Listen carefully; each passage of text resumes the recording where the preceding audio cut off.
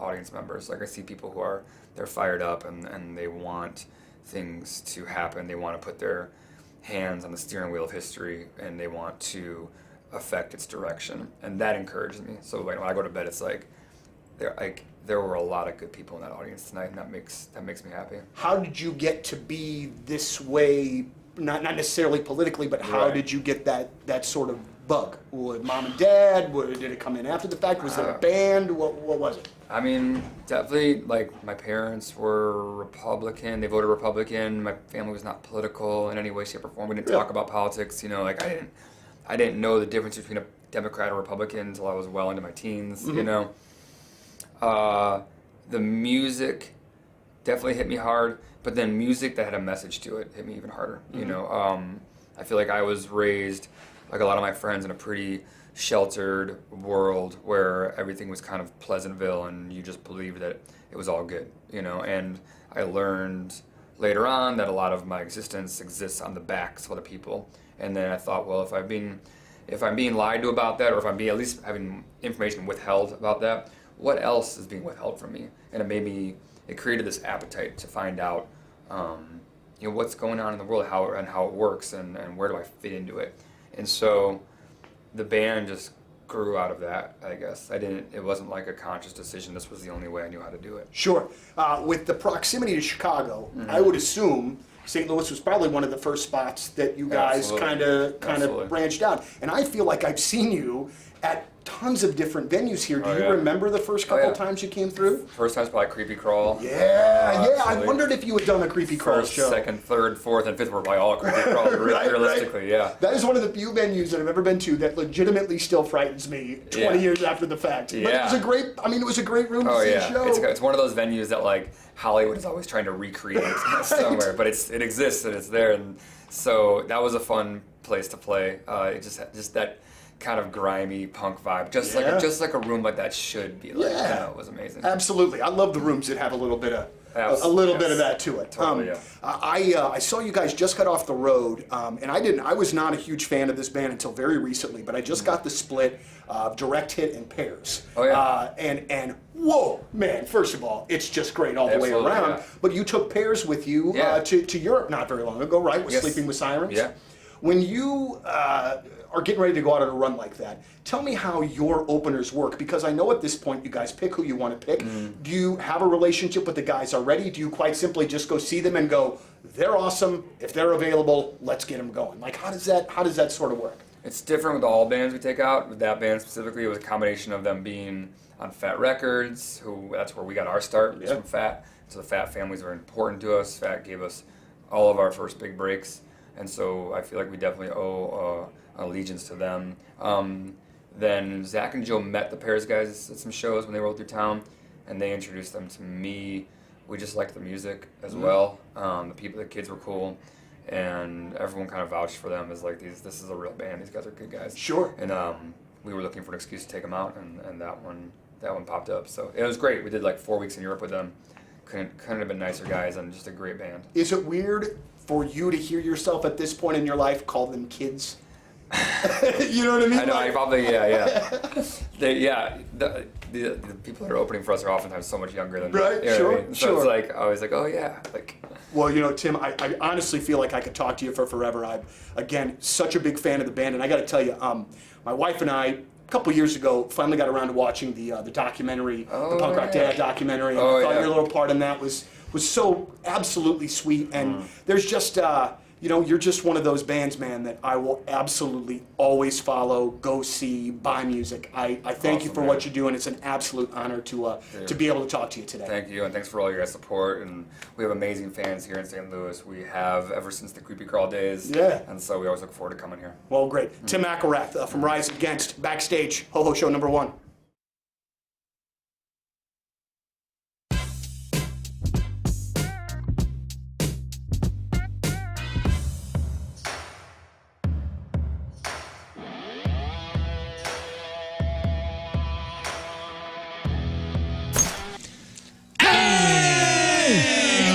Hello. Hi. Oh, man, it's Monday. Here we are. Going to have so much fun today. We're going to talk about so many things. Yeah. Good.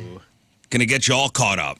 Going to get you all caught up so you go into the week with knowledge. And knowledge is power. It is. Saw that on a commercial. Knowledge is power. Great weekend. Had another stellar weekend. Father's Day was Good. great. Father's Day was great. Good. Father's Day was amazing.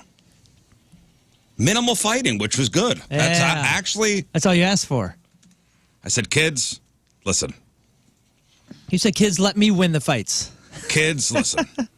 Just no bickering today, none of that. And that's what we had. Nice. Great. It was great. Some of us were traveling over the weekend. Moon back from Denver. Yeah, and truly, I mean, it's been a great couple years of shows, but that was the best crowd I've played for in many, many years. Nice. Denver brings it. Goldfinger smashes in Denver. It was great. Never Outdoor. been. Oh, Denver is amazing, never man. been? I've never been. It's You would super love cool. Denver and Boulder. And It's all neat the to have a surrounding. mountain there. I don't go to a lot of places. Which is surprising because your brain is like you full know of what? information. I'm well traveled, but I haven't been many places. Oh, well, what are you? That makes a lot of no sense. sense, man. Oh, it makes all the sense. I'm well traveled to the Dominican Republic. Yeah, I go to, and- beach in Mexico. I go to the beach Even like in Dominican. 10 places, and that's well traveled. Yeah. It's like me. I'm very intelligent, just haven't learned much. He travels a lot, but hasn't been many places. Yeah. You got to go west. It's the greatest part of I've our been country. to California a couple times. That's not Hated what I'm it. talking about. Well, hated it. Oh my you need to go to New gosh. Mexico and Yeah. Colorado. No. California is huge. You can't say it's like saying I tried liquids once and I don't like soda. them. They're too wet. It has the most national parks. Like, the place is stunning. You know, the national park thing is not selling me ever, okay? So we could stop with that with me. No, you're Okay, crazy. well, The national, it's got national. That's not selling me on anything. no, That's because you haven't been. you are not of the wonder of nature. You don't care about nature. I've had enough of it. Yeah. Well, at least think- you admit it. I don't think you have had it though, like the West offers. The Western will- United States is one of the most beautiful parts Grand of the Canyon. entire planet. Want to go? I would love to go see the giant redwoods. Oh, yeah. I would love to Your go woods, to go. Arizona and go Sedona. Yes. I would love to go there. But when Scott yells and Moon yells about the national parks places, not selling me. You said redwoods. Have you been to a national park before? You're naming stuff in national parks. Yeah. I know, but That's where the stuff is. I know this stuff. I don't want to go to a national park. I want to go to the Grand Canyon. I want to see the sequoias. Yeah. I would really love it if I could climb El in their- Capitan. But in their head, they think I'm just going to go walk around somewhere. Well, who cares about what they think? Well, what I'm do you thinking of want to do? driving to see I'm those trees. telling you. Oh, I think what when I you wanna think do. national park, you're thinking like Mark Twain. Have you Yeah. been to a national park before? I've been to the Arch. Oh, God. That's not. Hey, that's there not you even go. No, that doesn't even count. Yeah. Have you been? I don't I'm think you've sure been. I have. But I'm asking, have you? Because I'm sure you haven't. It's What just- national parks are in New York?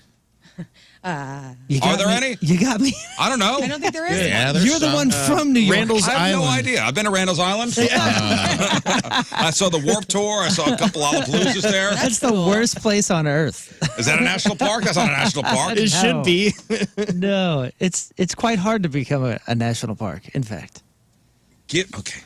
yeah, go out Yeah, west. here we Anyway, go. New York. best show in forever. That's great, man. I mean, I've had nothing but great shows recently, but the crowd was just crazy, wild the whole night. Every band was awesome. I haven't played with Les and Jake for a while. It's like a flawless band. Yeah, man, he was good. Good travels. I was gone for exactly 24 hours, which was cool. A nice big hotel room, which is very different than Europe. So that was a nice experience I hadn't had in a while. And then, dude, I did something on the plane on the way back. Oh yeah, and no real plane issues, which was lovely. Wonderful. Good. Yeah, It's airports such an easy were flight good. to Denver. It's a perfect flight. Yeah, it's 2 hours. Yeah, and that's the other thing that makes Denver great is you go, oh, look at that. The Rocky Mountains, not so far. On the way back, I did the little. First of all, I was not in like a early boarding group at Southwest, so it's a free for all when you get in there. And I'm like, I'm getting a middle seat, and I'm gonna have to have my backpack at my feet and whatever. So what did you do? Oh, dude, I walked in on the plane, and the thing was full. But the gal, that's greeting you, the flight attendant, was kind of standing in front of the front row because she's kind of get out. And it looked like she's blocking it, but I know better. I was like, oh, these aren't taken, huh? And she's like, nah, people just think I'm blocking it. And I was like, All right. right in there on the Boom. window, put the thing up, front freaking row, plenty of feet. Everything's coming up moon. Yeah, plenty of feet It's room. a young democracy, and it works. It was the greatest. That's the bulkhead. It was the greatest. So I got that, and then I was like, oh, you know, Southwest has this thing where you connect to their Wi-Fi and you can see the free movies, and I've seen every one of these freaking movies now with all these flights, right? But it has live TV, and the live TV options were few and far between, really. It's a lot of sports and politics. So I was like, oh, okay, what sports are going on? The Euros hadn't started yet, and there was a fishing tournament. So I was like, sweet, fishing tournament. I'll watch fishing. And then the WNBA was on, and it was the Sky, Chicago Sky, and the Indiana Fever with Caitlin Clark, right? Mm-hmm. And A lot of controversy. that Angel Reese gal is on the Sky. She's the one that knocked Caitlin Clark down and has been talking about how she's the one that grew. Well, she's not the one that threw her down that other game. I thought it was. No, they were like rivals in college. Oh, okay. And they brought the rivalry to the WNBA. Well, she's been talking about how she's, just as responsible as Caitlin Clark is for the swell in WNBA. Yeah. And she's wrong. Anyway, so they're like gnarly rivalry. So, guys, I watched a full WNBA game, and when it was on commercial, I was watching fishing, and Which was more exciting? both were exhilarating. I'm telling you, the WNBA. Wait a minute. Wait, that's not. Women NBA That's not- is exhilarating. It's not- No, he said Breaking it's news, just as everyone. exciting as watching fishing on TV. Very good So- point. I love that we're listening to a man who just now, in his, how old are we? 42? I'm 43. 43. I think. Just now watched a WNBA game. A full game. A full game. Now, I think that's impressive. To be fair, I've watched maybe 2 full NBA games ever. So now, I'm almost there. They're I almost like even. watching their dunk contest. That's pretty Yeah, fun. it's not dunking. You're not getting 120 to 100, A lot but of set shots. it was really good competition. It was pretty brutal, and Well, it when was- Caitlin Clark plays, she brings a certain amount of excitement to the game. Yeah, for sure. And that rivalry, and the first time they played each other, there was the whole controversy with her being thrown to the ground, and now this one, Angel Reese clobbered her in the head. Yeah, I saw that. I saw that live. So the difference between that and the NBA, other than the height and whatever, is that not Is the penises. is that there's not as many the superstars. lack of penises. You're so upset. There's not as many Who said I'm superstars. upset? Oh, you just looked a little upset that there Let me wasn't ask enough penis on the court. Hold on. But the stars that are out there, That's her second dime she's dropped about this WNBA stuff, and How I much want to have- know how many WNBA games have you attended? I don't watch sports. So who's really not supporting the WNBA? But let me Women. say this. Women. Women. Yeah, of course. I'm not saying I support it. I don't. My guys, boy's I don't on like a plane sports at trying to all. support, and he's getting whipped yeah, and chained. I do not care You're handling about me, and any I- sports. I'm doing my part. Women, men, or You're otherwise. not doing your part. what do you mean I'm not doing my part? I watched the whole Doing thing. your part for what? Well, Yelling at us. the advertising was thrown in my face, and that's what I took, and I endured. And you wouldn't have watched it had it not been for your I curiosity endured. with Caitlin Clark. And that Yes, you've you're seen right. all the other movies. Yeah, it brought me there. Had and I Caitlin enjoyed. Clark not been on that team, you wouldn't care. Yes, you're That correct. woman is bringing eyes to that league. Because of that woman, those women are now flying private jets, Yeah, and the hype and charter jets from city to city instead of going southwest. Moon was sitting next to 2 WNBA players that made him watch the game. He's just not telling you that part. So that Angel Reese woman clobbers her on the head. yeah, I mean, it was a flagrant foul. yeah. Unless she's playing like a long game where she wants to be a villain, I would take her aside and say, hey, you need to work on your. But do you think it's PR. helping get the name of the WNBA out there Maybe by having that whole the bad guy, good guy, Yeah, that yeah, whole she- thing? she So I wonder play- if it's a directive from the head down. She plays a good bad guy for sure. But Yeah. there Well, are after the game, during the press conference, she says, well, I guess Caitlin Clark gets a special kind of whistle, huh?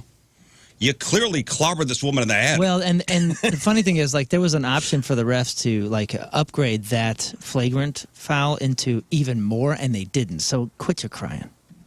Anyways, it was a cool game to watch, and there's a couple stars out there, man. There was I forget her name. There's a really short guard on the Sky that was great, and another gal named Mabry that was just like, God, dude, these gals would smoke everybody that I know that is good at basketball. everybody, and they're so awesome. good. They deserve to be pros. They deserve to have this league rise up, further than it was. I wish Jeff was here to see it, honestly, because every single time they would make a layup, I would think about Jeff because he would shred the WNBA. He was just throwing us all comments. Why did he hate him so much? Out of respect. Out of respect. They were just a punchline. It was always the punchline. Yeah, an easy punchline for him. And I heard his voice in my head. It was always, and the WNBA has been a punchline for a long time. Why? Because they'd be like, chicks nobody playing going to the sports. games. I know. Well, that's all women's sports. I feel like it's always like Not the NCAA. Women's basketball, and that's kind of the high. I don't the thing. dog. And again, I'm not a sports fan. I am a woman. These are two facts. I don't understand if you like basketball, then you like the sport, and so you would watch both. I don't understand how it's just the dudes, or that's how it seems. I'm sure there's people out there that watch all of it, but you don't hear about that. You always hear like Because guys with the dudes, sports are more. they're dunking.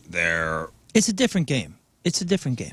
But it's still the game, It is still the game. You are right. But and there's still the spirit of sports. So why aren't people attending high school baseball games? They are. Why aren't 60,000 people going to see Lafayette play Marquette? Because you don't have a kid, Baseball. and that'd be weird if I was. I know, but it's sports, seeing right? Other people's kids. But it's sports. What doesn't matter what level it is, right? I don't According know. to your argument. I mean, but that's different because these are all amateurs. You got high schoolers that are just figuring things out. Maybe these are people who are professional athletes, and it's a professional game. The rules are the same. The conduct is the same. Why aren't you just into it? If you're into it, why aren't you into all of it? That's where my argument from an outsider comes Because from. I like to see men dunk. Okay. I sure was into that fishing tournament too, man. That was cool as That's heck. good. I'm glad. I'm happy you had I a good learned time a lot. watching all that. And Caitlin the Shark won that one, right? I That's was, talking to my wife yesterday about, the dream of retirement and us going down to Florida. And she goes, man, you could fish. And I go, What are you going to do? Do you see Miami is like flooded? What are you doing? I'm not moving to Miami. Good. It's all flooded. Just north of Miami. God. No, I was talking to my mother and father-in-law yesterday. I said, what are you guys doing today? So they're going to the beach. I go, Yeah, it's not for me. What are you going to do down there the whole time? We're just going to be in a condo? On a lanai? You're going to be ate up by I don't know. mosquitoes, There's things, eaten by an there's things alligator. they do. I don't know. No, that's I think kind of you're gonna be bored. that's kind of the thing. Is you go down there to not do. Yeah, that's what my wife's like, well, you could go fishing. I go, That's not your thing. If you're not fishing here, you're not fishing there. Yeah, exactly. I mean, I have a pond behind my house that people fish. Yeah, like my son went fishing yesterday. He goes, Daddy, want to go fish? I go, It was Father's Day, and your son wanted to fish with you, and you said no? Wow. it was getting late. Man, my boy was like, hey, you want to play catch? And I was like, yeah, I do. I had like a full-on movie moment yesterday when my son was wanting to have a catch with Dad on Father's Day. It was freaking awesome. You go fishing with my son then. I would love to. Tell him. You went with his buddy. I'm not. It's fine. Tell him to text me next time. I'll bring all the lures. They probably were down there for a half hour, and they were like, Oh, yeah. It was a fishing little, sucks. It was a little hot. It's hot. No, they went around. It was like 7:30. And in all honesty, I was like, I got to get up for work at.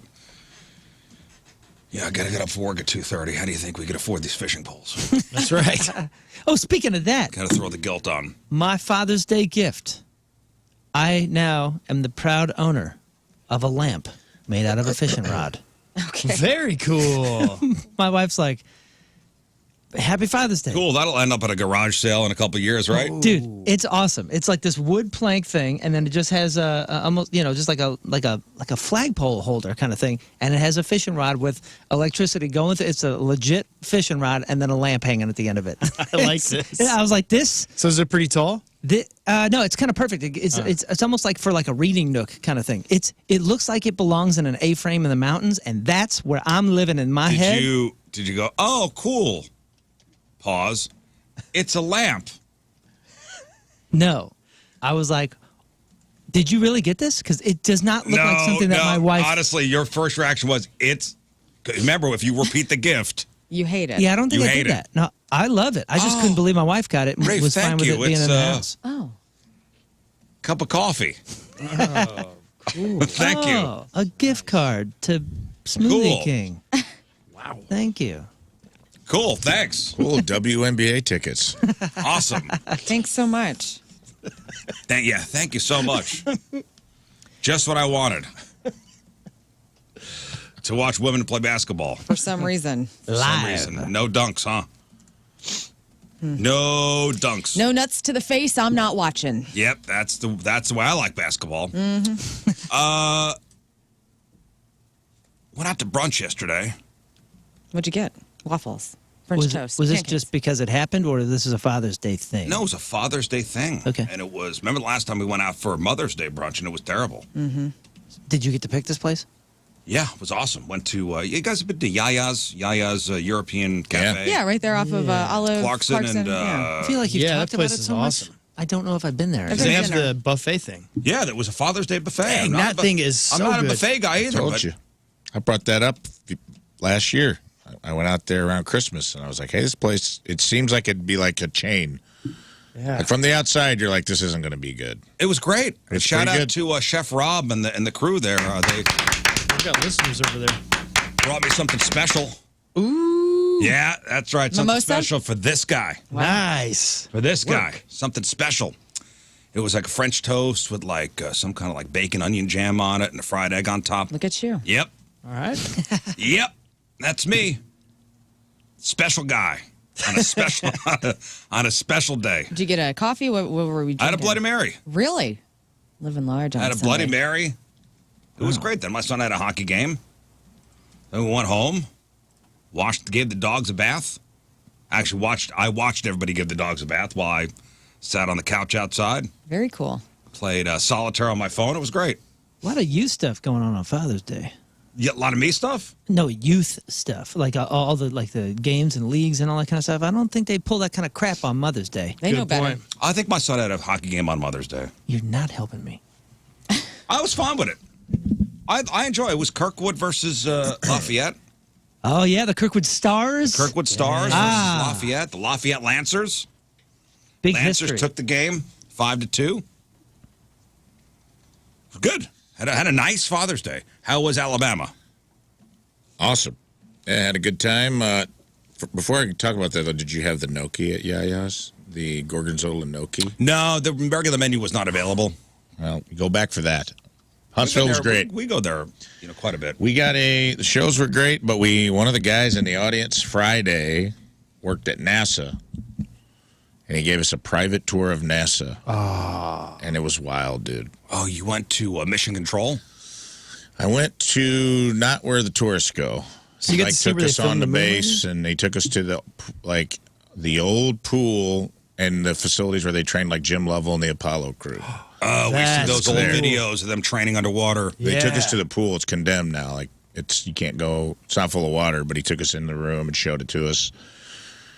This guy was awesome, man. He had on ostrich boots, a belt with his name on the back. He was like a guy. It was like a Billy Bob Thornton character from a space movie. Guy had a huge mustache, and he was hyped. He was saying stuff to us like, "Boys, hope you're." He goes, "I hope you're horny, because your eyeballs are about to get laid." And he was just like giving us lines. And I'm like, this guy's like a guy from a movie. I was Alabama dying through McConaughey. the whole. And he's just like, feast your eyes. He's like, you boys are in for a real treat. And he was just like, the first ever one-man space module. Like, he was almost like a carnival barker. Yeah. Like the stuff he really made a boring scientific tour exciting, dude.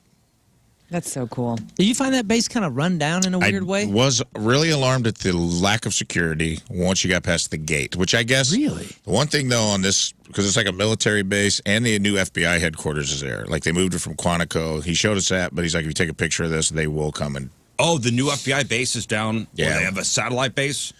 No, they moved everything from Quantico to here. It's They were all keeping brand that new. a secret. Oh, Quantico's not a thing anymore? Yeah, It's it's not FBI headquarters anymore. Whoa. It's not in D.C. You heard it here, It's in folks. Huntsville, Alabama.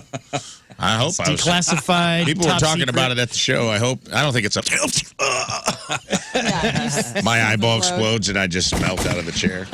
Rafe's been assassinated. Oh, no. sus, I wasn't supposed to say that. And it was cool, and he took us. I wasn't supposed to take pictures, and there's all kinds of crazy stuff in there, but like he walked us through a hangar that felt like Men in Black, because it was just like all these little projects just in a big open hangar. It'd be like a suit, that they're working on, and then it was like something that like would take the Mars rover dust that it collects and fly it back to Earth on a mini drone. It's just all these like weird little contraptions they're all working on. And this dude got his job. He's a 3D printer. Like a lot of scientists tinkering with things. Yeah, and this is the thing that bubbles. I can talk about that I thought was really interesting. So he got the job because he had like an Etsy store where he was 3D printing stuff, and he got really good at it. And he interviewed for a job, and he didn't know it was NASA. And they put him in charge of like this giant robot. There's only one of them, and they 3D print parts for spaceships. So it used to take them 3 years to make like one of the modules, the afterburner modules for the shuttles. There's 4 of them on each shuttle. Now they can make it in 2 months because they do 3D printing, and then they like build the housing over the 3D print. They use these like lasers and metal materials. It was wild. And That's cool. they had like a big giant, it was like Westworld, dude. It was like a big loom in a room you couldn't go in. It was like a clean room where they suck all the dust out, and like this big robotic arm, and they just use like graphite composite. And he showed us a space capsule that was completely built on this loom. You just kind of like 3D print, and it was like the space capsule for them to leave and go to the moon, like lunar capsule. And this guy was just good at 3D printing stuff, and he got the job. Got the job, and they put him in charge of this robot because he was really good at it. And he's got his own team, and some of the stuff was wild, dude. And he was telling us that so one of the things they want to do is they want to be able to collect space junk in space and build stuff out of it and recycle it using a 3D printer. So they're making it where they can take all these materials, like melt them down to alloys to build like replacement parts in space. Dang, that's And he's cool. training a team to do that. It was wild, dude. And one of the wildest things was they brought him a bunch of moon rock, and he taught this 3D printer to build houses and sidewalks to build a city out of moon rock so they can build a city on the moon. That's crazy. That guy's a huge WNBA fan, I heard, too. I bet he is. Huge. You ever see the He showed us a thing, built like a house built out of moon rock, and it looked like Star Wars, dude. It was crazy. You ever see the Twitter thread? It's how to lose an internship in 2 tweets. So this woman named Naomi, she tweets out, "Everyone shut the F up. I got accepted for a NASA internship." And underneath her tweet is a guy named Homer Hickam, and he writes just language. And she writes, "Suck my blank and blank, I'm working at NASA." Okay. And the guy tweets back, "And I am on the National Space Council that oversees NASA." Okay. Gosh. Internship revoked immediately. Really? Yep. Bye. Man, what a bummer. That's like Gillis getting SNL and getting fired the next day. Immediately. Internship Dang. revoked. Yeah, but you got behind the scenes at NASA. That's pretty awesome. It was really cool, man. And the guy was so, like, hyped to show us all this stuff. And it was cool, man. He showed us, like, I got to go into the silo where they built the Apollo, where they had a spot where JFK stood when he approved the moon program because they brought him in this silo and showed him where they assembled, like, the rockets. This big, dude, it looked like a science fiction. I mean, it looked like stuff you'd see in, like, Armageddon. It was crazy. So it was like all these platforms that went way up and had a big elevator on each side where they'd, like, assemble the rocket house. Right. Like a ring at a time. And then they'd take a crane and they'd So take that it is to still another an building. active NASA facility. Yeah, and it was funny as they assembled them in Louisiana, and the guy told us, this is the funniest thing, he goes, yeah, they put them on a barge, and they float them down to Louisiana to be assembled on the launch pad. And he goes, but we had to disguise the rocket, because they were like pieces of the rocket housing, you know, like the big round body of the rocket stack, because all these Alabama rednecks on the side of the river would shoot holes in it when it floated by. Oh, my gosh. He'd be like, look at that, dude. Hey, man. And he's like, I go, what did you disguise it as? And he's like, I'm not at liberty to say. And I was like, they probably just put like the Alabama Crimson Tide thing on the side. Well, what are something They rednecks all would just- not shoot at? That's it. I was like, they just Ted saluted. Nugent. You know, it's all, everything's described. Yeah. It's a statue of Ted Nugent. Disguised as a statue of Ted Yes. Nugent floating down the highway. I was speculating on all of Down the this. river. Wearing a football jersey, but half of it's Auburn and half of it's Alabama. just to be safe. Man, I read over the weekend just some Father's Day stories. Yeah. The darkest story I heard about being a dad. You want a good one or a bad? Let's go with the bad one. Let's go with the bad one. Let's go with the bad one. A father in Minnesota allegedly told somebody that he had, quote, already dug a hole for his daughter's abusive boyfriend before killing him. Where's the bad news? Well, I mean, it's a dark story. Sure. And this happened in 2022. This 46-year-old guy, Michael LaFlex, his daughter, was the one who reported her boyfriend, this 23-year-old guy, Bryce, missing.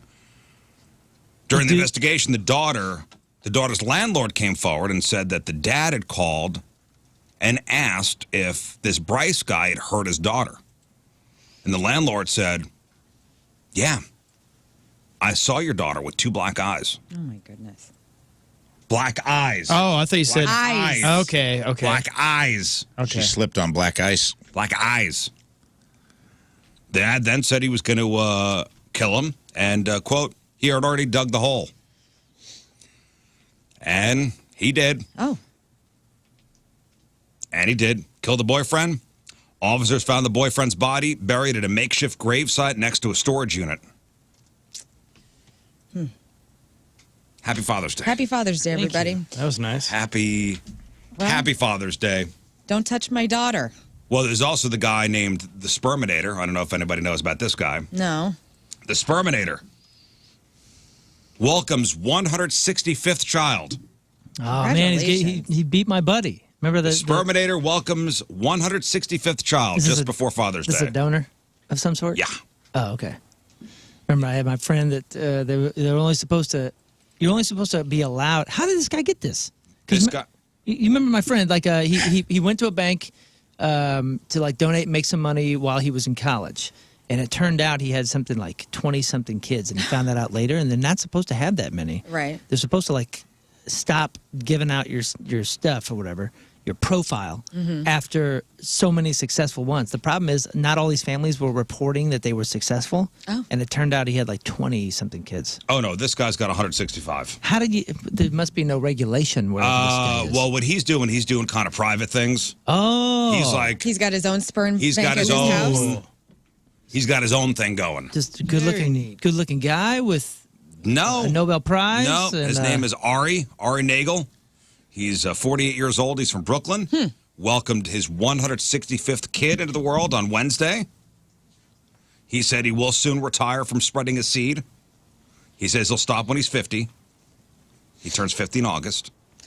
What a crazy thing, because now you got to think about it. All right, you got 165 of your kids out there, and they're commingling. What are the odds? Does that increase the odds that they may Of course fall it in love does. with each other because they don't know their siblings? Of course it does. And that's why these sperm banks, that's like you can only donate so much. Right. And we can only use so many of your spermies to impregnate women. Yeah.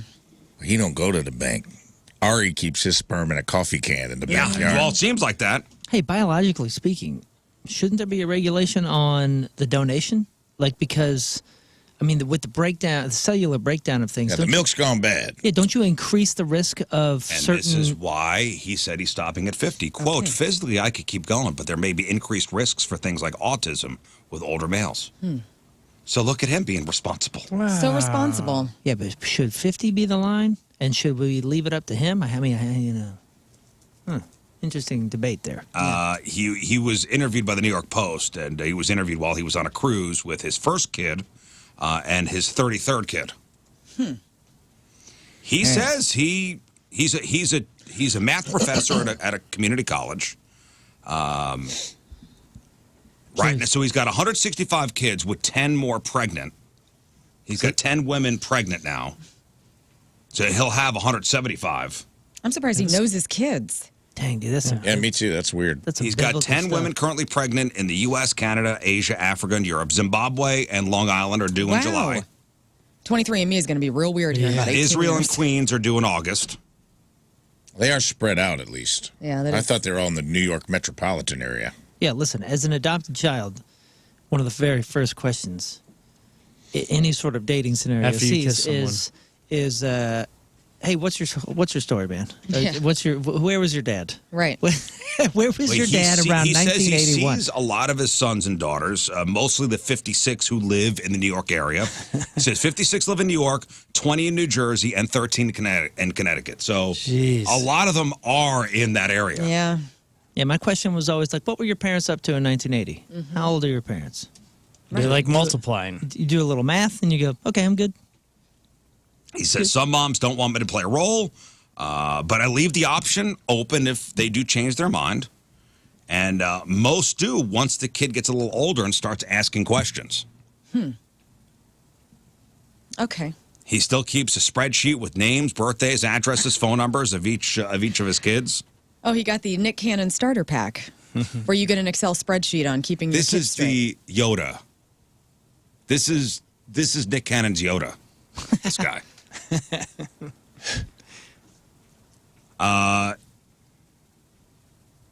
He says nothing is sexual.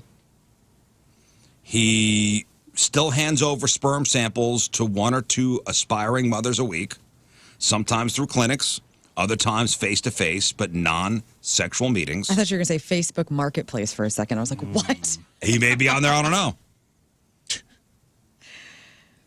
He says he is not currently with a woman. A box of old TV guides and some fresh sperm, $5. He says, I have the dating apps, but haven't had much success finding a woman who wants to date somebody with 165 kids and That's 10 odd. pregnant women. I'm also pretty broke, so that doesn't help. Oh, so this guy's got everything. He's got everything going for him. So he's broke. He's got 165 kids, 175 if you count the 10 that are pregnant currently. Should there be a different language there? I don't think he has 165 kids. You know what I'm saying? Like he's sired. He's made donations. Yeah, he's sired 160 something. Sired is a good term. But I wouldn't say that he's had kids. Like I don't know. There's got to be some sort of language change. But where do you draw the line? Well, we didn't raise You them, know? right? If you're He's on a just cruise with 1 and 33. So That's true. how's that going to make 2 through 32 feel if he's like, these 2 are my kids, but the rest of you guys I sired you. Maybe they're the kids if they recognize him as dad or the sperm donor. You know, I don't. Maybe it's on the kids if they want to be his kids. yeah, if Maybe they're the they ones who choose a lead that. relationship. Yeah. But you know name what is I'm the saying? Sperminator. The Sperminator. The Sperminator. He's definitely You've going been to see sperminated. Spermageddon Feels like a when it nickname comes he out. gave himself. Yeah, exactly. Like He is kind of a dork if you look at this guy. makes me uneasy. I don't. What was the nerd in American Pie? Shermanator. The Shermanator. Yeah, this is all I'm visualizing right now. Like if you look up this guy, Eric Nagel. Eric Nagel is his name. I'm sorry, Ari. Ari A-R-I. A-R-I Nagel. Yeah. Oh, But it kinda makes sense he dreamy. took. You think so? I don't know. He looks like a dork. It makes sense that he took his kids on a cruise because cruise ships are full of semen. Yes, Scott. Thank you. He's an okay-looking guy. He kind of looks like the Wish.com Patrick Dempsey. See if you can put his picture up on the Wish.com screen. Patrick Ari Dempsey. Nagel, this AKA the Sperminator. Well, this picture's really stupid. He's got a white tank top on with a cowboy hat, and he's pumping his muscle up on the New York Post, and he looks kind of stupid there. But Yeah, I think maybe that's the picture I saw. him on the Brooklyn Bridge looks good. I don't know. He has a kind face. He's a good looking dude. Yeah, he's a good looking dude. He's all right. He's a math teacher. That looks like a math teacher. I mean, he's a pretty standard looking cat. Standard looking guy. He That's a looks like garage he's door. good at math. Standard looking fella. That is a guy that's good at math. Yeah. So there you go. That's the Sperminator. Happy Father's Day. Yeah. Got a Wikipedia page. That's cool as hell. God. How was your Father's Day show? Were there any Sperminators there? You know what? There probably were. But you know what? Can I just be completely candid with everybody? What is that? I had like a really emotional Father's Day. And if you've lost your dad, you will understand.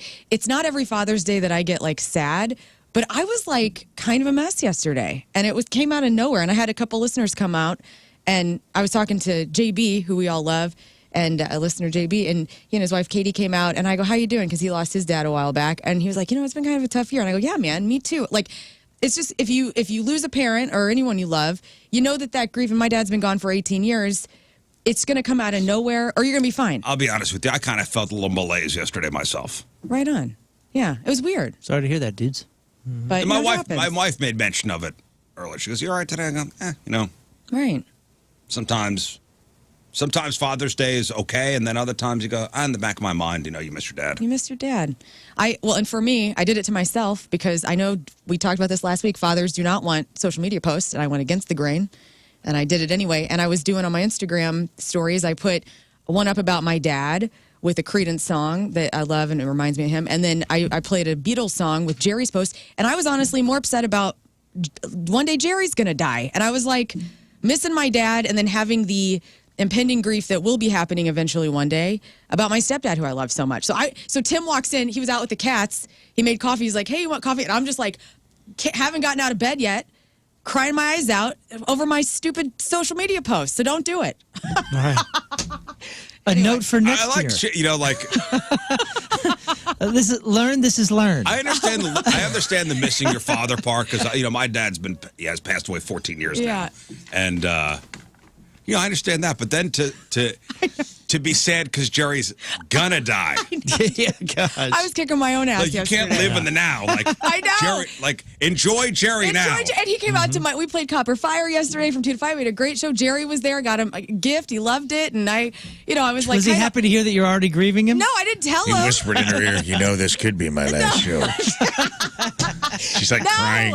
She's crying while she's singing on stage. You know what, though? I did give Jerry for one of his gifts. I got him a point T-shirt, a little magic mushroom thing for his garden, like a little statue. And then I got him a book that he can fill out with prompts of his stories because Jerry has Those a are million. cool. They are cool, but you got to tread lightly on that because when you gift that to somebody who's old, they know that you're trying to get their stories from them because one day they are going to die. And I go, Jerry, I'm like, this is kind of a weird gift. I go, but you have so many stories, and I felt like, and you're retired, maybe you'll want to do this on your off time or whatever. And he goes, "Oh, I love it," and he didn't get offended by it, but I don't know. I was just having a lot of grief yesterday. And so if you were feeling that way yesterday, I feel you. You know, I do know somebody that won't get an animal, won't get a dog, won't get a cat because they don't want to deal with the animal's death eventually. Yeah, I get that. Yeah. Like, so a dog or cat would bring this person great joy, and they probably need it in their life. Mm-hmm. They probably need it. I know. But they won't get one because they don't want to deal with the Yeah. when it comes time. Dude, I understand that. And that I have many reasons for not having children. One of them is because of I'm afraid of that love so much that you have for your kids that I feel like it would kill me. Like I'm afraid so much to get, so I understand they don't want to love something so much and then one day it's going to die or one day you're going to die and not be able to be there with them anymore. I totally get that feeling. And I wish I could not have that, but that's just part of me. I don't know. Yeah, my wife has brought up a time or two because our dog is like, middle aged. She's dealing with she's on like a strict diet right now because this breed, has like hip issues if you don't watch it and that kind of stuff. And she every once in a while brings up like, man, it's just so sad to think about like, one day the house is not going to have radio. And I was like, bro, she's right here. Though. Yeah, why are you thinking that? Like, Yeah. like what you Right. you already know that? I know. We know the math. We know the science. We've already been set up Yeah. for this. We are prepared. It sucks, but life is here now. know. It's Live in the here. now. This dog kicks ass. And it'll be here for quite a few more years, so it'll be good. I think the Father's Day grief is normal. I think that's healthy. Yeah, course. totally. Grief is just love that's got no place to go. I heard somebody said that to me. I was like, that that's makes true. sense. But Grief is grieving love that's fictional got no kids place to might go. be a little, Yeah, grieving your fictional kids. Hey, dude, it's a whole mess. Trust. Like, it's a whole mess about I was thinking about my mom who's unmarried might marry someone, then I'll have a stepdad, and then he might die. And I got So, Mom, sad. don't get remarried. That's I so was like, sad. Mom, don't. Do it, Jackie. I know you haven't met him yet, but there's Don't a guy get out remarried, there. okay? He could be my stepdad, and if you marry him, then I got to think about that. And then I got to think about him dying. Don't put that on me, Mom. I think the dad grief that's relatable. Yeah. That's Yeah. understandable. That's life. I mean, you're supposed Of to lose course, your on parents. on a holiday. Yeah. I also don't. honors that person. And I'm not trying to hijack Father's Day with the celebration and stuff, but it just comes and goes. You never know when it's going to sneak up on you, and so maybe if you had that going on yesterday, I can relate. Oh, dude, I shared something the other day, and it was this Instagram post that just put therapist. what's the happiest moment from your childhood? They put me, and they did the clip of Shadow returning from the Incredible Journey. Oh, Homeward Bound? Oh, yeah. Oh, please. Do you remember when we thought we lost Shadow? Yes. For goodness sake, that was horrifying. Yep. What a moment in our childhood. 80s and 90s kids, come on, man. When Shadow came back, life was okay. I agree. Speaking of parents. Speaking of parents, and here's a story I read over the weekend. If there's not a kid that you go, man, this kid probably needs to be homeschooled, here we go. Imagine being born in a toilet at a Golden Corral. Whoa, what a story. Nice. Only Good way to start. Yeah, I mean, think about that. It's only up from here. Life is only going to get better kids from are here. cruel. Dude. Kids are All cruel. gravy. Corral toilet, baby. And once your peers find out you were born in a toilet at the Golden Corral, It's time to move. Yeah. Yeah, whenever you see a peer standing over you at the toilet finding you, that's a weird thing. How does one birth in a Golden Corral? there was a Mississippi woman who had no idea she was pregnant. Whoa. She gave birth inside of a Little Rock, Arkansas Golden Corral restroom. We kind of really need streaks more does that leave? education around It's felt this. like I've given birth in a Golden Corral bathroom before. Her name She's is- not the first person. Her name is Tavia Woodfork. She started having cramps while she was at the Golden Corral. And this, ladies and gentlemen, is why you look. You know, when people say that that they don't look, you're crazy. What if Right. you birthed a human being? She That's why I always look. delivered a healthy baby boy in the Golden Corral Whoa. toilet. And that's the way they describe it in this article is soon delivering a healthy baby boy in the restaurant's restroom toilet. Does he get free buffet for his entire life? Because I think he should. The baby was 6 pounds. It's a little small, but it was a full baby. Golden Corral helped introduce the baby to the world, sharing, "It's a boy." Please join us in welcoming Tamar Kylon Corral Woodfork. Right on. Yeah. Yes. Give this young Thank you. man. Kylon. We're not going to hide from Is it. this I spit hot fire. We're Tamar going to look straight at the truth. Kylon Corral Woodfork. is Good for Tamar her. the first or second born? Corral. Yeah, put Corral in the name. That's ballsy. Tamar Kylon Corral Woodfork was so excited that his mother was dining at the Golden Corral that he decided to join her. I don't blame him. That's what they put in the post. That's what they put in the post. Yep. Dang, dude. And you know what? What an origin story. These, I didn't know I was pregnant stories usually happen to, and let's be honest, usually happen to overweight women. What? Well, yeah, I mean, Yeah, if you think this about is- it, I mean, But this woman, I just saw the picture. right? How's that possible? She didn't know. I don't know, man. We need more education. I mean, if you're missing your period for 9 months in a row and you have a mass. Not that this is common. No, I mean, but you hear about this every now and Here then. every now and then. I'm just saying, but we do need more education on bodies for sure. Like Some across the board. Some women don't lose their period though. For the whole duration? Never I heard think of that. But again, And this is rare. This doesn't happen a lot. Hey, maybe. I mean, she's not a tiny woman, but she's not a big woman. Right. So it's like maybe it was one of those things where she started getting cravings and everything. It was just like, I'm gaining weight because I'm eating more, or eating whatever. Maybe she just thought she was gaining a little bit of Oh, weight. that's not her. That's not her. That's No. Good Samaritan saves choking baby at Golden Corral. oh, that's a different well, one. God That's darn. yours. Yeah, this one has 0 fat on her stomach or anything. Look up This lady is in shape. look up What the hell is wrong with Google? Tavia Woodfork. Tayvia. Implantation bleeding. Oh, that's what they it's call it? called. It says an egg implants in the lining of the uterus, which usually happens around the time a period would normally occur. The bleeding is usually light pink or dark brown, That's at the beginning, though. and may be similar to a very light period. Oh, That's Oh. it, like an implantation is at the beginning of a pregnancy. So that's Kids 5 and under eat free. Oh. well, I'm an idiot. Don't listen to me. no, it's good. I'm glad you're saying that, but I'm What pushing the back heck? on it. That is a skinny gal. Yeah, Yeah, see? not a big gal. Normally baby is this super happens cute. with very heavy women. She has cool baby is crotches, They too. can't tell they're pregnant. But she had no idea, and it was a 6-pound kid, which is, a little small, Sweet little guy. but born in the toilet. The tiling is nice. That is. At least it's a clean bathroom. Let's be I mean, honest with you. It's are you clean. not somewhat impressed that the bathroom looks like this? I am thought it was impressed. Very That's clean. nice. I envisioned something different. Very, very clean. At least you didn't name him Kohler, or something. Yeah, after the toilet. Standard. American standard. It was on the fence between Corral and Kohler. Corral's good. You hear what happened at this carnival Cute baby. in Portland? No. Oh, boy. Yes. Oh my gosh, I saw that? this. Yeah, this was somewhat close to where my wife was raised, and I was like, "Hey, you ever been in this park? It's like the oldest Yep. theme park in the country." It's been in business since 1905. And dude, did you hear that they had just tell the story? And So a carnival ride in Portland, Oregon. So, yes, a thrill ride was a bit too thrilling. Mm-hmm. Left over 24 people hanging upside down for almost a half hour.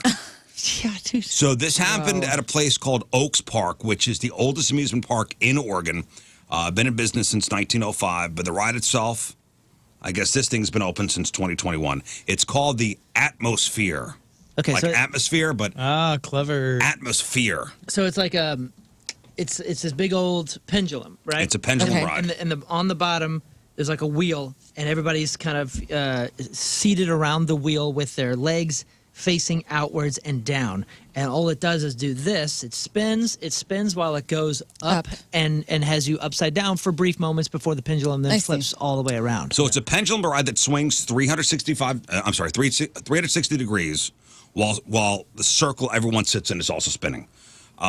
It got stuck pointing straight up, It just stopped. and all 28 people were upside down. Oh my goodness. Witnesses said they stayed calm for the first couple minutes and then started to panic. Most were apparently high school age. It looks like a nightmare. Here's one of the guys. Here's one of the riders talking about it. It started going to the top, and then it came, and then I was like, oh, here's the part where it goes 360. I was still spinning like this for a second, but it wasn't moving backwards. And I was like, a minute passed, and I was like, this might be more serious than I may have deduced. I heard like screaming, crying, just pleas for help.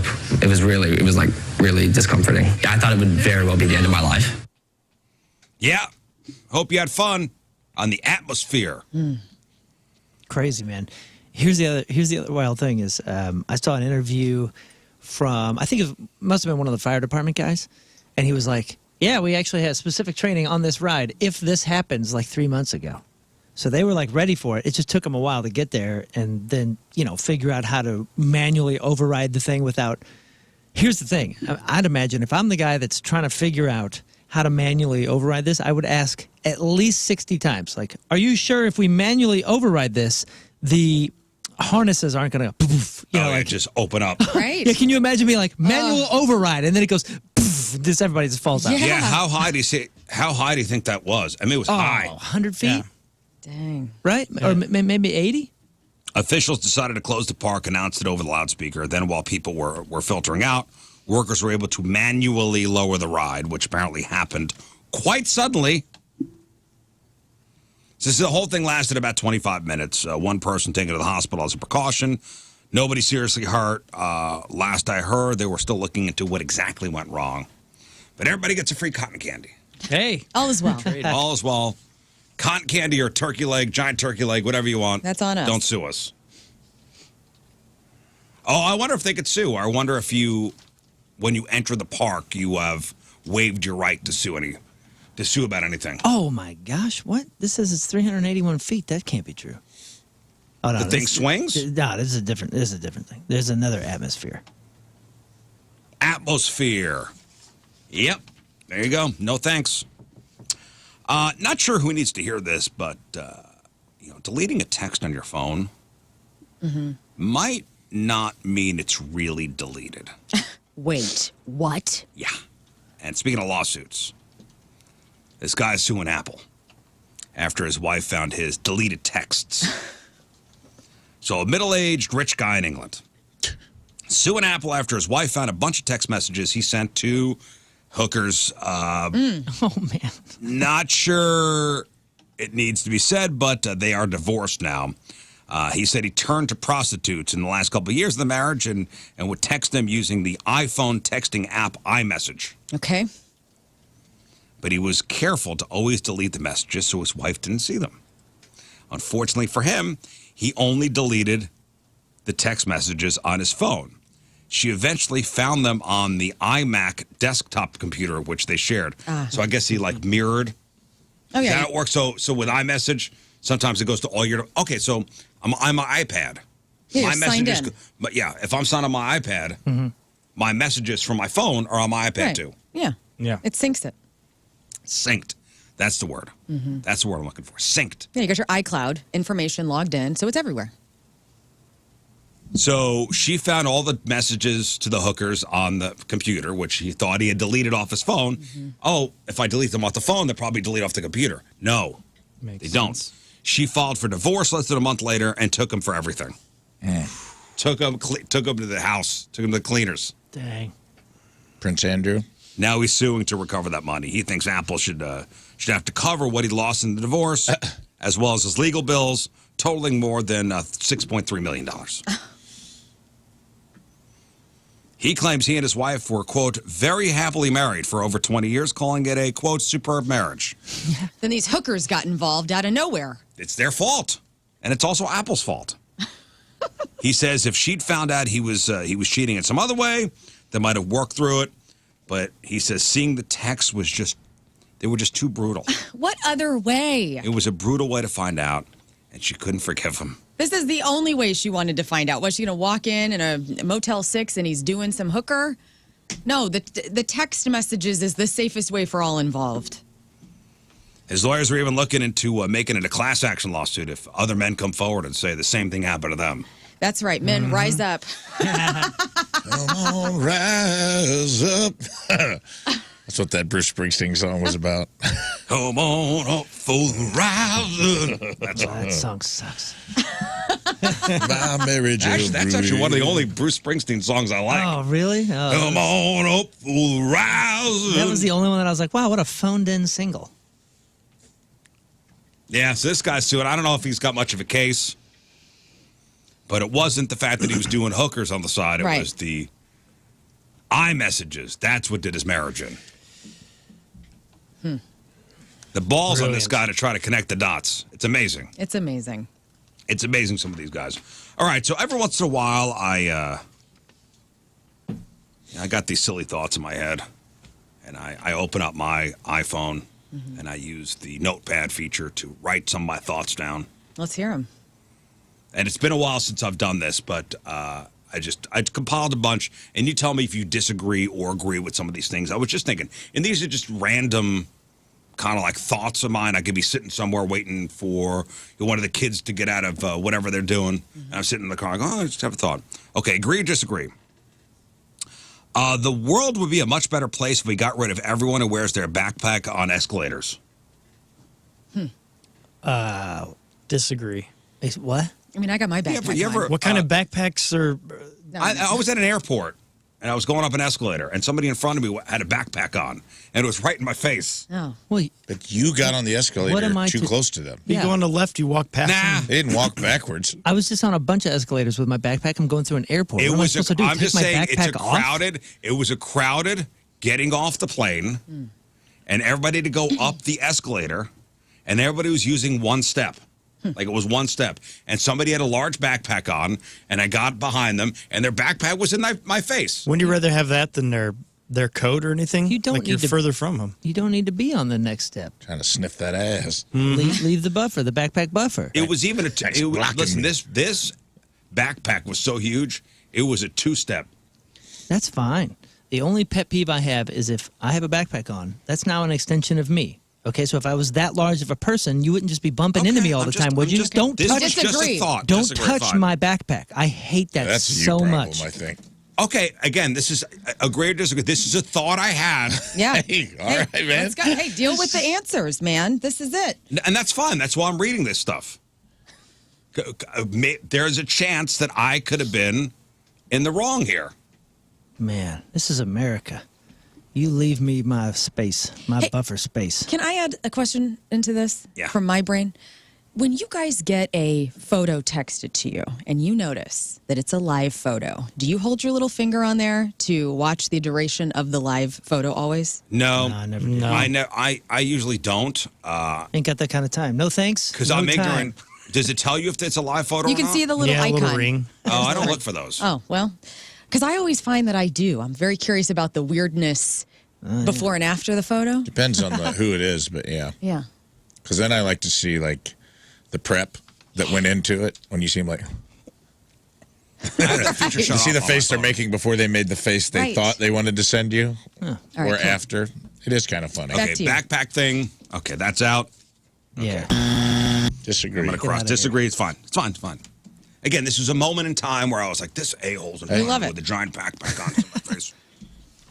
I could see you on the escalator with a backpack in your face, writing this on your phone. Okay. People should have to do an induction session before they're allowed to fly. Like gyms do for new members. Like they take you around and go, here's where the cardio equipment is. Here's where, chest exercises. Here's where all the free weights are. So getting on the plane, you almost have to have a license. You almost have to go through a training period before you're allowed to fly. Okay. Here's where I disagree. Okay, but wait. So they'll show you how to get on the plane, how to store your luggage, not stopping at the foot of the stairs, basic numbering, armrests, all that etiquette. There's a lot people should know. Like, let's do a dry run before you're allowed to actually fly. Okay. I disagree, and this is why. There's no license or anything. There's no responsibility for you as far as safety of the flight and all that kind of stuff. And I think, and this is maybe just me just being a positive guy and whatever, and like trying to do my fantasy world, like life is awesome kind of thing. But I think it should be on the responsibility of the experienced flying community. And maybe this is the thing. Remember when you went to kindergarten and you got a sign on they pinned like your name tag and it Yeah. said like first day of kindergarten, and that was because so the bus drivers and whoever else encountered you knew like this is your first day here and this is freaking scary, right? And you don't know what you're doing, you don't know Right. any of the protocols. I think maybe if it's your first time flying, you get a little sticker that's orange. I'm It's willing to really compromise. New flyer. It's really bright and says new flyer. I'm willing to compromise. But Well, the onus will not be on them anymore. It will be on the flying I like community, it. and it's our job to go. Oh, is it first time? Okay, Oh, we got a first-timer. Yeah, let me help you through this moment of the protocol, and it's on us to be cool and welcome them. Love it. And be like, hey, welcome to the flying community. Yeah. I'm here to help. How can I help you? It's student driver. Yeah. I think Permit driver on the They go back through window. driver's ed. if we were cooler, yeah, but that's You because don't just they're- get a permit and be like, your dad will show you. But the difference is they're not flying the plane. They're responsible for my life out here on the highway. They should have to have a license. This is a different thing. This All is right, welcoming them into a community. I'm willing to compromise to put the first time flyer badge on Yes. Cute little badge. She Yeah. can keep it. Adorable. At ticketing, they say, "Is this your first time flying?" And you got to check a box, and they give you a name tag. You say, you. And they'll you- even recognize you during the announcements on the plane. Any first time flyers here? We have a bunch of people. Yeah, hey, standing up. Hey, all right, welcome. that's my Oh, first he's time here. on the plane. If you have any questions, ask anybody that's not an a-hole. And the first time flyer should also have to have the little baggies that say, sorry for if there's any crying, I'm a first time flyer, and they hand out all this cool stuff to people Like around if you them. have a crying baby.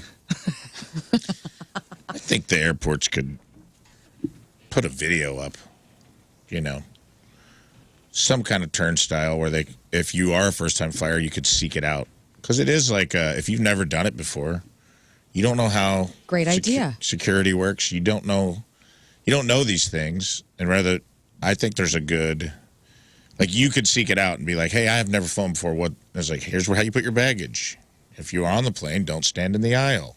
The armrest is for whoever sits in the middle seat. Guys, we could make one for Lambert and give it to him for free from the show and be like, this is the welcome to Lambert International Airport. I'm sure Lambert's going to be all over making everything as convenient as possible. Hey, so speaking of, I got this freaking thing that I pay for that's, for like lounges, access to lounges, right? And like they're all through the planet, but of course they've never been in Lambert, ever. And now I look it up. I was talking about it to my son. I was like, oh, Denver has this. It's called the Priority Pass. Yeah, and all of a sudden it says St. Louis has now been added. And I was like, oh, you're kidding me? There's a freaking lounge. I'm going to seek it out. I'm going to go out of my way to sit in the lounge because I get there so dang early. And I went and, oh, yeah, there it is. Closed on Saturdays. Dang it. You can't be serious. Yeah. I feel like I'm in a simulation and the joke is on me. We finally have a pass, guys. Is it not done? Or is it just it's the done. hours are... It was like, welcome. This is beautiful. Here's the hours. It's closed when you're here on Saturday. So closed on Saturdays, just so you know. But the Denver airport, by the way, has a QR code everywhere on the walls when you get there for baggage claim. They don't have the giant screens everywhere because half of it's under construction anyway. But you just do a little QR code and it tells you how to get to your baggage claim carousel. Well, it's a very big airport. Wow. It's huge. But we could do a little welcome video and just have Lambert put up a QR code. Right. New here, boop, QR There you code. go. We're here Here's to your welcome video. you. And we could get all of the crap that we want people in society to do. We could just like lead it, you know? Yeah. I like this. We should do a welcome to St. Louis too. And You didn't like, see this going this way, did you? I'm down. Well, they're renovating the airport, so They got screens and they need spokespeople. but they do need spokespeople. I will say it's bustling and it is improving a little bit. All right, agree or disagree? Moving on. A person or the person who invents a device that allows us to talk to our pets will be the world's first trillionaire.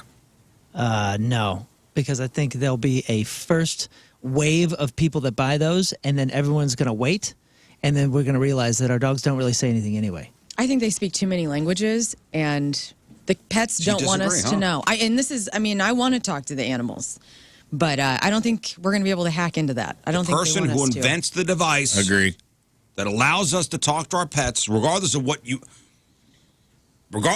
whether, Agree. you like or not like what they're saying. Dude, Yeah, this could. I read Dr. Dolittle when I was a kid, and I wanted so bad to have that power. Your hamster's going to have all of 2.5 words. It doesn't This is matter. not going anywhere. It doesn't matter, but think about being in the woods with a bear. Be a like, hey, great- brother, I'm not here to hurt anything. I'm just Okay. trying to walk through. A great first week of You guys sales. could talk, work it out. What do you mean by hey brother? Yeah. Who you calling brother? Now you're dead. Yeah, man, bear equity. You don't know that bear's pronouns. All right. Dude, what are you thinking over there? Come on, I can't believe it. I apologize to the bear community. Oh, bro. Oh, brother. Don't you think the person that invents this will be I the trillionaire? agreed. Yeah. Thank you, Ray. Yes, I agree. Trillionaire. I'd be putting collars on squirrels in my yard. I would be buying so many things. I would be capturing wild animals and throwing a collar on me. I want to know everything in the neighborhood, He's dude. making the no more world people louder. for Rafe. Which I'm down. But I don't know if I'd believe it. I'd be so skeptical. I don't know. I'm just saying, if this person invents the device, we know it works. You can actually get in the mind of. You would actually. This is when very interesting. You're going to be so let down. She thinks that one of her cats It's my grandma. is her grandmother. Yes. And she would be skeptical of an actual scientific what- device where you could find out. Hey, man, I'm happy that I think Clover is my grandma Imogene, and I don't want, what if it isn't? What if she's not? And then the Exactly. guy with the collar, hey, and I don't know, Clover's got like Big Terry voice, and it's completely different than what my heart wants. No, I'm against it. What is Nothing but ours? a letdown. Facebook Marketplace will be flooded. It's not a question of being against it or for it. It's Oh. just the guy who invents it is a trillionaire. I am Anyway, triggered. moving on. Yes, agreed. At parties, everyone should have to wear a badge listing 3 subjects they're interested in talking about. Love it. And their Which name. I think would help cut out all that boring small talk. Yes, and I need a name tag. This is me after going to an event where I had to make small talk, and I was like, this sucks. Next Yeah. party. This sucks. Yeah, I'm I fine. will. Name tags with 3 topics that people are interested in talking about. Oh, you like NASCAR? Okay. How about the last race? There we go. Here we go. You get to fill out the subjects. I get to put out whatever my subjects are. Well, okay, let's go around the horn. What would be your 3 subjects on your lapel? It would depend on the day. Yeah, give it's the a scenario. Wednesday. Give the scenario, because I mean, Okay, it's Wednesday. We're down at Il Balago, and it's a client fest. oh, Now what? I go, let's talk hockey playoffs, Okay. Stanley Cup Finals, how hot it is outside, cool. Yeah, this is going and MFNG. those damn cicadas. They're Yeah, gone. Oh, wow. Well, we can cool. still talk about them. Nobody's talking to you in the Il Yeah, Balago. you're casting That's actually a wide great way to net. get someone not to talk to you. Well, then I would put politics. Yeah, politics. Religion. Yeah, religion. Yeah. Oh man. Yeah, I got nothing for that. Okay. What would you put on your 3? I don't know, man. You're gonna. I'm gonna have to strategize. National parks. Yeah, but what? That's Oat milk. gonna leave me alone in the corner again. Nobody's going to be talking Unless to you anybody. match up with Scott, who comes in and has national parks on his. Hey, you're kidding You're like, me. no, I don't want you to have the same interests as me. I got enough of that. What would you have on yours? On your Obviously, name tag? women's lib. No, I would have like, pets. Cats. And let's talk about crystals. And, Pets, what did you think of the last John Hamm movie? What was it? I don't know. Pets, crystals, and John Hamm. That's cool, man. Not John Hamm, just the last movie he was in. Yeah, what was that? Very specific What John did I Hamm know? category. Yeah. Raves would just say ham. Yeah. Like actual Actual ham. ham. I'll take Actual all the ham. ham. Honey baked ham. Ooh. Oh my God. The honey baked ham, one thing I do miss, and I haven't had ham in 12 plus years, is the brown sugary crust on the honey baked ham. Am I that. right? Scott knows what I'm talking So about. you'd be talking to me at this party. That's right. What would your 3 be? Sex, drugs, rock and roll. All right. Nice. TC. Mine I would want be the cool pronouns. people talking to me. You ever see the? I'd only talk about pronouns if it was me. You ever see the commercials for Choice Hotels? It's the Key and Peele, the Key and Peele guys on there. I haven't. It's like this. Choice Hotels is a family of brands that helps you get the most for your money so you can be any traveler you want to be. Right. You could be a free hot breakfast hero at a comfort hotel. Yes! That's how you waffle. So it's Mr. like- This script got a plot twist at a Radisson hotel. Different types of people that'll be in a Choice Hotel. I love those guys. Yeah. And the fact that they, I think it's inaccurate because they don't show a middle-aged man joeing in front of a laptop as one of the examples of their guests. Again, just a random thought. Okay. That's bizarre, but very specific. Just a random thought. Okay, so I think the idea that the Earth is flat is preposterous. Yes.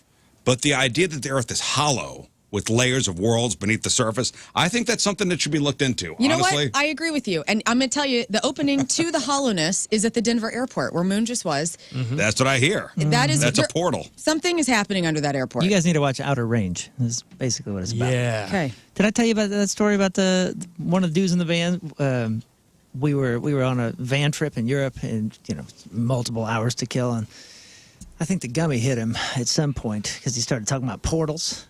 Because I told him, I was like, listen, man, It's on his name tag. I was like, yeah, Portals. Talk to me about I portals. said, man, we talk about a lot of conspiracy theories on our show, and I leave a small percentage of reasonable doubt for any and all of them except for the Loch Ness Monster. And I was like, you got to quit with the Loch Ness Monster. This is absurd. And then he said, have you really looked into portals? Right. And I was like, I think the gummy's hitting you, man. He's like, no, I'm serious, man.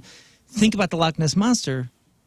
Could be possible with portals. Right. Well, everything Hopping could be. to and fro. And I think we talked for an hour and a half on that. Rafe and I went down a rabbit hole this week via text. I shared some videos that freak me out on TikTok, which are these, and maybe you've seen them, they're nostalgic videos of the 80s. So it has like an 80s synth soundtrack on it, and it's showing you these kind of fuzzy photos from homes in the 80s. So like Christmas morning, Michigan in 1982.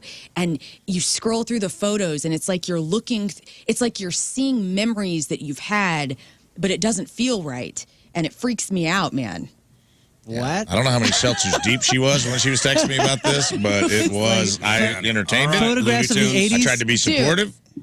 It gives me, like, the hair on the back of my neck stands up. It's that, and then in conjunction with your buddy with his portal talk, there's a thing called the back rooms on TikTok, which I didn't know until a year ago. And apparently there's all these empty malls around America that are endless, and you get down there. Yeah, underground. They're underground. These are wild and places. they go into the earth, probably in the hollow space, and they're called the back rooms. And some of them are loaded with furniture. They have all this stuff. It's just empty. Yeah. Right? What the That hell are stuff's you pretty Freaks talking neat. me out. It's Look very it up. cool. Back But rooms. this is what CERN's doing. You know, they're opening the portals so you can cross over. See and- this? This guy knows it all. I will All say the her. Loch Ness monsters are. All my not just monsters. Loch Ness monsters. He's 3-4 locos in right now, guys. Sorry speech. It's Monday. I will say the things you sent me were because it does feel the I can't tell if they're AI created or real. Yeah, I can't but either. it's like it feels like Black Mirror, like Uncanny Valley. The way that it's like weird to see an android that looks too human. These things do feel like somebody got in your brain and pulled a memory out. Now they're showing it to you in It's front of weird. you, and you're and it's like got kind of like a nostalgic.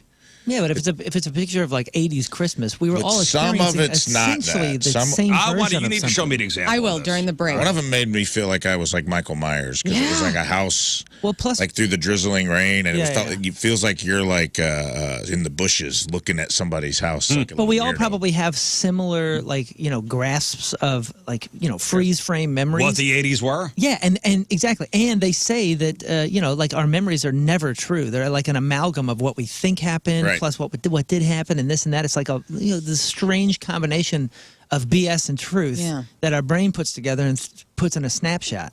So essentially, we probably all do share some ridiculous similarities in memories, and they're just playing on that. It's science, weird. guys. You It's got to screwing show you. me. I will. You got to show. All right, we got to take a break. I'll show you a picture where you could smell the secondhand smoke. All right. But first, Team Riz Member of the Day brought to you by Hot Shot Sports Bar and Grill. Hit up happy hour weekdays from 3 to 6 for $4 pizza, burgers, or wings.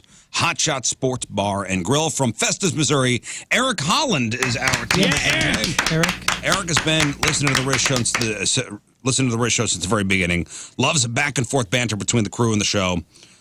Loves Friday fail stories, matchup with Moon, Rafe's E Memoriam, the additions of Rafe, and Learn to the Show, and Thank you. King Scott's presence. Enjoys all the laughs, comedy, positivity that the show brings to the St. Louis, Illinois area, and is so excited to become, or be now, a Team Riz member. Eric Holland from Festus is our Team Riz member of the day.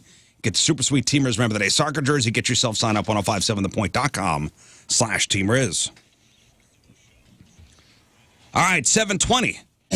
Monday. Crab on Celebrities after the break. First look at the traffic and weather.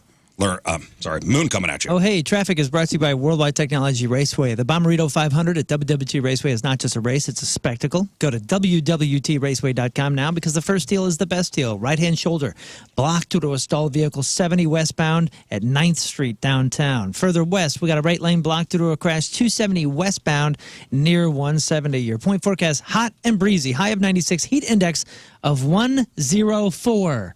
Right now it's 77 at the Point Studio.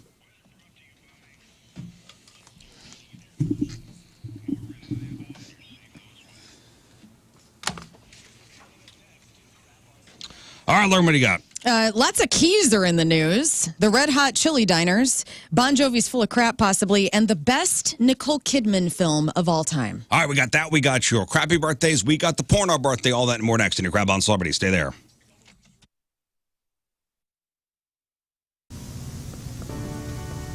Hello, I'm Lefty Borton, here for you, your Valentine's 2016 holiday dating tips. Number 1, fireplaces are great, but don't get too close. Human hair is flammable. Remember, St. Louis heat is here. It's here. How's the AC doing? Have you scheduled your air conditioner tune-up yet? When was the last time you changed your air filter? Maybe you never have. A friendly reminder from my friends at Hoppin' Brothers. Now is the time to get that tune-up scheduled. Or maybe Hot Shots will remind you too. I don't know. Don't wait until your AC stops working because it's going to stop working at the most inopportune time. The maintenance on your air conditioner once a year is just as important as the oil changes in your car. So call today. You can actually schedule online, actually. HoffmanBros.com, HoffMann bros.com. And attention homeowners, you prepared for unexpected power outages. Hamm Brothers has the perfect solution for you. Their reliable interlock kit. When the power goes out, you need a solution that's quick, that's safe, it's cost-effective. An interlock kit from Hamm Brothers lets you use your portable generator to power your home safely and efficiently. With an interlock kit, you get the peace of mind knowing your essential appliances will keep running during an outage. So imagine keeping your refrigerator full of meat and lights on, all without breaking the bank. Don't wait until the next storm hits. Improve life in your home with Hamm Brothers and their interlock kit. Expert team will handle all the installation, ensuring your family's safety and comfort. Call today for a free estimate. Hamm Brothers is an independent American Standard heating and air conditioning dealer.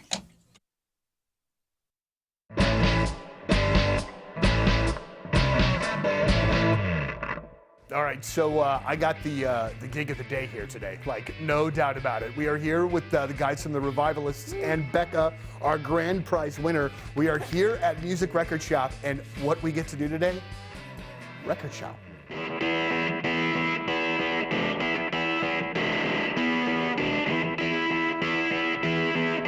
I'd like to point out one of the all-time great record title names by Ween, 12 Golden Country Greats. Oh, that features the song. There are 10 songs on this album. But it features the classic Piss Up a Rope, which is like an amazing freaking song. That I have that record. That is a really, really great record. Good stuff. And I'm not even the biggest of Ween. And I don't get all the Ween stuff. Normally that's like my brother's thing, but that one I love. Yeah, they got some great songs too. I love that this store has Angel Olsen and Roy Orbison together, because when I first started listening to Angel Olsen, I was like, this reminds me of Roy Orbison. Yeah. And I just love her records. And in general, and Roy Orbison as well. This is Coming Home With Me. This is one of my all-time favorite records. Yoshimi Battles the Pink Robots by the Flaming Lips. It's a masterpiece. Do you realize one of my favorite songs of all time? I need this on vinyl. This has become a part of my collection. And that's one that you gotta have, like you gotta listen to that where you can hear all of the sounds. Yeah. Because there's so much going on in the production This CD of that. lived in my... Window Nation, windownation.com. Tell them Moon sent you. I'm telling you, the deal there is absolutely incredible. 866-90-NATION. That is the number that you want to call. Now, my mother-in-law has new windows from Window Nation and raves about her windows, raves about her savings, raves about the entire experience. And right now there are bonus days to save because Window Nation's semi-annual sale through June 30th will give you quality, affordable windows at a huge, huge deal. They're extending their 50% off all windows along with 0% interest for 5 years. This is a perfect time to schedule an estimate now. And if you do it now, you get a bonus 10% off of that. If your old windows can't handle the summer heat, you probably already know it. If you're tired of paying high utility bills for the air conditioning and the heat over the winter, air conditioning during the summer, you know that your windows aren't efficient, take advantage of the semi-annual sale from Window Nation. You can replace your windows and save a big deal. 50% off all windows plus 0% interest for 5 years and a bonus savings offer if you schedule your appointment today. Hurry, that sale ends June 30th. Schedule a fast, no obligation in-home estimate with the pros at Window Nation. You can call them 866-90-NATION, tell them Moon sent you, or just go to the website, windownation.com.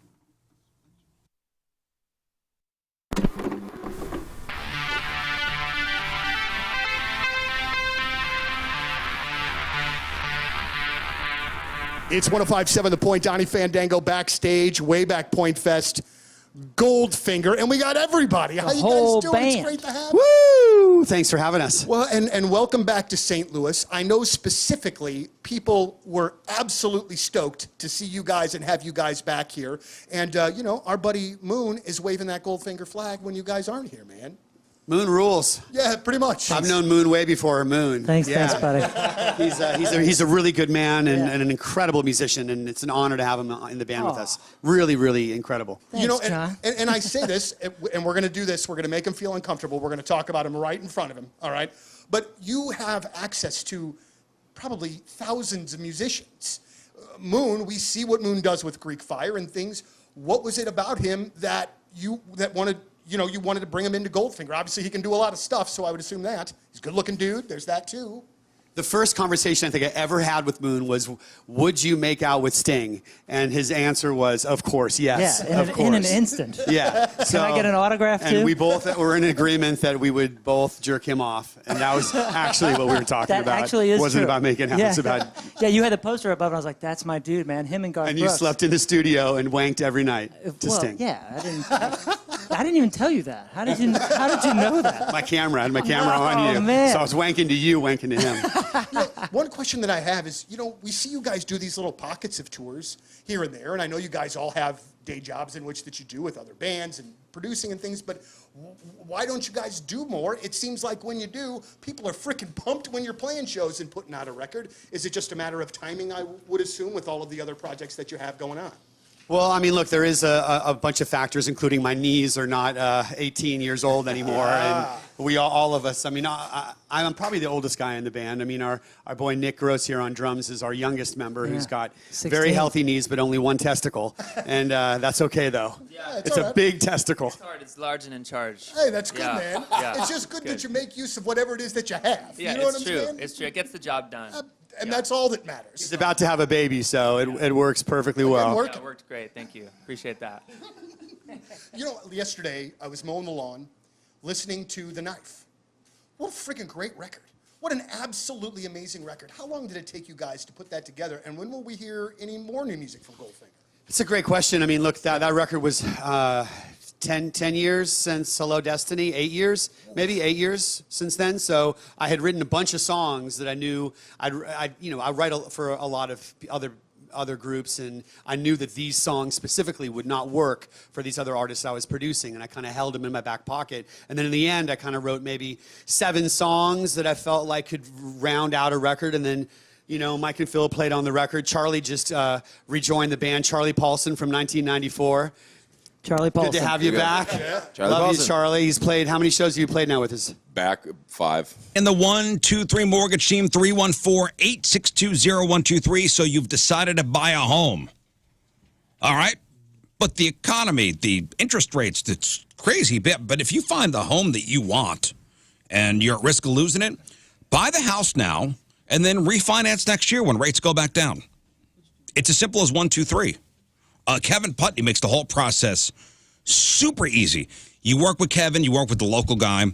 We bought our last house through Kevin Putney, refinanced it twice. It couldn't have been easier. Kevin Putney will put the loan together that fits your needs. Everybody's loan's going to be different. So he'll put that puzzle together for you. He loves doing that. And he's got all sorts of programs for first-time home buyers and down payment assistance. Hit up his website, 123mortgage.com. But I'm telling you, don't work with an out-of-town bank where you're truly just a number. Kevin Putney, local guy, he's awesome. 314-862-0123. That's 314-862-0123. Online at 123mortgage.com. It's Kevin Putney, Equal Housing Opportunity. All loans subject to underwriting approval. Restrictions apply. Call for details. Cross Country Mortgage, LLC, NMLS 3029, NMLSConsumerAccess.org, 123mortgage.com, 314-862-0123.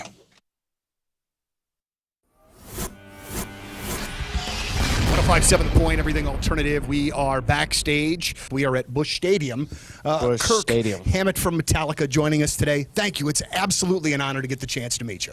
Cheers, likewise. All right, so first we're going to talk about things that are not music related. Okay. I saw your Instagram post on Friday night about coming to St. Louis, looking for some comic book spots. Yeah. Did you find any? Well, I found one spot, but you know what? I didn't have time enough to make it to the place. Sure. It happens, I'm sure. Or in other words, I had every intention on going today, but, I made the mistake of picking up my guitar in my hotel room, and There it 2.5 hours later, I put it down, and I thought, oh, well, there went my gallivanting around the city time. 314-624-3833 or 618-398-3833. The Mick Ultra Studio Cams, 1057thepoint.com/Riz. The socials at RIZZ Show. Your emails. RizShow at 1057thepoint.com. Sex Time Fun Facts coming up. Sex Toy of the Week. We'll play strip club or daycare today. Give away some prizes, including tickets to go see Limp Bizkit. We got tickets to go see the Smashing Pumpkins and tickets to the just announced Halloween night number 1, October 25th, over at the pageant with our friends over at Ludo. So you see something online. Of something something wrong, like somebody doing something wrong. And of course, we're always quick to condemn this person. Mm-hmm. So there's a video going around. Viral video shows man not scanning items at Walmart, Mm-hmm. and it's a St. Louis guy. And Oh, you recognized him. this video, it's me, guys. No, I'm just saying. That's And we know everybody in St. Louis. Like, Ready, that's not. the St. Louis video. No, Naughty boy. Don't throw his name into this. that man is a saint. He is. He's a sweet man. No, this video's gotten 16 million views. And this poor guy was like, I wasn't stealing anything. And it's true. So, and this guy from St. Louis, from Belleville, is trying to clear his name. Oh. Apparently, he was paying. So you see him at the checkout at the Walmart, and again, this is in Belleville, and he's at the checkout kiosk, and he's just putting stuff in a bag, not scanning anything. Yeah. But he already scanned the items. I guess he's a contractor who works for Walmart.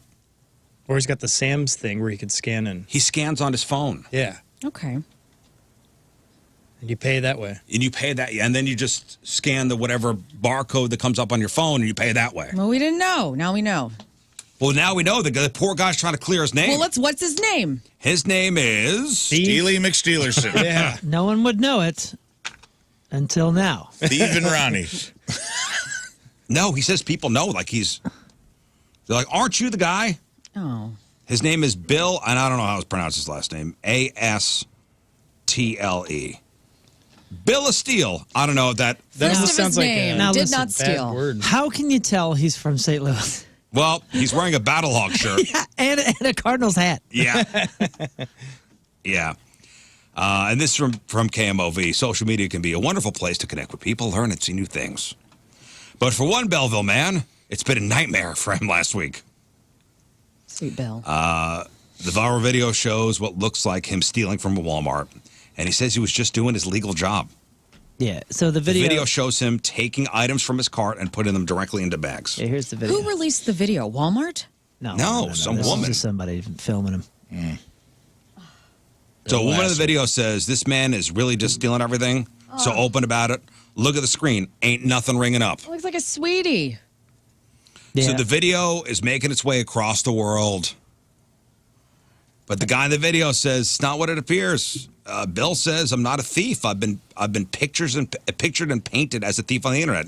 He's the guy in the video sporting the same Battlehawk shirt that he wore on Mother's Day, the day he says the video was taken. Now, if he had a Blackhawks jersey on, this would be a different story. Yeah. We would be Yeah, definitely you'd be condemning definitely him. condemning Yes. Yeah. Screw that guy if he wore Blackhawks. He works for a company called Spark, which is Walmart's delivery service. When shopping, he says he scans the items from his phone as he grabs them. Mm-hmm.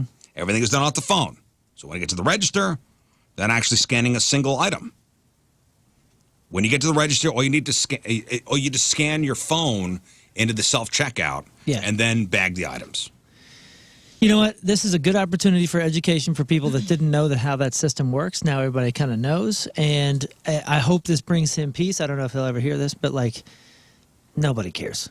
Nobody's thinking about anything except for themselves. After an hour or even 14 seconds of seeing this video, and they're like, oh, they're going to forget about it. Nobody cares. Well, so again, it got 16 million views.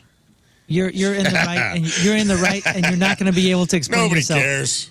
No, it's just views. You're not going to be able to explain yourself to 16 million people, and that's okay. Yeah. It's just it sucks that this happened for sure. What if it was Moon Valjean?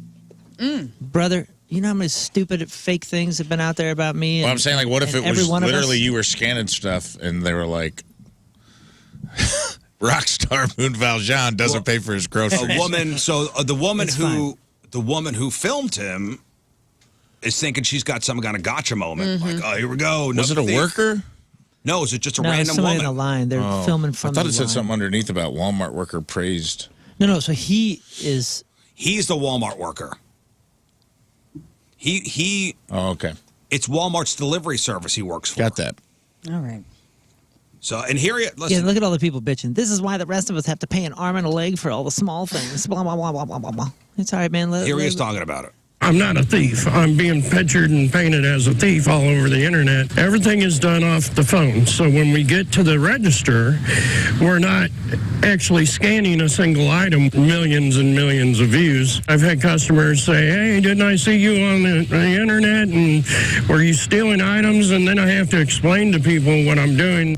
Yeah, that sucks. Dude, is that Patrick Mahomes? That's my Uncle Bill. Sounds like him. Yeah, it sucks, and it'll suck for a sucks. couple days, but it'll go away like everything else does.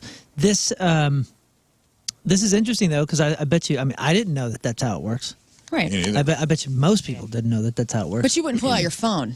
But the real issue here is the problem. It's just these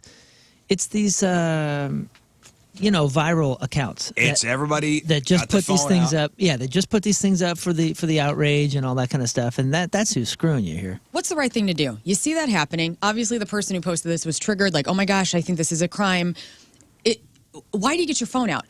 There's a worker at the self-checkout always that you can go, hey, I think this man is stealing. Then they can walk over and assess and go, oh no, that's Bill. And he's got okay, and all is well with the world. He doesn't go viral. Nash, you got to post this immediately. Yeah. Yeah, It's so stupid. I feel sorry for this guy, but like I hope he does know that, like, again, redemption for Bill. You're in the right, and that's all you got. And this Bill guy's smart. asshole. This guy's smart because they said the only thing he did pay at the checkout there, the only thing he paid for were the roses for his wife. He's getting roses for his wife? He's like a good he was guy. getting roses That's for a his good wife. guy. This man's a Freaking romantic. Good guy hero. Well, it was Mother's Day.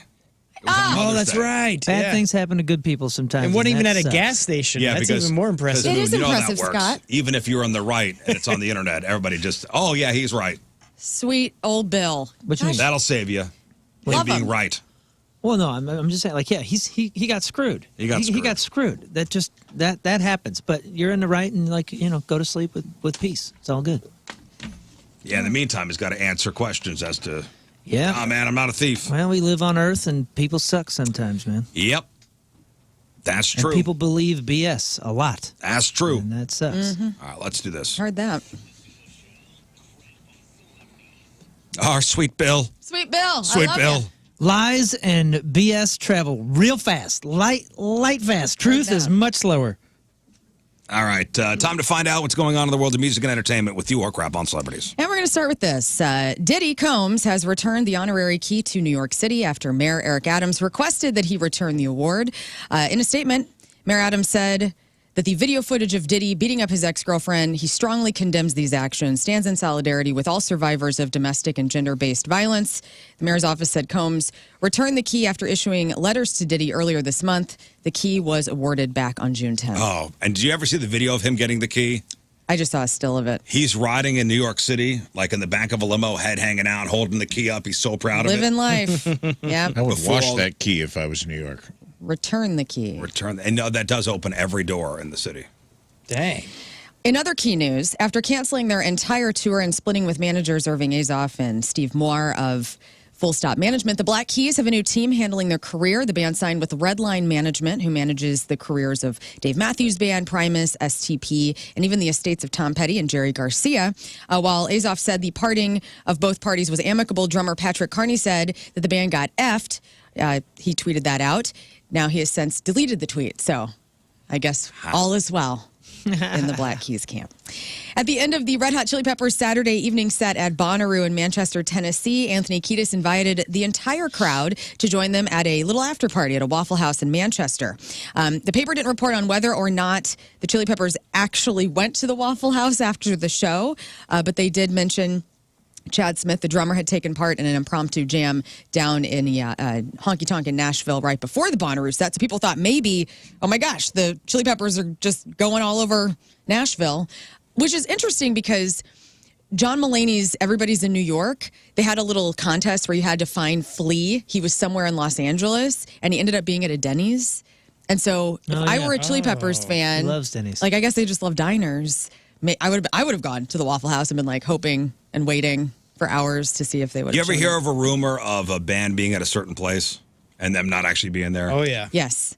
There was a long-held rumor in Columbia, Illinois, that Zach De La Rocha of Rage Against the Machine lived in the countryside. Like in high school, that was the rumor. That he lived in, somewhere in Monroe he lived County. in Columbia, Missouri? No, in Illinois. Columbia, Illinois? Yes.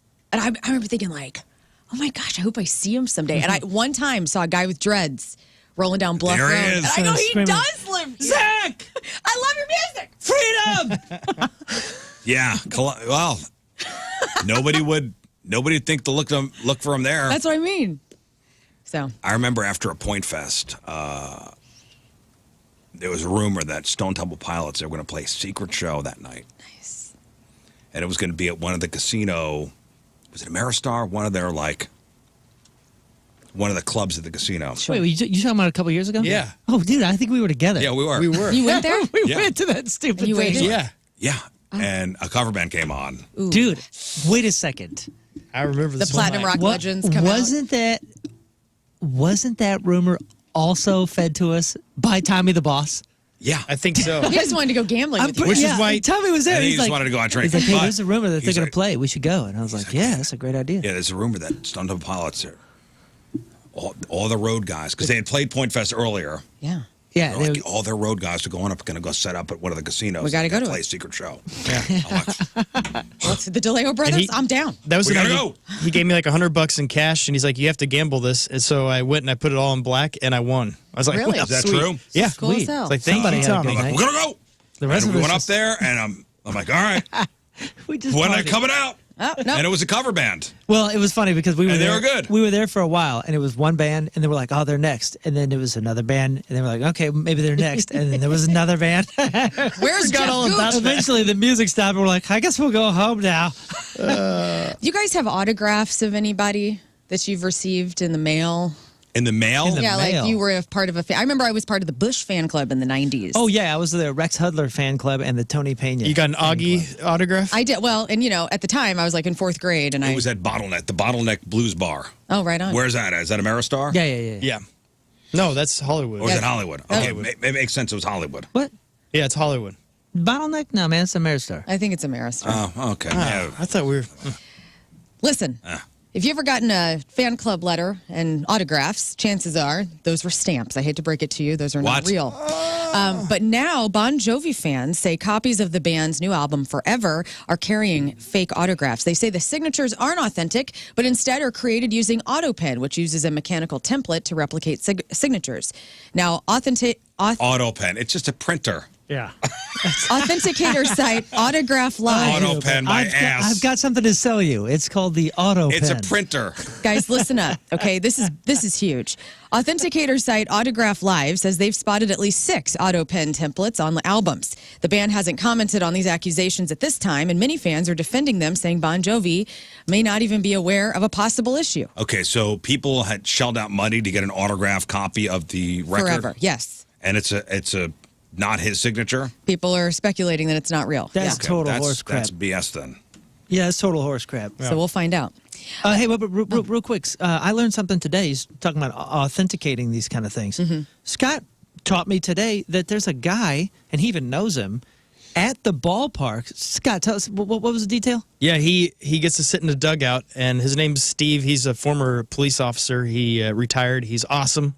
And he gets to authenticate every foul ball, everything that happens on the field there. He has to keep track of it, put the little sticker on the ball, and it even comes down to like who was pitching, who was batting, what kind of pitch it was. Nice. All this, and he gets to do that and keep track. Yeah, because you were saying last time we sat in those party patio seats, like your buddy caught a home run. Yeah. And they came running over immediately after the home run. The Cardinals people did. To authenticate. And escorted us out of the building. No, they authenticated it, and immediately then they've said they're gonna send them in the mail like the authentication. Interesting. Dude, I had no idea. I had no idea they were doing that for every pitch, or every that ball cool? that goes Foul into the ball. stands. How do they keep track of all that? Like, are there It's 10 his people? job. It's Well, he Steve? said, he said there's sometimes where they'll bring 3 over, and in those moments he cannot put anything on it because there's no good, clear, like what happens. So Right. he'll, like those he gets to keep, so he can give them out to kids at the ballpark. He likes to go out to the parking lot and just hand them out, like the balls he wasn't able to track.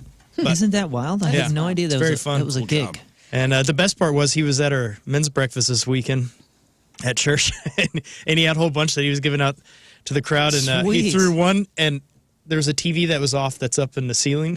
He nailed the TV. It was Okay. pretty good. I was very proud of him.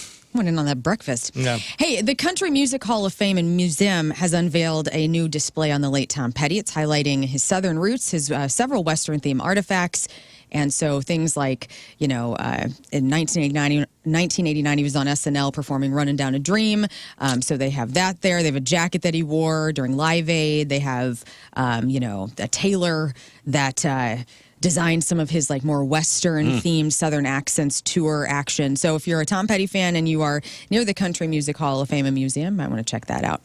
In other country news, last week we announced that Billy Ray Cyrus had filed for divorce with his wife of only 7 months, Fire Rose.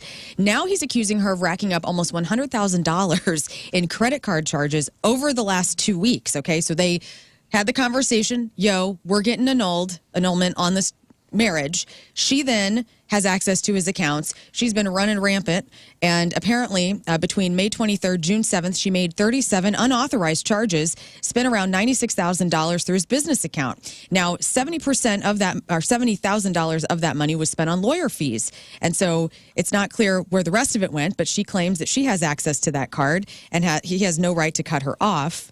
If you remember, he filed for divorce citing irreconcilable differences and inappropriate marital conduct, hoping to get that marriage annulled and grounds of fraud and all sorts of stuff. He better get a good lawyer. Good luck with that. Good luck with that. How many copies of the Tortured Poets Department do you think Taylor released? How many different versions? Yes. A lot. Oh, 24. It was a lot. It was more than 24. 34 different versions of that album. So vinyl, digital, CD, and cassette were released. That's why that she has been staying on top, aside from just being ultra popular, for 2 months atop of the Billboard 200 album chart. But I was thinking about this. Is this a bit much? It's all manipulation. Versions. That's what it says. You're manipulating your fans to buy every copy because they will. So what are these 34 different versions? Is it just new songs or remixes? Well, it's different formats. They all count for sales. I mean, it's genius. It's genius marketing. If you have a following that will do whatever you say and buy whatever you release. You and you want a number one, or you want this record broken, or whatever. You just figure out the math, and they're just I just want to know what these different versions are. I know it's. Is it like a different cover? Yeah, it's a different cover. It's bonus songs, so those vary, and then different formats. So I imagine that means how it is recorded. Yeah, vinyl, digital. I'm not saying she's manipulating fans. I'm saying that she's manipulating the number. The team is manipulating the numbers so they can have number one this, number one that. All there's bands out there that are like, we have as many number one singles as Metallica. And it's like, yeah, okay, if you count this sub genre thing in radio in Minneapolis, you know what I mean? You can manipulate all sorts of numbers to make yourself look real good. There's different ways to do that. I know a lot of political authors, both sides of the aisle, they will buy books in bulk. Manipulate the charts, so their book goes to number one whenever it gets released. For free at events or something, right? Yeah. So this is kind of the musician's way of doing something similar, in my opinion. Yeah. Pope Francis hosted more than 100 different comedians from around the world at the Vatican on Friday. It included people like Jimmy Fallon, Steve Colbert, Whoopi Goldberg, Julia Louis-Dreyfus, among many others. He told them mocking the supreme being is not a sin if you do it right. He says, quote, "It's okay to laugh at God just as we play and joke with those we love." But he added, it's not okay to make fun of religious believers. He also told them, quote, "Remember this, when you manage to bring intelligent smiles to the lips of even the single spectator, you also make God smile." Okay. Country legend George Strait got some audio for this. Broke an attendance record for the biggest concert crowd in the United States on Saturday night. Here he is addressing over 110,000 ticket-buying fans at Kyle Field at the Texas A&M in College Station. What's going on, everybody? I'm ashamed to say this, but this is my first time to ever be in Kyle Field. Damn! Kyle Field. Man, I want to whoop so bad. Can I whoop one?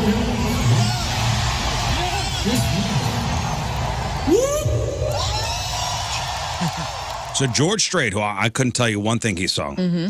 What's the popular George Strait song? Check yes or no. Amarillo by Morning is probably his quintessential George Strait. Check Yes or No is a great song. Carrying Your Love with Me. He's got I'm Man, marrying the dude, I think he up has like 40 or 50 I'm number sure. ones. It was. All my exes live in Texas. Yeah. Oh, I know that one. That's the biggest. I know that one. Yeah. I know that one. Well, you probably know a lot. 100,000 people. Well, 110,000. And so Grateful Dead held the record previously with 107,000, essentially. Dang, that's And so in one concert venue, in the U.S. 110,000 people. So congratulations Damn. to George Strait. The record is set. Inside Out 2 raked in an impressive $155 million in North American ticket sales for the film's opening weekend. All of my friends took their kids to see that movie this weekend. The film pulled in the most money on the first weekend since Barbie debuted last year. So congratulations to Inside Out 2. Armie Hammer has finally broken his silence concerning the allegations that destroyed his career in Hollywood. He was on a podcast and he said, "People called me a cannibal and everyone believed them. They're like, yeah, that guy ate people. Like, what? What are you talking about? Do you know what you have to do to be a cannibal? You have to eat people. How am I going to be a cannibal?" It was bizarre. Who's this? Armie Hammer. Armie There were Hammer. rumors that he was a cannibal. Oh, that's right. Yes, in 2021, Hammer was accused of sexual abuse and having cannibalistic fantasies. As a result, he was dropped from his agency, removed from a number of projects, and the LAPD concluded its investigation into the actor and decided not to press any charges. But he's done.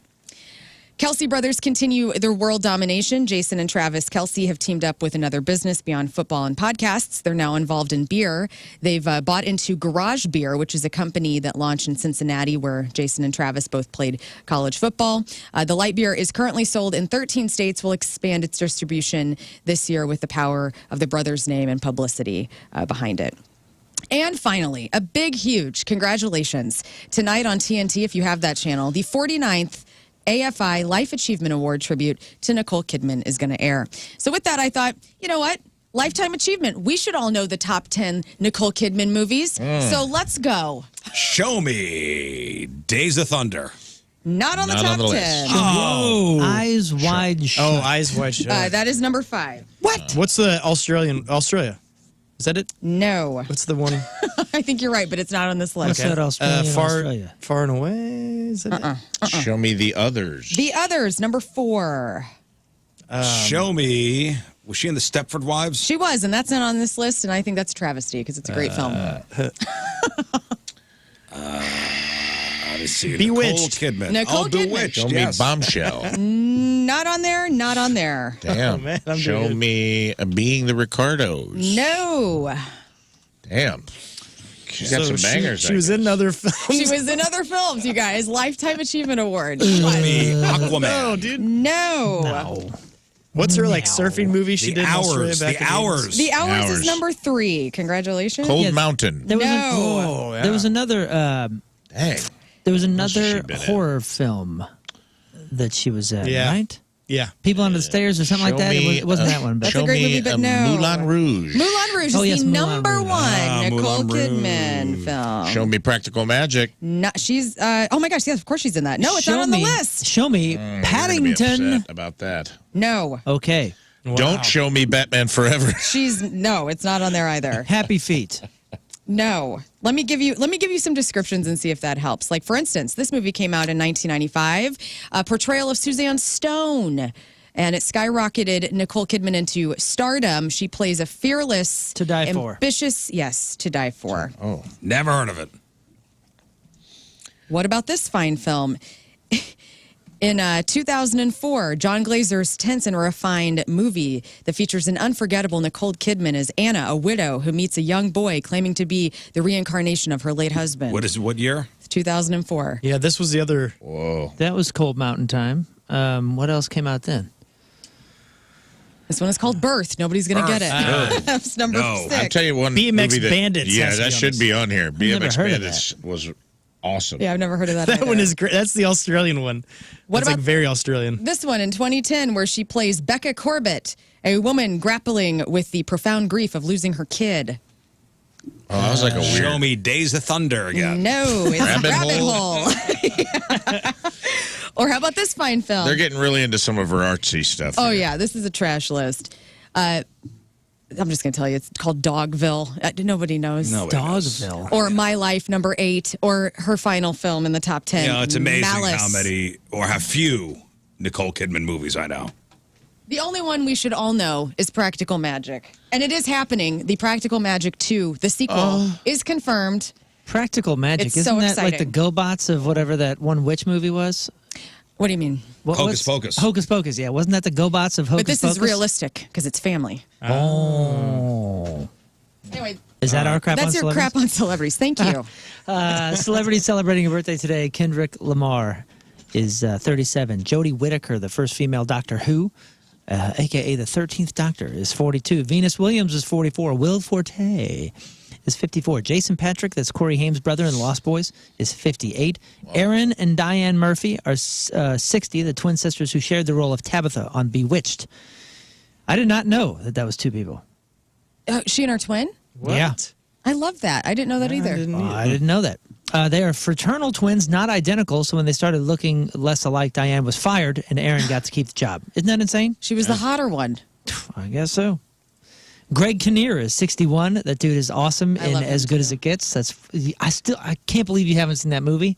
That's your movie. It is your movie. As Good as It Gets? So funny. Yeah. Go It's sell so crazy good. somewhere Yeah, else. I know. I gotta watch It's that. amazing. No, I gotta watch It's that. really good. He's Honestly, it's maybe my favorite Jack Nicholson role I gotta watch it. Yeah. next to you. Batman. Is that the one where Helen Hunt is the waitress? Yes, Yeah. There's It's- a real good line in that movie. There's a Just million talking good lines in that movie. Some of It's them I so- can't say on the radio. It's such I a got a sweet, compliment wonderful for film. you. That's assault. Thomas Hayden Church is 64. Bobby Farrelly, that's half of the Farrelly brothers, is 66. Mark Lynn Baker, cousin Larry on Perfect Strangers, is 70. Yeah, the best. Joe Piscopo is 73. Barry Manilow is 81. And Newt Gingrich is also 81 years old. All right, today's porno birthday, which is being brought to you by Patricia's, where fun and fantasy meet, is Erica Cole. And that's Cole with a K, in case you're wondering. Thank you. All right, today's birthday girl. She was in The Army of Ass 8, Bong Water Butt Babes, don't know what that's about, Chocolate Lovin' Moms 3, Debbie Does Spanking 3, another one, I'm not sure what this is about, Elbow Bound Bitches. What? Okay. Elbow bound. Hell's Kittens. Oh, elbow bound. Elbow Bound. Oh, you see, Elbow bound down, Yeah, it's loaded like- up in Elbow truckins. bound. It's bound, like, like tied, not bound. I see. Interview with an Enema. Lesbian Swirl Fest, 7 and 10. Porno Dance, Nasty Adventures, New Jersey. And Who Could Forget a Roll? And 2005's Splosh, a wet and messy video. Whoa. That's right, Splosh. A wet and messy video. Erica Cole is 45 years old. It's porno birthday. Those are your crappy birthdays, and that was your crap on celebrities. All right, we will take a break. We'll come back with your 6-time fun facts. What occupation is the, quote, most attractive if salary didn't matter? And man suffers from first known case of vertically broken penis. What? Oh, From the tip to the base? What? yikes. From the window to the wall, huh? Oh, dude.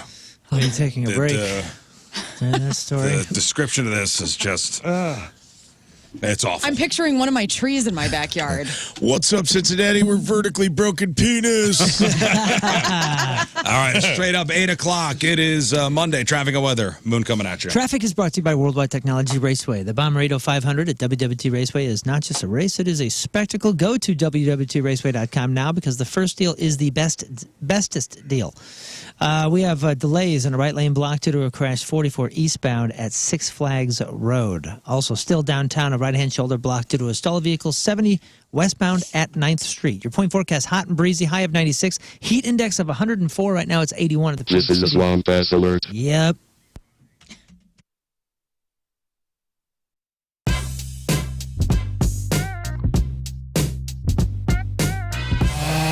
So we're here at the Burton House. All right, we're here at the Burton House in Eureka, and I've been talking on the air about how they want to get rid of this almost 100-foot tree, 110-foot tree, something like that. My tree guy, Tom, he's almost 77. He's cutting the sucker down with our buddy Ryan. And I got my friend Brad over here helping out. So we're hoping it falls that way, and not that way, or that way, or that way. And I asked him, is it going to go that way? And his wisdom was, that's the plan. So we'll see.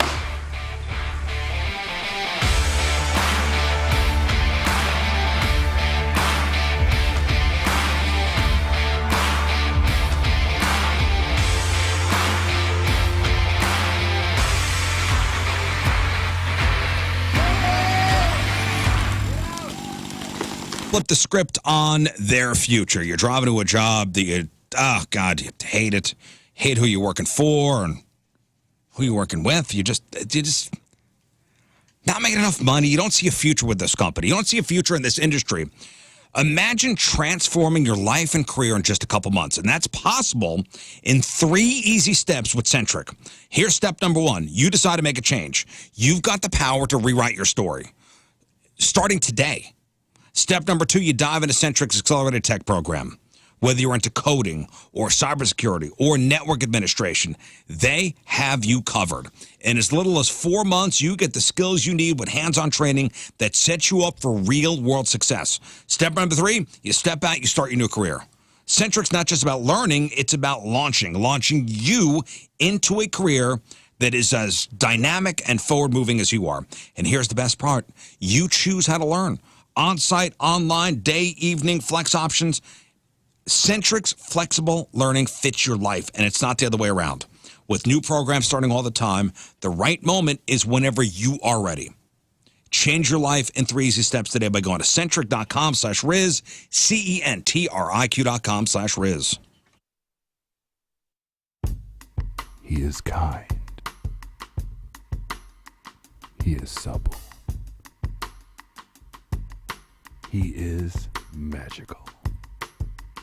He is stainless. He is sensual. He is raw. He is power. He is limber. He is untouched. He is pure.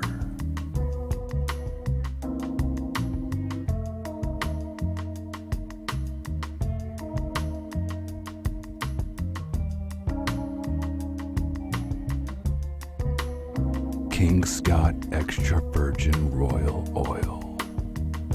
Maintain your purity.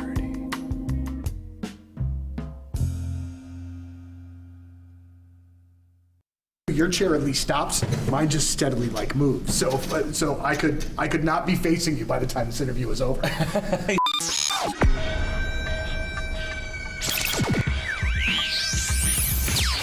All right, so here we are, Enterprise Center, gigantic sold-out show with 21 pilots tonight.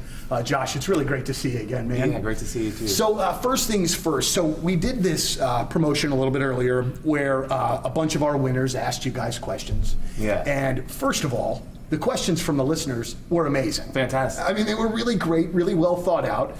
But also what I really appreciated, man, is that you and Tyler took the time to really answer the questions. It wasn't just a little goofball, smart ass answer and then move on. You guys really took the time, and you could tell that everybody appreciated. I think it just shows the kind of guys that you guys Listening moments ago when we issued an official St. Louis Rizzuto Swamp Ass Alert. And let me tell you something. You do not... This is a Swamp Ass Alert. There it is. Second Swamp Ass Alert. Don't let your windows let you down. Go to Universal Windows Direct. Don't cool off the outside this year. Call my guys at UWD. They got Super Spacer Tech built by NASA, where I was just at. And it keeps the glass cooler, holds the window seal longer, and makes the window last up to 5 times longer than any other window system. So your windows from Universal Windows Direct perform better and last longer. Plus, Universal Windows Direct backs it all up with a true lifetime warranty as long as you own your home and 20 extra years for the next homeowner. So you're basically leaving an inheritance to the next person who owns your home. What a altruistic person you are. Call Universal Windows Direct today, 314-334-2522. And for every 2 windows you get 2 free. Buy 2, get 2. Buy 4, get 4. Buy 20, get 20. I can't keep going. This is a 1-minute ad. There's no limit. Plus 0% financing for 60 months. That's 5 years if you don't want to do the math. That's a long time. You can buy a car in 5 years, so you can definitely buy your windows. Updating your windows with Universal Direct means extra protection from the elements, consistent temp in your home, increased energy efficiency, and reduced heating and cooling costs, plus acquired a more comfortable home. Don't wait. Call now. Get your free in-home estimate plus 0% financing For 60 months. Tell them I told you to call. You get an additional $250 off your next project for the last windows you'll ever need. Go to uwd.com. Like me, you will be saying, I love my windows. Is our guest on the phone? There's some guy named Bert on the phone. Oh. Bert. Hopefully That's the guy who's supposed to be calling, right? Yeah, I think so. Ladies and gentlemen, the machine, Bert Kreischer on the phone. Hey, man. That was well played, gentlemen. That was well played. Well, we're expecting a call from Bert Cummings, too, so we're not sure. Oh, okay. Okay, good. You know, it's funny. I told my son yesterday, I was like, hey, I have one of my favorite comedians on the show tomorrow. He goes, awesome, you have Kevin Hart on. I go, damn it.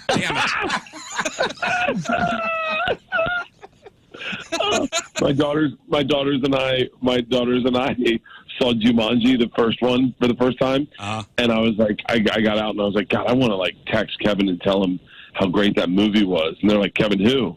I said, Kevin Hart. And they go, you know Kevin Hart? And I was like, yeah. And they're like, Dad, come on, you don't have to lie to us. I was like, no, I know Kevin Hart. And they're like, Dad, how would he know a guy like you?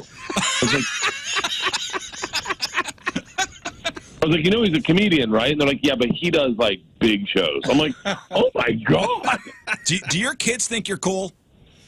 No, not at all. Not even remotely. Not even remotely. Really? So, I mean, you have a lot of very famous friends, and they're not impressed? Well, first of all, my daughter's not a friend. My oldest daughter's not a huge fan of Joe Rogan's. She's a little woke.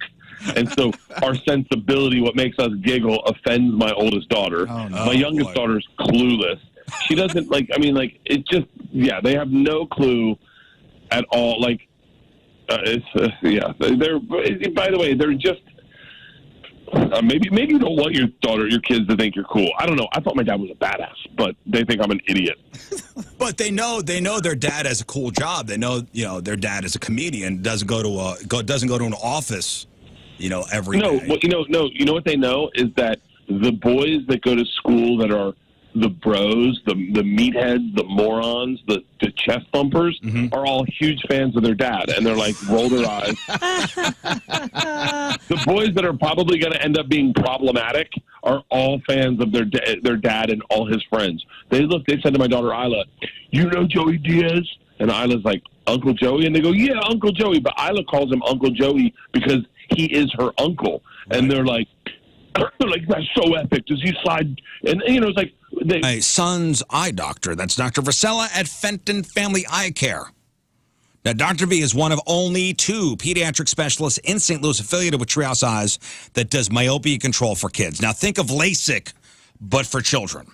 Now, this is wild. My son is nearsighted, and his prescription keeps getting worse every year. Now, with myopia control overnight contacts, Dr. V has not only stopped his prescription from getting worse, when he wakes up in the morning, he does not have to wear glasses or put in contacts to see all day long. Now that he's driving, dude, wear your glasses. I don't know, I forgot them. Are they at school? Are they at home? So I don't know where they are. So he puts in these contacts before he goes to bed. In the morning, he gets up, takes them out, simple, and no glasses all day. Consultations with Dr. V are absolutely free with zero obligation. And I really think you would be doing your kid a disservice not to at least do a consultation with Dr. V. So go to FentonFamilyEyeCare.com and book a free myopia control appointment. Again, that's FentonFamilyEyeCare.com and book that free myopia control appointment. That's FentonFamilyEyeCare.com.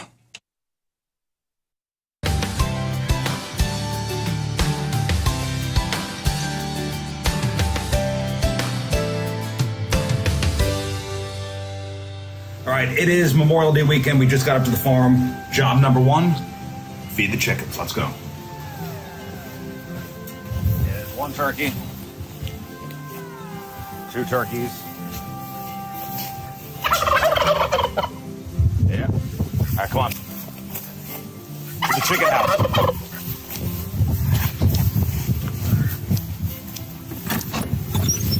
Okay, got to feed the chickens. I think it was last week we had the story of the guy driving through one of the gates at Lambert. They had to shut down one of the runways. He stole an airport vehicle, Oh, yeah. And we're hoping it was the truck with the stairs on it. Right. It wasn't. What was it, bags? No, it wasn't even one of those things. It was like a truck. It was like a truck. It was like a pickup truck. What a missed opportunity. How Missouri? This is from KSTK. A man was charged after he stole an airport vehicle, then broke into St. Louis Lambert Airport through a secured gate. Justin Doyle charged Friday with 2 counts of second-degree assault, 1 count of each second-degree terrorist threat, first-degree property damage, second-degree property damage, and resisting arrest. He walked down a grassy hill, found a yellow airport utility pickup truck still running with the keys in it. He took the truck, broke through a security gate, drove onto the airfield, blocking a taxiway that an airport was using. Or that an airplane was using, sorry. Several officers confronted this Doyle guy, told him to get out of the truck. He got out before getting back and driving away, nearly hitting an officer, wanted to avoid getting hit. Yeah, so it wasn't one of the trucks with the stairs. That's a bummer. Well, and I'm just glad everybody's okay. Everybody's okay. It's all right. Not as sexy a story as kind of had hoped, but that's fine. You guys ever heard the story about, like, in the 70s where the dude drove his Cadillac to stop a hijacked plane through Lambert? No. And crashed it into the landing gear? No. Oh, dude. That's a true story? 100%. 100%. His Cadillac? Yeah, dude. He just wanted, like, the plane was hijacked. He's like, this will not stand. And he drove his Cadillac through the gates at Lambert. It was like 1972. The plane, so he stopped a I listened to a podcast about it. He stopped a hijacked plane? Oh my God, I'm trying to, let me look up the deets real quick. Sounds like a cool movie. It does sound like a cool movie. Was it a movie? I don't know, maybe. Oh, I thought you were like, Get off it's my actually a damn movie. plane. Yeah, it is kind of a cool. Let's see here. New York Times there archive it is. article. Unidentified man, apparent attempt to thwart the departure of a hijacked American Airlines jet, drove his car through 2 steel fences near the airport terminal at Lambert, out onto the runway and smashed head-on into a Boeing 727 Whoa. as it was about to take off. The car was demolished and its driver, who carried no ID, was taken to the hospital in serious condition.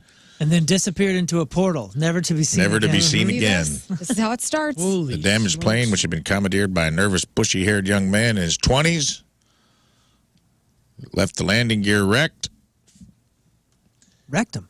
Listen, well, how did this guy... Cadillac Eldorado. Wait, how did this guy... dude, that's cool as hell. How did this guy know that the plane was hijacked? It was like all over the news. It was like on the runway getting refueled or something like that. Oh, I see. He hijacked it in Tulsa, Oklahoma, landed in Lambert, and this guy said, I got nah. this car in the state.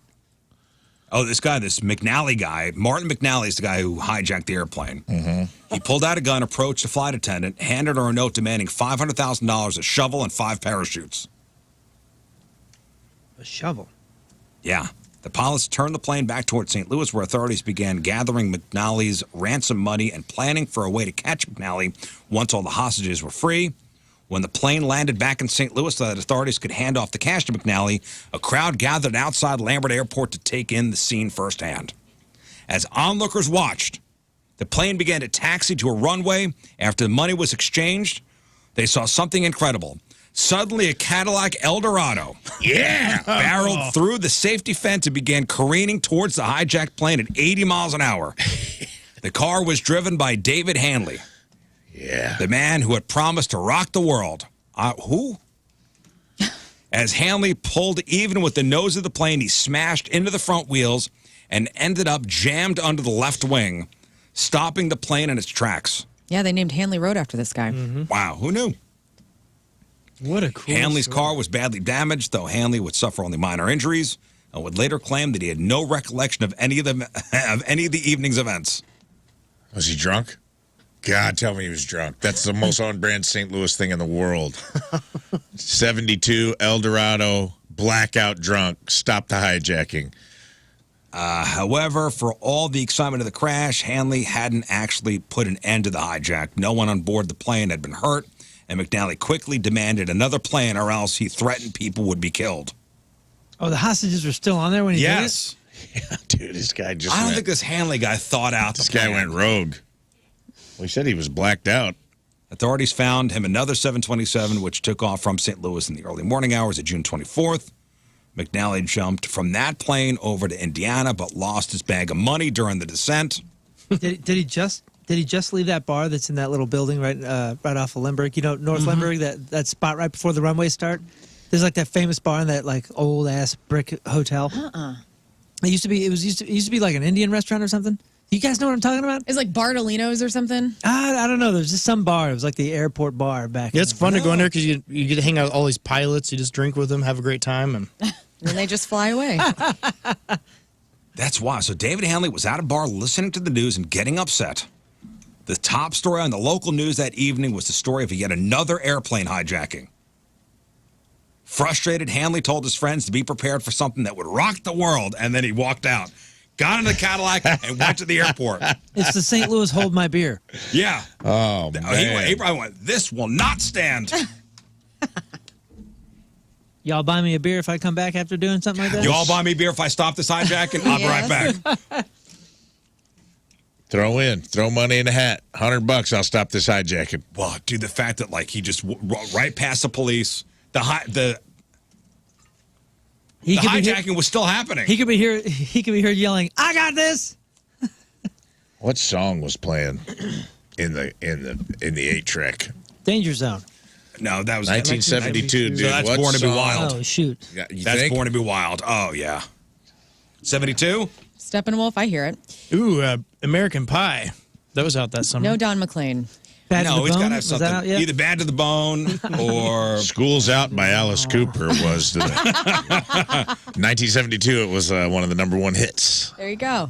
That's pretty cool. There's Starman, David Bowie.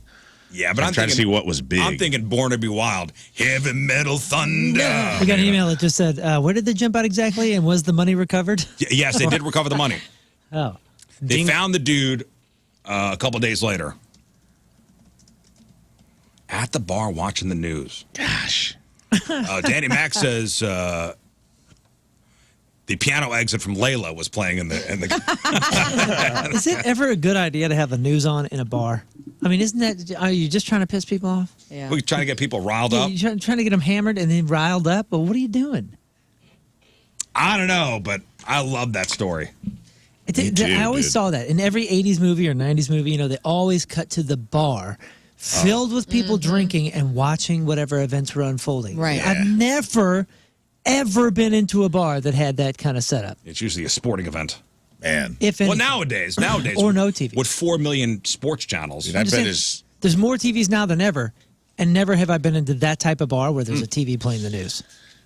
I don't know. Back in the day, though, man, everybody sat around and like watched one TV, like up on the bar had like one TV above the bar. The news was always on. And Yeah. honestly, man, And that's when Walter. those guys. I bet his that's when friends. Walter Cronkite told you what was going on. And I bet if he ever said, "I'm about to do something to rock the world," his friends took him real serious after that. Some of the songs that were out: "Smoke on the Water," "Tumbling Dice," "Bang a Gong." That'd be a good one, dude. Bang a gong. Ding-a-ling. Ding-a-ling tight. from Chuck Berry came out that My year. ding-a-ling? Yeah. Somebody said that he was in the airport bar drinking. They delayed all the planes. He was getting super mad that they had delayed all the flights. Tight. Even better, Because it of was like that. a Rizzuto rage moment. Well, Yeah, I would never do something like this. Vigilante genius, and then he just caused. I'm sure that caused more delays. More problems. More problems. All right. That's the story of David Hanley. There you go. That is Didn't know you were going to get that legend. today. Legend. Thank you for that. I've never St. heard Louis legend. And is he still alive, I wonder? I think he's no longer. I'm going down the rabbit hole right Some is now, it dude. Eastbound and down. All right, let's do this.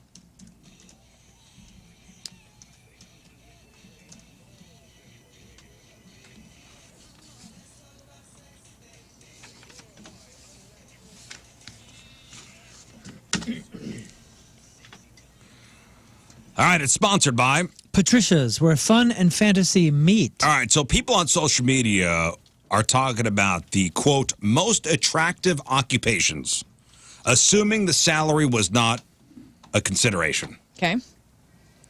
The most liked response was the T-shirt cannon guy at sports events, Because it's such a good time. which begs the question, Is this most attractive for potential significant others, or just most attractive for you to do? And people seem to use both definitions here of that, like traveling food critic. That'd be an attractive occupation. Right. Forest ranger. Freelance musician. Yeah. Again, if salary was not a consideration here. Quality tester for a hammock manufacturer. Yes. Pro bono veterinarian. Working at a comic shop. Working in an animal rescue or sanctuary. Or just holding baby animals. Baker. Artist. One person even specified Lego artist. Weird. Writer. Freelance software engineer. Banker. Baker. Oh, Baker. I was like, what? Yes. Baker's hot anyway. Like, isn't it? Dude. I mean, why? Who's considering salary when you go out and see like a hot guy playing at a club? And I don't know how much money he makes, but he's a damn good drummer. Or a hot guy pulling a fresh sourdough out of the oven. Yeah. I'm not thinking about what he's making an hour. I'm just going, that's hot.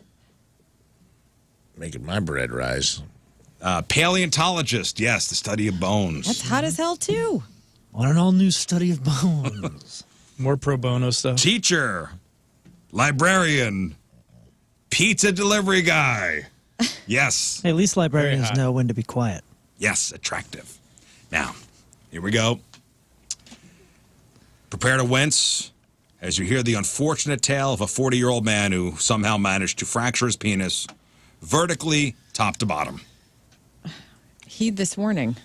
Usually, when you fracture your penis, it's like side to side. Like you'll fracture it somewhere in the middle. Yeah. Oh. This was... I thought it was down at the bottom. Well, but all right. When somebody with... When somebody with a dong gets an erection, that means the spongy tissue of the penis becomes hardened, right? This means that while it is in this state, the tissue which surrounds it could potentially be fractured. Not like a bone fracture. It's the tissue itself which breaks. It could be extremely painful, and if not treated, can result in some bad news, erectile dysfunction. Usually when this kind of injury happens, the penis is fractured horizontally with a characteristic pop. Think of it like a twig being snapped in two. Thank you. How can you get a vertical unless it was squashed? While it's easier to imagine how one might fracture a penis horizontally if things are getting a little heated, this injury went a different way. You see, rather than across, the unfortunate gentleman in the story fractured it vertically. So rather than a twig snapping, think of it like somebody splitting a log or whittling a stick. Lumberjack daddy. So a report in the British Medical Journal revealed how urologists record that the penis was fractured after it. And in the journal it says, buckled up against his partner's perineum. My favorite's watching Moon during this entire story. I'm just trying to get through this. The perineum is the area between the genitals and the taint. The taint. Oh, no. And that has a bone underneath. So I guess they were in a position where... Yeah. That's how my friend broke his dinger. We've all been there. We've all been right close. on top of it. So it is like a lumberjack. And it snapped. Have you not felt like you were close? Yes. Yeah, I mean, we've all been That's crazy. active long enough that But this was like we've been close. So the other person came down on top of it and it hit that area and it snapped it. Yeah.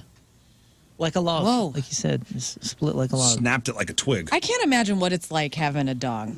I mean, I just don't. I don't know what but that has to be scary. Like if this happens, every time you are doing the deed, you have it probably run through your brain that your dong could break up, Could. And now it can split vertically. What a mess. That's right. That's why I smash mine once a week with a rubber mallet to make it strong. There you go. Smart. Very smart. I recommend the entire listening audience start doing that. An MRI scan rubber on revealed it. that the penis had fractured along its length, with this potentially being the first time that doctors have encountered such an injury. That's not what you want to be, by the way. You never want to be in the hospital and the doctor's like, whoa, I've never seen this before. Yeah, and then he starts calling other people and Yeah, go, hey, dude, hey. check this out. Hey, Dr. So-and-so, you gotta take a look at this guy. I wonder if he had like a problem before, a little arthritis or something. I don't know, man. He was on the DL for 6 months. I mean, that sucks. Dang, dude, rehab. And there's a 3 centimeter fracture. So He it's got kind of a Tommy Dong tiny, surgery. tiny little vertical. What? Well, then are They you said a 3 centimeter fracture is what he has, so it's a tiny little vertical with it. Wait, like going that? on That's the width of it? I don't. It said it suffered a 3 centimeter fracture, which is a little over an inch. I don't know, man. Have you ever dealt with a kidney stone? When they say 3 centimeters, you're just like, oh god, Okay. that's a boulder. After a recovery period of 6 months, the patient was able to have sex again and reported no significant changes in the appearance of his penis. Cool. As well as the same quality of erection as before. So that's good. Hey. Full recovery. full recovery? Excellent That's nice. doctors, by the way. Whoever. But so, repaired that. you know, imagining, you know, this, you know, coming down like. You're imagining too much, to be honest. Let's Show me not one do more that. time, please. I like this hand Oh diagram. boy, that's oh happening. boy. Yeah, That's You, what it you sounded think like. it came back towards him, not out and away. Oh, God. I think it went out and Oh, away. did it? I think it went out and away. Oh. For a vertical? Because that seems more awkward, right? If it folded back, I've had that happen. It's scary. It's scary. You usually survive it. You feel like you dodged a bullet. But if it goes the other way, away from you, it's game over. Game over, man. We need to get Dr. Watma back in here. Dr. Watma? Watma. I was talking to a young man at Copper Fire yesterday who enjoyed whenever he was here, and he liked all my questions. And I have many, so Look at Dr. Watman here. yeah, he's good. great.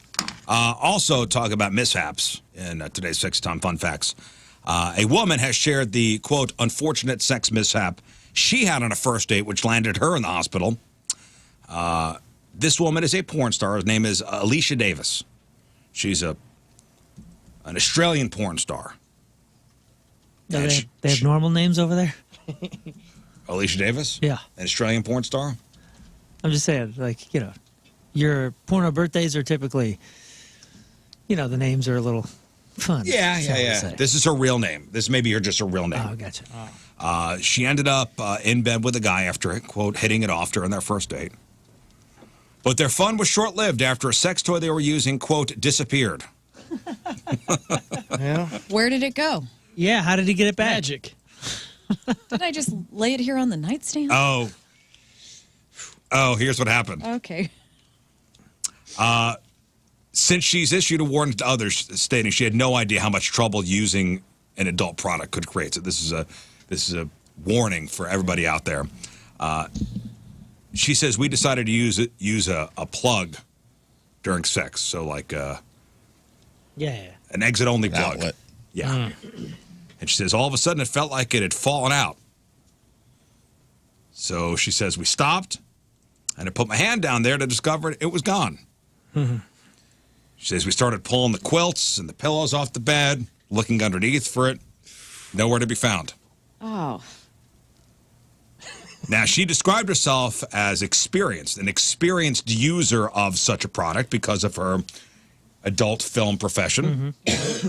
She says after giving herself an internal exam, she realized, it is all the way in there. Way It is in there. way in there. And one did not know? She didn't realize. After multiple failed attempts to remove the plug herself, she decided, well, let's head over to the hospital. Oh, honestly, this sounds like her experience actually is what caused the problem. Maybe, yes. Possible. Too much space? Too much. Perhaps. She went to the hospital, doctors perform an x-ray, and yep, there it is. Can you not simply pass that? She said at the hospital, I had 2 people try to get it out. They couldn't. Oh, my Lord. I mean, doesn't the body just eventually say, well, this ain't supposed to be here? Like The nurses told her she'd need to be put to sleep for emergency surgery. Whoa. And her body would be relaxed. I think with the muscles down there. This is purely educational, what I'm about ready to ask. which orifice are we talking about? Oh yeah. There's you know. Are we talking about? We're talking about the. We're talking about the. We're talking about the no-go. We're talking about the no-go hole. It's not, In the butt. It's not the hoo-hoo. Thank you. Because I was all right. That's Not- all I not the wanted to hoo. know. Hey, you That's know- what I thought, but I wanted to clarify. The real question here is, okay, so this is a early relationship or a one-off? This is a one. This is a first night. Okay, so here's the question. Does he go to the hospital with her? I mean, would you? If he's a nice guy, I would. He's a nice guy. He should. You should. They were just naked together. I don't think it. I mean, what else is there? Yeah, He's not in the surgery room, Okay, right? so now that we've established that he should, would you? Yes. Yes. I would. It's easy to say. I want to be a gentleman. I'd rather be beside the gurney than on it. It's a lot easier to go to the hospital and be like, my friend has something stuck up there than be the person on the gurney. Also, did they try having a grandpa come in and pull it out from behind her ear? Did they even try? Oh, good call. Oh, there it is. Oh no, that's another quarter. No, they told her you need to be put to sleep so your body would be relaxed enough, so they could extract it. They said it should take just 5 minutes. She wasn't asleep yet, and they turned on the shot back. And she's like, She said "Whoa, the whoa, hospital. what are you doing The with hospital that?" ended up being so busy, she wasn't able to have the surgery right away. She was in the hospital for 2. She waited in a hospital bed for 2 whole days Oh my! What? with the toy lost inside her. Wow. I mean, you You're never not noticed. able to poo for 2 days. You never dude. noticed the Black & Decker shop vacs in the emergency rooms? No. That's what that's for. It says, although Get outta usually here. not life-threatening, It's a dirt devil. rectal foreign body removal can still have complications following migration of the object or bowel perforation. Sure. During her 2-day wait, she documented parts of her time in the hospital, even putting some of it up on TikTok. She says, during those 2 days, I wasn't in pain and it didn't feel uncomfortable or anything. It just felt like I kind of needed to use the toilet, but I couldn't. I'm surprised. Aren't there supposed to be like bases on those things so they don't have this problem? I would figure some kind of retrieval handle. Everything needs a string. You know what I'm saying? Yeah. Everything needs a string in It's that like when you game. go spelunking. Yeah. It happened a lot. though. Everything needs a string and a carabiner on the end of it. There's a lot of people going into ERs with stuff. Oh, yeah. It's not that uncommon. They put out a list every year A lot of potatoes. of like I don't know things why. that wind up Potatoes. there. A lot of potatoes up Like a people's sweet butts. potato? That's regular old life. Thankfully, the item was removed with the woman revealing doctors even asked her if she wanted to keep the Trinket. plug. There's a lot of tripping hazards out in And those she said, potato quote, farms. I said, no, throw it out. I have plenty more at home. Oh. I'm sponsored. They liked that. Their relaxed attitude made the ordeal much more bearable for me. However, the unfortunate bedroom incident has had a lasting effect on her sex life, with the woman saying that it took her, quote, months to experiment with toys again. Poor thing. I used one for the first time since surgery the other day, and I was terrified. I'm much more careful these days. Since she shared the warning on social media, people have been leaving comments. One person saying, too much info. And I know people have to put them animal tails on those things. Yeah. That's for God. the foxtails. Oh, and yeah, the, like a skunk cat tail. Oh, God. Skunk tail. It's a practical thing. No, it's not for fashion. It's function over fashion. That's scary. Just stop putting stuff up there, you guys. Or whatever. Just Never live your stop life. Hey, Never don't stop you putting tell stuff up people there. what to do. I know. I take it back. But just be careful. Just be careful. Just be careful. I That's worry it. about That's your it. butt. How dare you? That's it. Hey, speaking of sex toys, after the break, we have this week's sex toy of the week. And, we'll do a quick contest. After the break, we'll do strip club or daycare. All right? After the break, sex toy, then strip club or daycare. So, Rafe will read you the name of a business. You tell if it's a strip club or a daycare. Moon is your lifeline, of course. That's right. He's got many kids, so he knows good. a lot about daycares. Yeah, okay. And strip clubs. We have Limp Bizkit tickets, Smashing Pumpkins tickets, and tickets to go see Ludo. 314-624-3833 or 618-398-3833. Strip club or daycare and the sex toy of the week. Next. I actually had a request for this contest. Did you? Yeah. My buddy asked if we could do that today. I said, all right, sure. 8:36. It is Monday. Traffic and weather. Moon coming at you. Traffic is brought to you by Worldwide Technology Raceway. The Bommarito 500 at WWT Raceway is not just a race, it is a spectacle. Go to WWTRaceway.com now because the first deal is the best deal. Right-hand shoulder blocked due to a stall vehicle 270 westbound just after Dorset. On 44, we have an entry ramp from Big Bend Boulevard lane blocked due to a stalled vehicle. Also, it looks like we have some trouble west. Right lane blocked due to a crash 44 eastbound at Six Flags Road. Your point forecast, hot and breezy, high of 96, heat index of 104. This is a Swamp Ass Alert. But right now it's 83 at the Point Studio. Will there be celebrity guests on this show? Who does number 2 work for? Have you ever wondered what your boss's bathroom routine is like? Well, me neither. But we might find out today whether we like it or not on the number 2 show.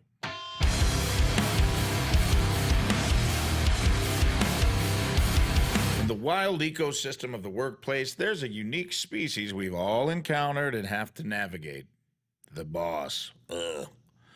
Just as David Attenborough would guide us through the behaviors of lions and gazelles on the African plains, let me take you on an office safari. Now, business owners, CEOs, and CFOs, you don't want to miss this. NetSuite by Oracle is hosting a day-long event Thursday, June 27th, so 10 days from today. It's at the Union Station Hotel downtown. They're calling it Business Grows Here, and it's set up to help you grow your business. You'll spend the day learning from more than half a dozen speakers on stage, sharing their wisdom and their insights, including Jamie Siminoff. And now, I don't know if you know that name, but you know his product. He's the founder of Ring Video Doorbell. Every speaker you hear will leave you with actionable strategies and tips that you could immediately apply to your business. Take all the notes you want. Meet people that could change the way you look at growing your business today. Apply to attend the business event of the year. NetSuite's Business Grows Here happening Thursday, June 27th. It'll be a day well spent. It's free to attend if you qualify. Apply today to find out if you do while seats are still available. Go online to netsuite.com/Missouri. That's netsuite.com/Missouri.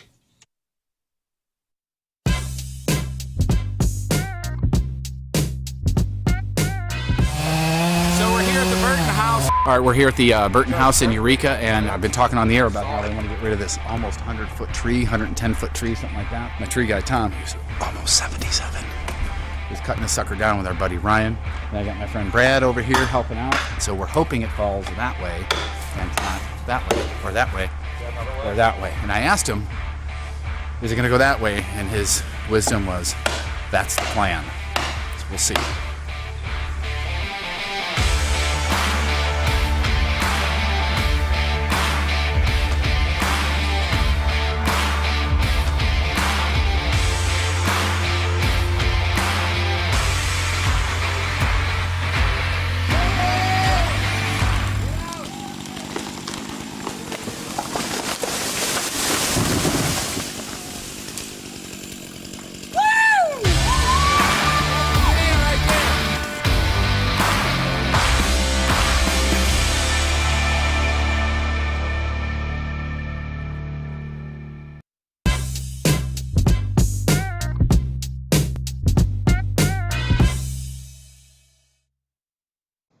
Hey everybody, it's Jeff Burton from the Rizzuto Show. Thanks for tuning into the Facebook takeover with, my goodness, Taylor Momsen. How you doing?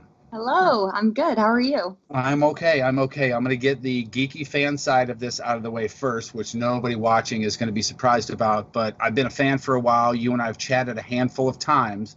And the last couple of times that we did it, I'm sure you don't remember this, but we do a picture together and I started collecting them. Can you see that? Oh, shit. Look at you. I think you're 17 in that first one. Baby. I am a baby in that one. Look at you. Is that the I know. You were a baby. I'm still an old man. So no. Same mentality. And if you have the mentality where you want to feel your absolute best, perform your absolute best, look your absolute best at no matter what age, you go to Mentality Health. Mentality Health is the men-specific clinic in our area that does the absolute best job to make sure that we are looking, feeling, and performing our very best no matter what age. Now, you go in, it's an easy process. You talk to the board-certified physicians at Mentality. They got a South County and a West County location. Both Riz and I go to the Chesterfield West County location. You talk to the board-certified physicians. You tell them your questions. You ask them your questions. You tell them exactly what your lifestyle is and what your goals are, and they help you get to those goals by taking a blood draw, finding out where your numbers are, to see where your testosterone is, see where your vitamin levels are, all sorts of things. They're looking for all sorts of things, and they get you back to 100% with a customized treatment program designed for you and your blood. And they'll help you maintain that, too. I mean, there's nothing like, getting adrenaline and whatever and all this kind of stuff and getting up there and then losing it. That's not what happens at Mentality Health. You keep it. You want to absolutely look, feel, and perform your very best, you go to the best, and that's Mentality Health. Check them out now and schedule an appointment. MentalityHealth.com.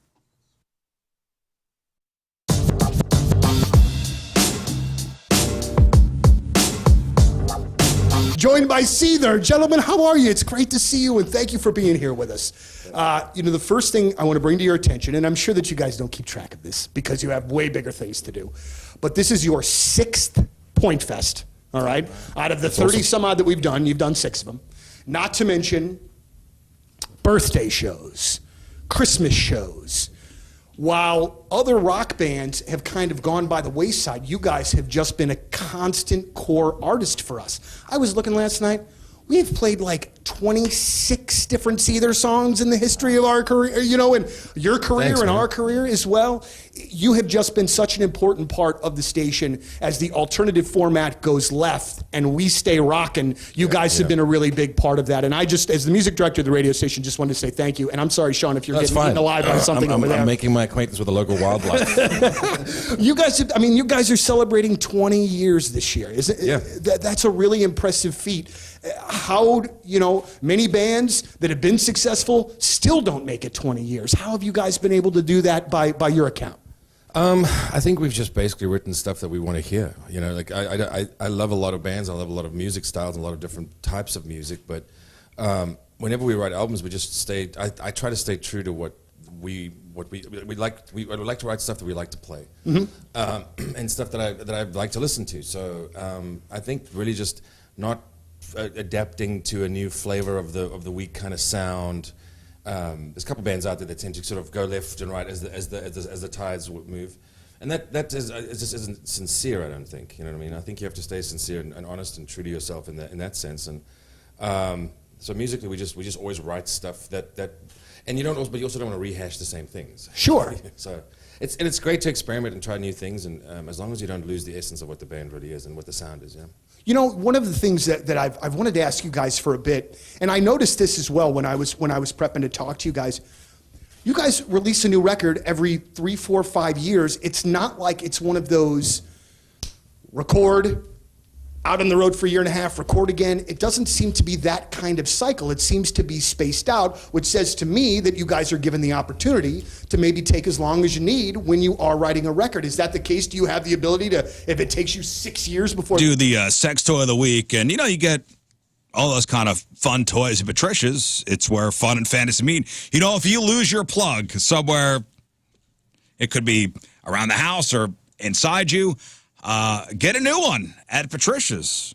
I'm sure they have a wide variety of shapes and sizes. Stuff for the expert, stuff for the novice, and everything in between. But a lot of talk about body paint recently.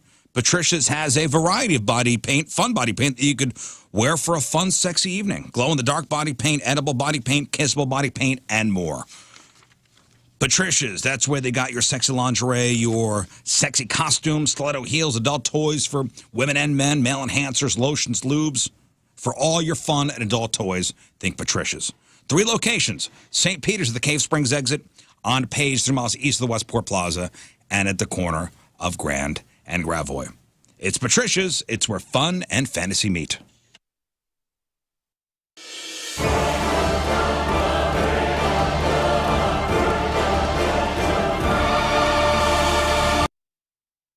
This is King Scott, Ways of the Blades. Today I'm going to teach you swords. First, you want to start with the holiday special, the great way to start an attack. They'll never see it coming. Next, you'll want to use the Festus backswing, especially if they use the Matthew Perry. Now you want to finish with a Canterbury slice. It's a great follow-up if they're using the Crom's Delight or...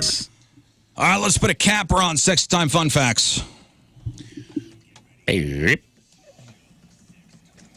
Rafe, what do we got? speaking of putting a capper on it, this is a cap for dads. Father's Day. I was like, I Googled what's the perfect Father's Day gift, and according to Gwyneth Paltrow and Goop, this is it.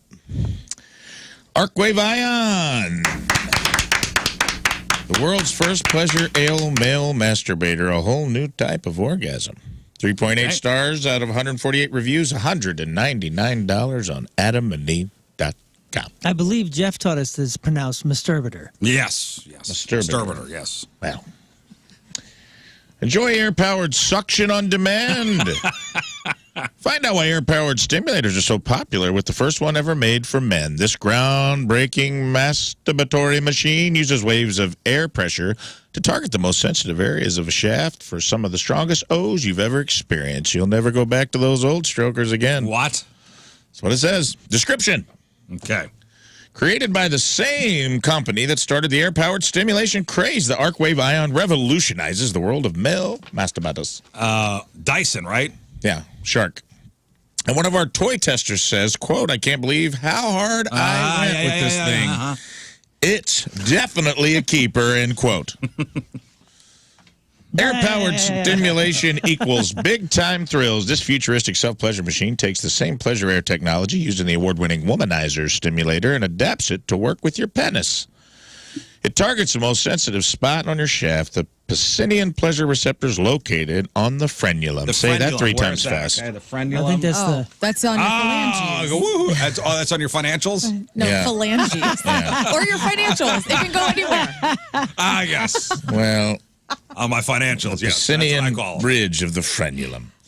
This area is especially responsive to light and soft touches, which makes it ideal for air-powered stim. The Arcwave Ion blows powerful pulses of air directly on those super-sensitive nerves. For some of the most intense stimulation you've ever experienced, it's like the best part of oral, especially with the soft sleeve wrapped around you. You can maximize your pleasure with 8 stim modes. Each features its own intensity levels and the special program patterns for completely unique and unforgettable experiences. You'll love trying all the different settings. Loaded with user-friendly features, the inside is lined with stimulating ribs to work you with every stroke, making you set these faster. I'm not sure what. Get there faster. There we go. But read your handwriting of the edit you made. I apologize. Its open-ended design can slide up and down you no matter how many inches you're packing. Total satisfaction. Want to spice up your fun? Try using Arcwave in the shower. It's fully waterproof, so you can get as wet and wild as you want. The warm water and intense stimulation lead to positively explosive gasms. Prolong your thrills with the pleasure air sensor. It automatically turns on when you slide it on and off, and when you pull out, it's a great way to save battery power for when you need it the most. Now, the environment. Normally, that wouldn't have included all that info, but I thought it was important for dads to know exactly what they're getting their hands on here. You know, did you forget to buy something for Father's Day? It's not too late. They do express shipping. This is a contraption that you don't have to get your hands on. That's what I thought, right? Yeah. Yes. nice. And it comes with a It fully does all chargeable unit that you can leave Does next all to the the work bed. for you, Right. apparently. Great observation. Thank you. Got a couple of reviews here. I'll try to get to them Please. as quick as I can. I already out-talked the music. That's not a good sign. Explosive pleasure, 5 stars. I bought quite a few dong toys over the years, as you'd expect. Some are better than others. This thing, though, is in a league of its own. There are a few videos of it in use on the interweb, and I have found that it's better deployed upside down. This allows better access to the protruding lip that rests against your nether regions, which feels lush.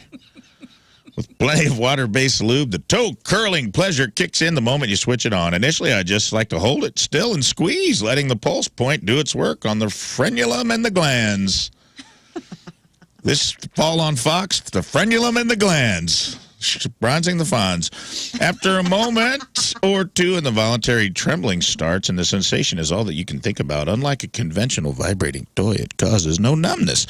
The sensation is utterly like anything else. Eventually, as your friend throbs and bulges, this is the point where the internal texturing comes into its own with overwhelming pleasure that kicks you up into another gear. And then you're at the point of no return. The gasm is not only mind-blowingly powerful, but seems to go on forever, expect to be left whimpering, trembling, blissed out ruin. Worth every penny and then some. Totally recommend. 5 stars. Okay. Scott R. All right, a couple more quick ones. Triple and double orgasms sequentially for men. What? 5 stars. I read in the reviews of the description this was possible, and being close to it being as close as possible to a female orgasm. And boy, did the sales talk intrigue me. But more so for the review of a double O, I was skeptical, and usually I'm a one-and-done guy and need the rest period because I go limp almost immediately. Hashtag truth. So I splurged, and I ordered it, and I told myself, you know what? I'm not going to go until I receive it and find the right opportunity to shower and fully relax with no distractions. I pulled it out for about 1 week. That's right, I waited a whole week. Amazing, because I'm a daily guy. And slowly learned how to use it without instructions, obviously, because I'm a dude. And played for about 1 hour, and within 10 minutes, I popped off with a torrential double O. I couldn't stand up. I just laid there until the feeling calmed down enough, and then I said, what the heck? Let's go for another. And sure enough, after 20 minutes of rest and another 15 of play, I blew off again, but only a single, but 3 within 1 hour, and it blew my mind. Hands down, the best toy for guys since the hand. Okay. 5 stars. Moon V. What a descriptive review. I don't know. It's just weird. Crazy, dude. Strange. One last quick one, just to be fair. This was a 3-star review. Didn't work for me, goddammit. Didn't feel a damn thing from no tufts of hair on my frenulum. But then again, after years of self-pleasure, my pecker skin is as thick as a rhinoceros hide. What? Okay. Rafe W. K. Scott. All right. That was a very thorough review, Rafe. Wow. Thank you. Thank you. All right. What's that once again? The airflow. That is the Arcwave Ion, Arcwave Ion. Dad's best friend. Don't get him a leaf blower this Christmas. Or this Get him Father's that Day. thing. Get him the Arcwave Ion. All right. Thank you. Okay. A lot of texts from management right now. Let's reset for a second. Let's give away some stuff. All right, we've got Limp Bizkit tickets. Limp Bizkit. Corey Feldman. Big summer show, July 18th at the Hollywood Casino Amphitheater. We've got tickets to go see Smashing Pumpkins. Big summer show, August 21st at the Amphitheater. And we got tickets to go see Ludo. It's night number 1 of Halloween, Friday night, October 25th over at the pageant. Ludo's set to play 3 nights of shows at the pageant, October 25th, 26th, and 27th. So we're playing strip club or daycare. Simple game. Rafe's going to give you the name of business. You tell us if it's a strip club or a daycare. 2 out of 3 right, you win. And, of course, you have a Moon Valjean lifeline. Ooh, yeah. He's very good. Super good at these games. Staying positive. All right, 314-624-3833 or 618-398-3833. Let's go to Mike in Barnhart. Good morning, Mike. Hey, what's up? All right, Mike, here we go. Strip club or daycare. Good luck, Mike. Miss Ruth's in Indianapolis, Indiana. Miss Ruth's. Let's go with Moon right off the bat. Moon. Miss Ruth's. Miss Ruth's. Miss Ruth's in Indianapolis, Indiana. Show Me Daycare. You got it, Great dude. start. That's right. Great Bat start. 1,000. Okay. You're on your own now, pal. Madeline's house in Powder Springs, Georgia. Strip club. Ooh, that is a daycare. Comes down to this. Here we go for all the marbles. Lil Wildcats in Baton Rouge, Louisiana. Lil Wildcats. Is it spelled L-I-L? L-I-L. Wildcats. Go strip club. And we say goodbye to Mike. Goodbye, Right, Mike. Mike, that is a daycare. And we say goodbye to Mike. Lil Wildcats. Andrew in St. Louis. Good morning, Andrew. Good morning. Happy birthday, Riz. Thanks, buddy. All right, here we go. Strip club or daycare. Good luck. Lil D's in Jackson, Mississippi, also spelled L-I-L. Lil D's. little D's or B's? D's and dog. Lil D's. Okay, I'm gonna go with strip club. Yes, strip club indeed. You got it. Paper Doll in Charlotte, North Carolina. My first instinct was to scream strip club, so let's go strip club. And we got a winner. This guy's 2 for 2. Got a winner. Always. Awesome. Andrew. Okay, let's go to Ryan in Baldwin. Good morning, Ryan. Happy birthday, Riz. All right, Ryan. Thanks, buddy. Here we go. Strip club or daycare? Ryan Bumblebee in Greenville, South Carolina. Bumblebee. Strip club. No. Daycare. Remember, you got Moon over here, Ryan. Use them. Use them if you do. All right. Well, All right, here we go. he felt good about it. Ryan, here we go. Redemption arc. Sandy's Sandbox in Macon, Georgia. Strip club. See you And later. we say goodbye to Ryan. Goodbye, Ryan. Tough one. Those were tough. Those were tough. CJ in Pacific. Hello. No. No. Number 2, dude. Hello. All right, CJ, here we go. Oh, here you go, man. Small World in Maple Grove, Minnesota. Daycare. Yes, daycare. Yes, small world. Yes. Next. Aunt Kathy's in Highland Oh, no. Heights, Kentucky. Aunt Kathy's. Kathy with a K. Daycare. Yes. Right All right, on. winner. All right, CJ. I'm so thankful. I have an Aunt Kathy with a Me K. too. She was hot, too. Melissa, hello. Happy birthday, Riz. Oh, my God. Thank you, Melissa. All right, here we go. Strip club or daycare? Giggles and Wiggles in Brownsville, Texas. Giggles and wiggles.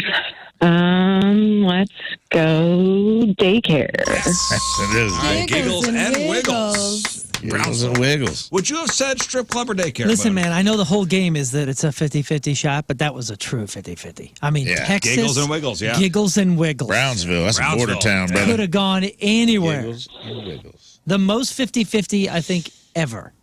All right. Next up, Wiggles in Hammond, Indiana. No giggles, just Wiggles in Hammond, Indiana. I'm just going to go with the gut here and say strip club. Strip club it is. All right. Yes. Melissa, hang on. You did it. Wow. Killing it. Cassie, Wow. hello. Good morning. Hey, Cassie, here we go. Strip club or daycare? Good luck, Cassie. Here we go. Sylvia's Playhouse in Portland, Oregon. Moon, can you help me out? All right. Yes, he can. Sylvia's Playhouse. Sylvia's Playhouse. Sylvia's Playhouse. Welcome. Did that help? Sylvia's Playhouse in Portland, Oregon. Portland, Oregon. Your wife's from Portland, right? Yes. Call her up. Anywhere else? You cannot phone a friend Oh. in this game. Anywhere My bad. else, I would say daycare, but in this instance, I'm going to say stripping facility. Stripping facility, yes. Thank you. Sylvia's I'm batting 2,000. Okay, that's not how that works. Okay. Next. Show and Tell in Philadelphia, Pennsylvania. Show and tell. Show and Tell. Let's go with daycare. Stripping facility. Stripping facility. Yes. All right, comes down to this. That's my new favorite term. Miss Laura's in Jackson, Mississippi. Miss Laura's. What was the name? Miss Laura. Laura's. Strip club? No. No, Miss Laura wouldn't do that. Miss Laura is a dare you. classy lady. Yes. Babysitting these kids. Miss Laura. All right, Casey, hello. Morning. Good morning, Casey. Here we go. Strip club or daycare? Michelle's Beach House in Derby, Kansas. Let's go strip club. Yes. Yes. The fact that it's in Derby, Kansas was very funny. Yeah. Strip club, yes. For the win, Mama Bears in Elkview, West Virginia. Mama Bears. Or Mama Bears. Strip club. No. Oh, see, I'd have Damn gone, it. That's a daycare. I'd have gone with that answer. As Comes well. down to this. Moon is in the bullpen. He's waiting. He's warmed up, ready to go. I just want to say stripping facility one more time. You want to put the right hander in? I don't know. Just Swiss Avenue in Nashville, Tennessee. Swiss Avenue Heartbreak. All right, Moon. It's up to you. Swiss Avenue. We're gonna In Nashville. ride down to the Nashville. Swiss Avenue. Swiss Avenue. Nashville, Tennessee. What a stupid name for both. Am I Swiss right? Yeah. Avenue. Swiss Avenue. For the win, for the save. Show me stripping facility. Sitting facility. This is a sitting facility, sir. I'm terribly sorry. oh boy. This is a caring facility. They make Shouldn't the have kids gone wear with me. uniforms of that, like little. It's like a premier, like What, top for notch. real? You know? That's the dumbest good- thing. that's a That's good the one. dumbest. Is that real? Do you know that? No, I don't know. I'm Okay. just BSing. All right, AJ. I'm terribly Key piece of sorry. info coming. AJ's the from final Warren Corner. contestant. AJ's the Good final morning, guys. Hello. Hey. Morning, Pressure, dude. AJ. Here we go. No pressure, but we like to end on a high note. The Den. The Den. The Den. In Cheyenne, Wyoming. I'm going to say strip club. Yes. Nice. Yes. Off to a great start. Yeah, to be honest, I'm not sending my kid to a place called the Den. Den? It just doesn't sound. It doesn't. No, I mean, You never sent your kids to the den? I go in the den. Dad's It's in working. Cheyenne. absolutely not. No. In Cheyenne, you would. I think that's a Everything's bear That's a themed. Yeah, terrible everything is name. bear themed up there. Terrible. It name. would seem normal up there. Here we go for the win, bud. Pleasant Moments in Bridgeport, Connecticut.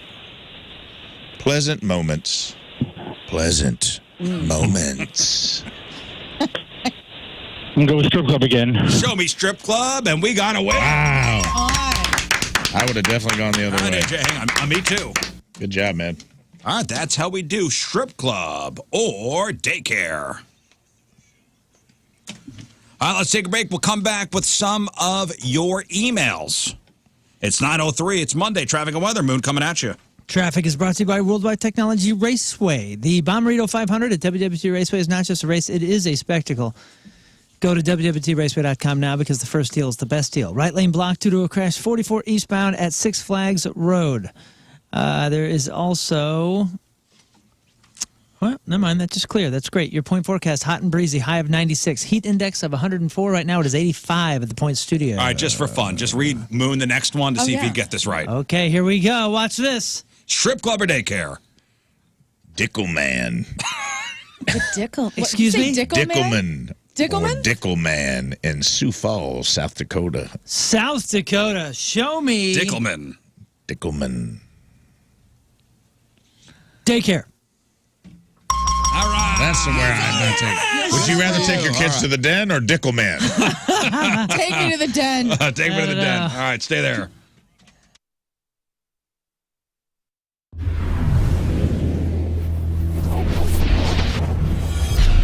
What an absolute honor. This is first Ho-Ho show of 2017. Headliner tonight, Rise Against Tim McElrath from Rise Against. Absolute pleasure to meet you, man. Good to be here, yeah. So, okay, a couple of things that I wanted to ask you about, but I think I'm going to kind of start on the serious side of things, if that's all right Let's with you. do it. It is an unbelievable time in our country politically.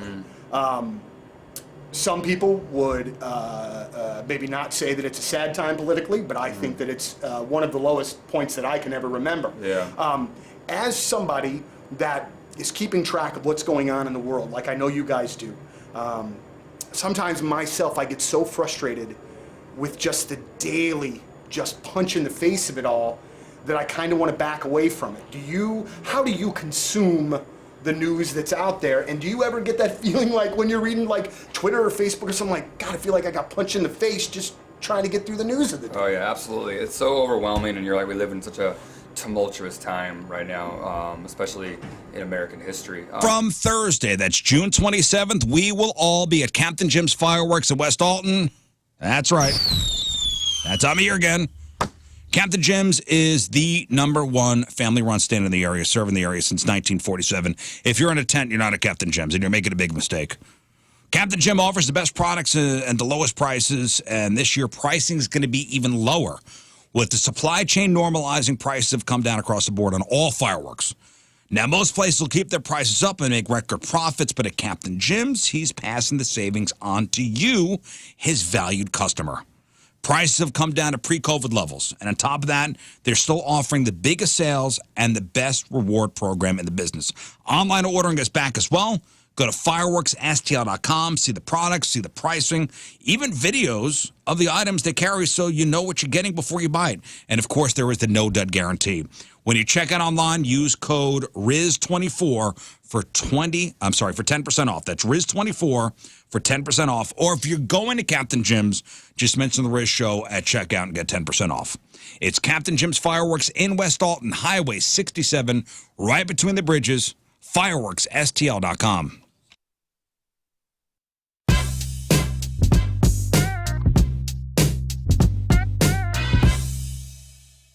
Well, big things happening in the 21 Pilots camp. And you know what? If you are going to talk about 21 Pilots, there are legitimately no better two people in which that you could call to talk about said band than our guys. Gentlemen, it's wonderful to see you again. Hello, and it's been a while. Hello from St. Louis. Thanks for having us. Yeah, it has We're been excited. Man, it's really great to see you guys again. And the first thing that we want to talk about is the 21 Pilots Cinema Experience. Now, it's coming out on May the 19th. There'll be a special encore on May the 22nd. But I want to know, this experience came about a year or so ago during the pandemic.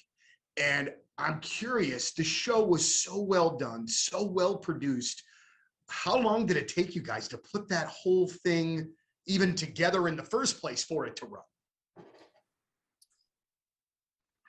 I think it was probably, I guess we were talking about it was probably like 7 or 8 months from the very beginning. And it was, the way that we sort of had to go about doing it, we just kind of knew that because our live show is so reliant on people, that and once all that's stripped away, that we couldn't just perform the way that we normally do.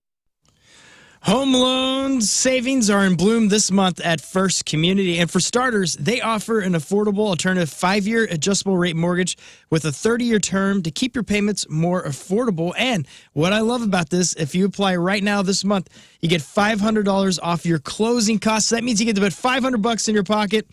And you can learn all about that at firstcommunity.com.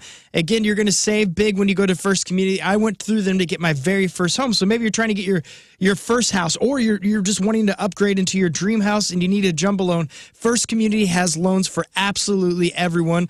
And again, they make the process so simple over at First Community. Whenever I went there, I had no clue what I was doing, and they walked me through every step of the way.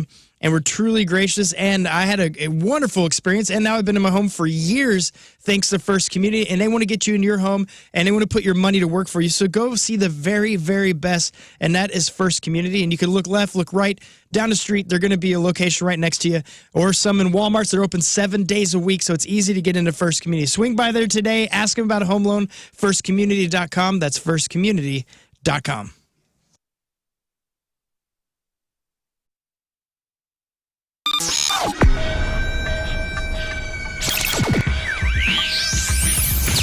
It's Riz, it's Jeff Burton backstage at Wayback Point Fest with Vaden and Donnie from the Toadies. Good afternoon, gentlemen. How you doing? Hello, how you doing? See, this is not that bad. I mean, you guys are from Texas, so this swampiness is all right. Yeah. Oh yeah, we need just fine sweaters. This is sweater weather. This is old hat for you guys. So. He took off a cardigan right before we started rolling. Actually, I took off my shirt. That's my sweater. So you guys were spinning some yarns before we just went on the air here. I mean, do you realize the Point is over 25 years old? Yeah, 25. Do you remember coming to St. Louis in the mid 90s and playing for the Point or playing for St. Louis? I don't remember a whole lot in the mid 90s. Yeah, boy. Yes. Truth right there. Yeah, of course, yeah. Yeah, you guys are Point Fest guys from back in the day, man. Way totally. Back in the day. Yeah. What's any good memories from St. Louis from back in the day? Oh, jeez. You weren't kidding about the memory, right? No, it's gone. It's a mashup. Our first time here, we went and I think my brother got his tongue stuck to the arch because it was Yes, during. that would happen. Literally, does that sound? I mean, That sounds exactly Like it right. could have happened? yeah, no, it did happen. It did happen. No, he put his tongue to the arch and it did get stuck. So it was like during, I think, January. So it was pretty cool. You know, maybe advice for a younger band up and coming now is maybe write everything down or document everything. Can you imagine the Toadies in the mid to late 90s and there be social media? No. No. No, thank you. No. Do you think that's a decidedly a disadvantage for bands nowadays? You know, there's no more anonymity.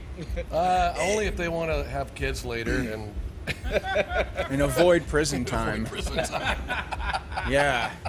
That sounds very, very, very familiar. Yeah. It really does. You know, think about the future. I think 50 years into the future, what would you like to see the legacy of the Toadies be? oh, geez. Oh, hell, I don't know. I'm just stoked that people still want to see us, man. So,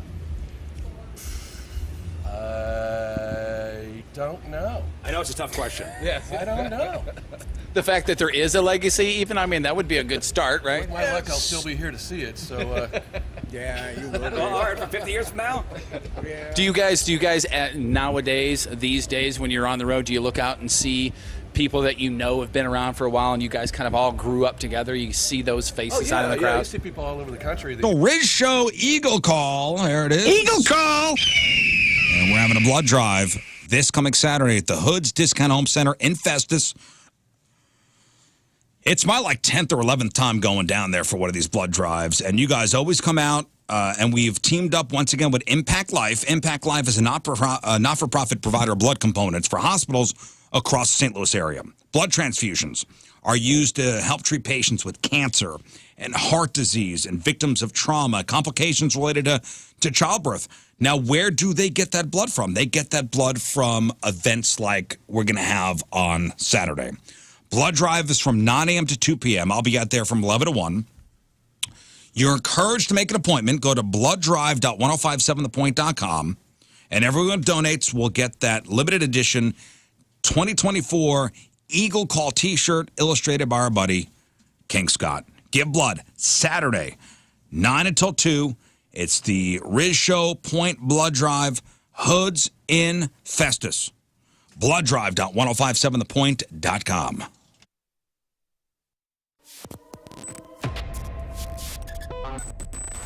It's Donnie Fandango backstage at Point Fest. For one, I just almost fell out of my chair. It is. And for two, boy, that would have made a really great way to start Good the interviews intro. of the day. Yeah. All right, so let's settle this first and foremost. You and me here right now. 0936. Yes. All right.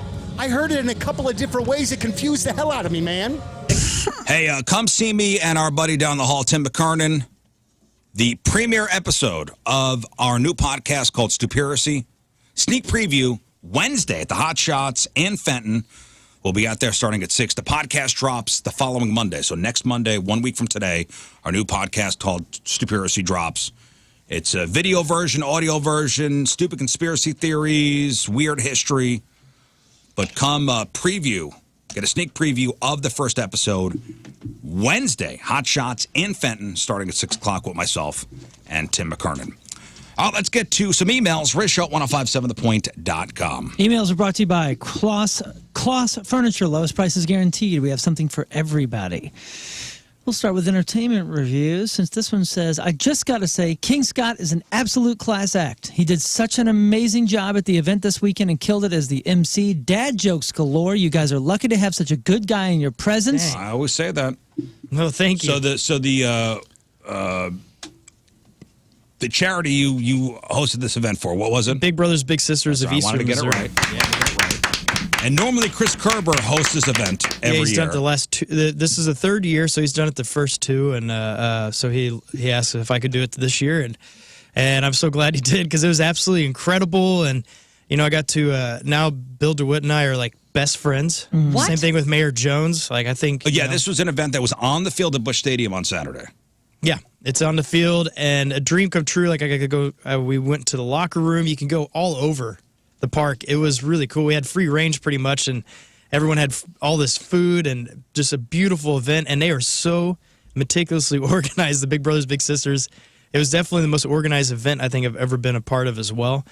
And just wonderful time. And the people were amazing. There was such they raised over right around $700,000. It was incredible. Congratulations, Scott. Reviews are in. And I got to hold hands with Andy Van Slyke, so I'll take that. Andy Van Slyke. By accident. You did? By accident. Oh, I love Andy Van Slyke. Me too, dude. He's still shredded and a goofball. That guy is just a full-on goof, messing with everybody. Kind of remind me of Jeff a little bit. Like if you asked him to do one thing, he couldn't do it correctly. It's just, he was good. That's cool. Congratulations, Thank Scott. you. That's, it was a blast. Thank you, Big Brothers Big Sisters, for letting me come out there, and thanks for that email. It says, tell King Scott Bono says hi. Oh, yeah. Bono's the man. Apparently he's friends with Bono, too. I know, dude. Bono was there. It was awesome. We had a good time. Next. Jason writes, and be prepared, guys. Thank you. Because I'm curious. Everybody's going to have an opinion here. It says, hey, guys, and Lern. So we're having dinner at a local restaurant, and this lady looks pretty well put together, comes in with a man and her service dog, or I guess his service dog. I'm sure this has been talked about before, but how freaking crazy is it that this maniac is bringing the service animal into a place serving food with another fully functioning adult right next to her? Anyways, love the show. Y'all are awesome. So, like, why do you need the service dog if there's somebody who If there's a person. Well, because dogs are trained. Like, if you're going to have a seizure, dogs are trained to know that ahead of time. The full story not known. Right. Also, even if it's just an emotional support dog, they go everywhere else. There's people on planes. They're still bringing them on. Why is the restaurant, I think this environment, the issue? Yeah, I think this person is confused as to what purpose the emotional support you don't dogs know. serve. Right. Yeah, some are like seizure detecting dogs. Yeah. Yeah, and some are full on like PTSD stuff Sure. where they've bonded with this animal to help this particular issue, and whether there's a person there or not means nothing. All those events we've done down at Scott Air Force Base really changed my mind when it comes to service animals. Because a lot of the airmen and airwomen, and even people not just in the Air Force, but other branches of the military, they have these service dogs. Yeah. And have bonded so tightly with these things. And they've seen a lot of stuff and been through a lot of stuff that we can never even imagine. Sure. Yeah. And whatever could help them get through the day.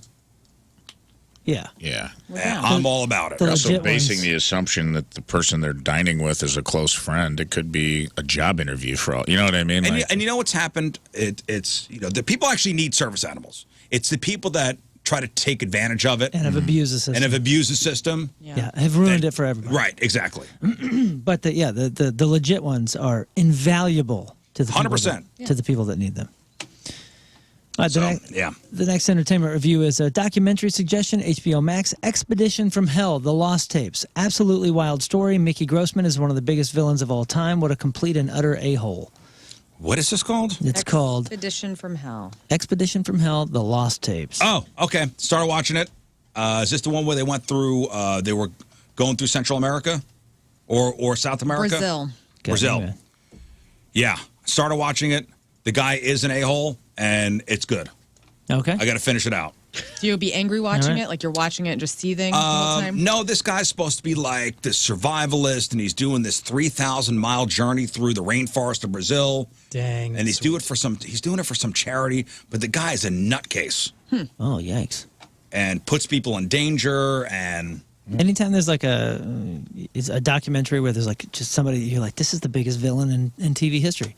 The one that I think of that I always suggest is King of Kong. King of Kong. Billy Mitchell is one of the greatest villains of all time, and he's a real guy. But if you guys had the opportunity to go on a trek like this and you knew your guide was half crazy, would you still go? Because this is like the trip of a lifetime. The whole thing is like nobody's ever done this before, and this Mickey guy is supposed to be. Nobody knew he was crazy. Okay. Nobody? I think I'd still go, though. Nobody involved. Nobody involved. Yeah, somebody in this guy's past is like, that guy sucks. What year was this? I want to say in the late 90s. I don't know. Okay. A little harder to get info on people. Yeah, I want to say it was the late 90s. It's on HBO Max. Yeah, it's good. Next. Sup, cuh. What's up? Happy birthday, Riz. Thanks. King Scott, Rafe, Lern, and Moon Man. Real talk. I love all 5 of you, but please stop giving away our trade secrets for those of us that work from home. I have the option to work from home whenever I want need, but I typically work as often as possible, putting in at least 4 days in the office per week. But when I am working from home on choice days, yeah, I use a mouse jiggler. I work when needed. I get emails, messages, etc. on my phone, and I have free time. And listen, this all stems from the news story from last Friday. Was it Wells Fargo? Yes. They fired like a whole bunch of people. Right. A lot of people. A lot of these work from homers because they had gone to Amazon and bought these mouse jigglers. Yeah. For like $20. Mm-hmm. And they were supposed to be working at home, and this mouse jiggler would falsify. Make it look like they're doing work, but they weren't, and they got fired. I typically have a lot of projects I'm working on, but my primary function has a lot of downtime between putting out all these fires. And I throw my mouse on the old mouse jiggler. I run to Schnucks, grab a coffee or something, and hell yeah. All the while typically listening to your show. Don't ruin this S for me, guys. I love you all. I listen to the show every morning on my commute, and then the podcast, 3 out of 5 stars. Do better, Brian. Listen, Brian. Brian. Oh, he also said don't use his name. Oh. Listen here, Brian. You're getting your work done. The mouse, you're not going to have a problem. You get your work done, you're not going to have a problem. These Wells Fargo's people, they probably weren't getting the work done, and then they, looked into things, and they probably have a camera. A lot of these businesses have cameras installed on the software that watches you as well. So they probably had the software camera, the mouse jiggler. These people were at Schnucks, not getting their work done. I bet you somebody narked on them. And somebody probably narked on them. You're going to be fine. Could have been a software thing. Trust nobody. Yep. It was an intern. I like who wants a imagining job. Brian has like a big Rube Goldberg machine at his house, though, just to jiggle his mouse that he's built himself. Yeah. That's like a chicken lays an egg, and then like Pee Wee Herman making The toast. ball goes down the track. Yeah. A bunch of dominoes fall, and the last domino just jiggles his mouse, and he has to set the whole thing back up. That's what he spends his day That's doing. what he instead of spends working. all his time doing. Setting up his working. Rube Goldberg machines. Yeah. Next. Hello, all podcast weirdo listening to a Wednesday show from a while back. Wanted to share a photo lab story with you guys. I worked at a Walgreens photo lab in the area, and this happened in the winter of 2007. While developing a disposable camera, the pictures were from a hunting trip. I noticed right away that these were not normal hunting pictures. These a-holes had 5 dead bald eagles in the bed of their truck. They were holding them up and stretching out their wings, showing them off. So I called the cops and the conservation office. Police showed up at first. Conservation wasn't far behind him. I gave him copies of the photos with the info with the person that dropped off the camera. When they came to pick up the pictures, the police were waiting for him in the office, and I watched through a 2-way mirror. Once I rang them out, and now they had ownership of the photos, the police came in and arrested them right there in the store. Keep up the show, 3 out of 5 stars. I mean, not just the illegal killing of the bald eagles, because that is a federal crime. The fact that you're ballsy enough to take a picture of your crime and then just drop your film off. Yeah. And then just drop your film off at a regular photo hut. Right. My question is you, Mr. Photo Developer, Riz. Would you have done this in this scenario? Because I got a feeling like most people wouldn't. Most people would not want to get involved. Don't you think? They would just think, man, those jerks, and they would tell everyone how mean those people are. But I don't know. People are filming people stealing stuff or looking like they're stealing stuff and posting that. So I feel like I people would like wanna to say get now I would. Well, first of all, you were developing pictures of people who have guns. Okay, Right. so Exhibit A. This is not a sentence that they're probably going away for 15 years. You work at a photo lab. The guy knows where you work. Yeah. So I got a feeling a few people would be scared off just putting those pieces together. As because I was in college when I worked at that photo hut. I probably wouldn't have in college. Gotta have courage.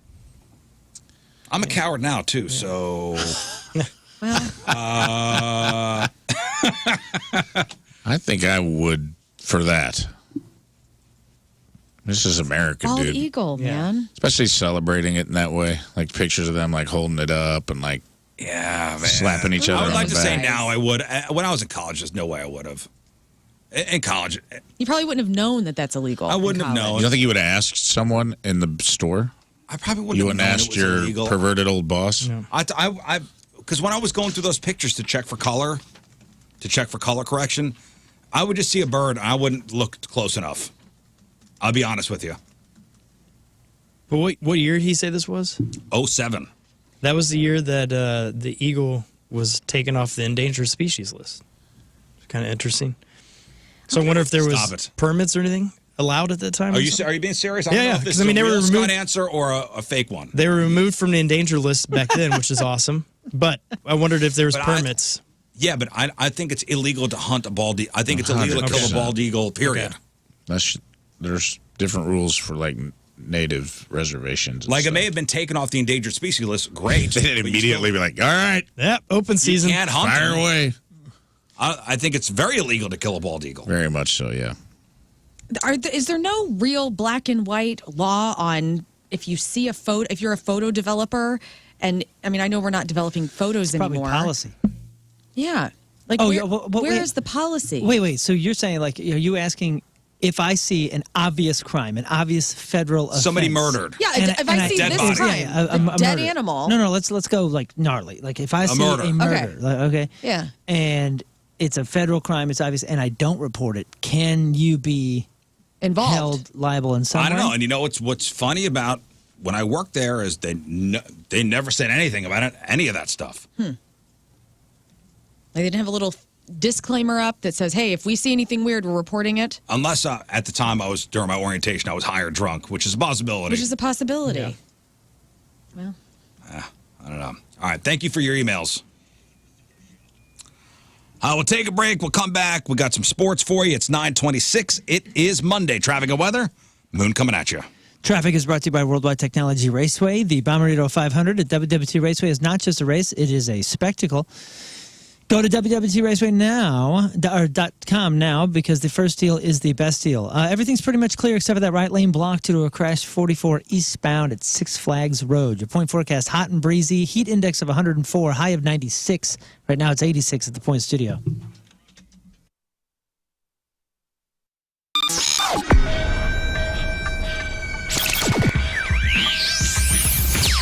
So here we are, way back Point Fest, and the first band of the day is a band that, through the course of my life... This Dr. Foley and Foley Dental Group in Glen Carbon. Now they're in Glen Carbon. Used to be in Maryville. Now they got a brand new office, great new office.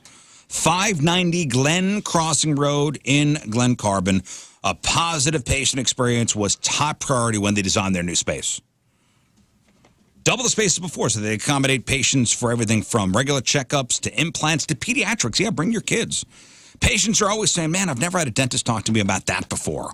They treat people, not just mouths, so they discuss blood pressure and heart attack risk and sleep and airway health, the function of your bite, and yes, of course, your gums, your bones, your teeth. Your experience at Foley will be different because their philosophy is rooted in complete health. Not just oral health. They use the latest and greatest in technology. If you're looking for Invisalign, they do that at Foley. I got mine done there. We called it Invisalign. Couldn't have been happier. It's Foley Dental Group, 590 Glen Crossing Road, Glen Carbon, FoleyDentalGroup.com, FoleyDentalGroup.com.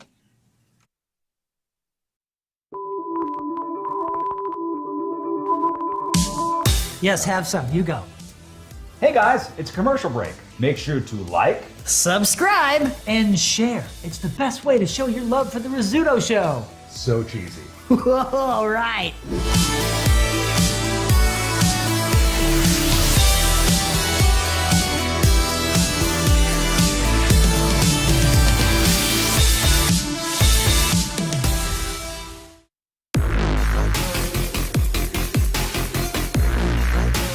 Backstage at Point Fest, and this is, I gotta say, of all of the interviews that I've done, as far as the placement in conjunction with the show, this one is a little different because there's not going to be a show here tonight, but we've got Highly Suspect here to join us. So, gentlemen, hello, and I'm going to make this probably pretty awkward for all of us. Happy to be here. Grateful to be here. Well, it's absolutely wonderful to see you guys again, and it has been a spell since we have heard new Highly Suspect music. All right, so I want to know when there's something new work. I mean, what do you got? There's got to be something going on. You got to have a single. You got to have a record. June 22nd. You heard it fucking here first, right here on the point. Ooh. June 22nd. I'm not like going to give you the name of the song, though. Okay. But that'll be the first single. All right, I'm going to do this, though. I will admit, though, I heard the song yesterday, and it's freaking fantastic. Absolutely fantastic. Oh, we're on your Instagram Live? You do not want to be on the Instagram Live with me, man. I'm not a guy that's made for camera. I am the face for radio if there ever was an example. I think you're beautiful. Well, June 22nd, and we are so fucking bummed about not being able to play today because, you know, maybe you would have gotten a little tease. I think we would have. That's your way of saying you were going to play the new song in the set. I just said maybe. I don't know. So, like, but it's been a while since we've had a chance to, like, kind of hang out and stuff and see you guys roll through town. What have you been up to? What have you been doing? Has there been anything new? I have a minute, but I could go on for a long, long time about Byerly RV and all that they do for the RV community and our community here in St. Louis. If you are new to the RV community or you're looking to be new and you feel a little intimidated, oh my gosh, first of all, don't be, because we rented from Byerly RV, went down to Florida, had this incredible experience down there, and instantly, even just pulling into this place, we realized the RV community is so welcoming, so friendly, so amazing, such a great example of a community that you're going to be fine. But Byerly RV is right here. They've been serving our area for, 3 generations now. 3 generations, and they have everything to help you get into the lifestyle. Byerly RV, that rental program, ask them about what Moon rented. We had the Omni RS36. It was incredible, fit our family perfectly, and it was just such a great introduction to everything. Now, if you're wondering about storage, like how do you store it if you can't put it in front of your house? They got indoor and outdoor storage available. They have sales, they have pre-owned, they have service, they've got parts, they've got financing, they've got it all. Byerly RV. Feel comfortable. Call them. Tell them Moon sent you and ask them any question. They are amazing. Best RV dealer in St. Louis. Always rated that from STL Headliner and A-List and everybody. ByerlyRV.com.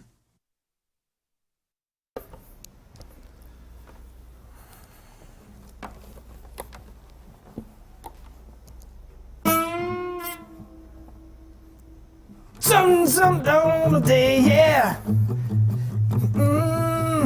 Cause when you get something that's a tough day, oh, yeah, even flow. Got a horse and a butterfly. Ooh, you don't know. So he marries a new guy.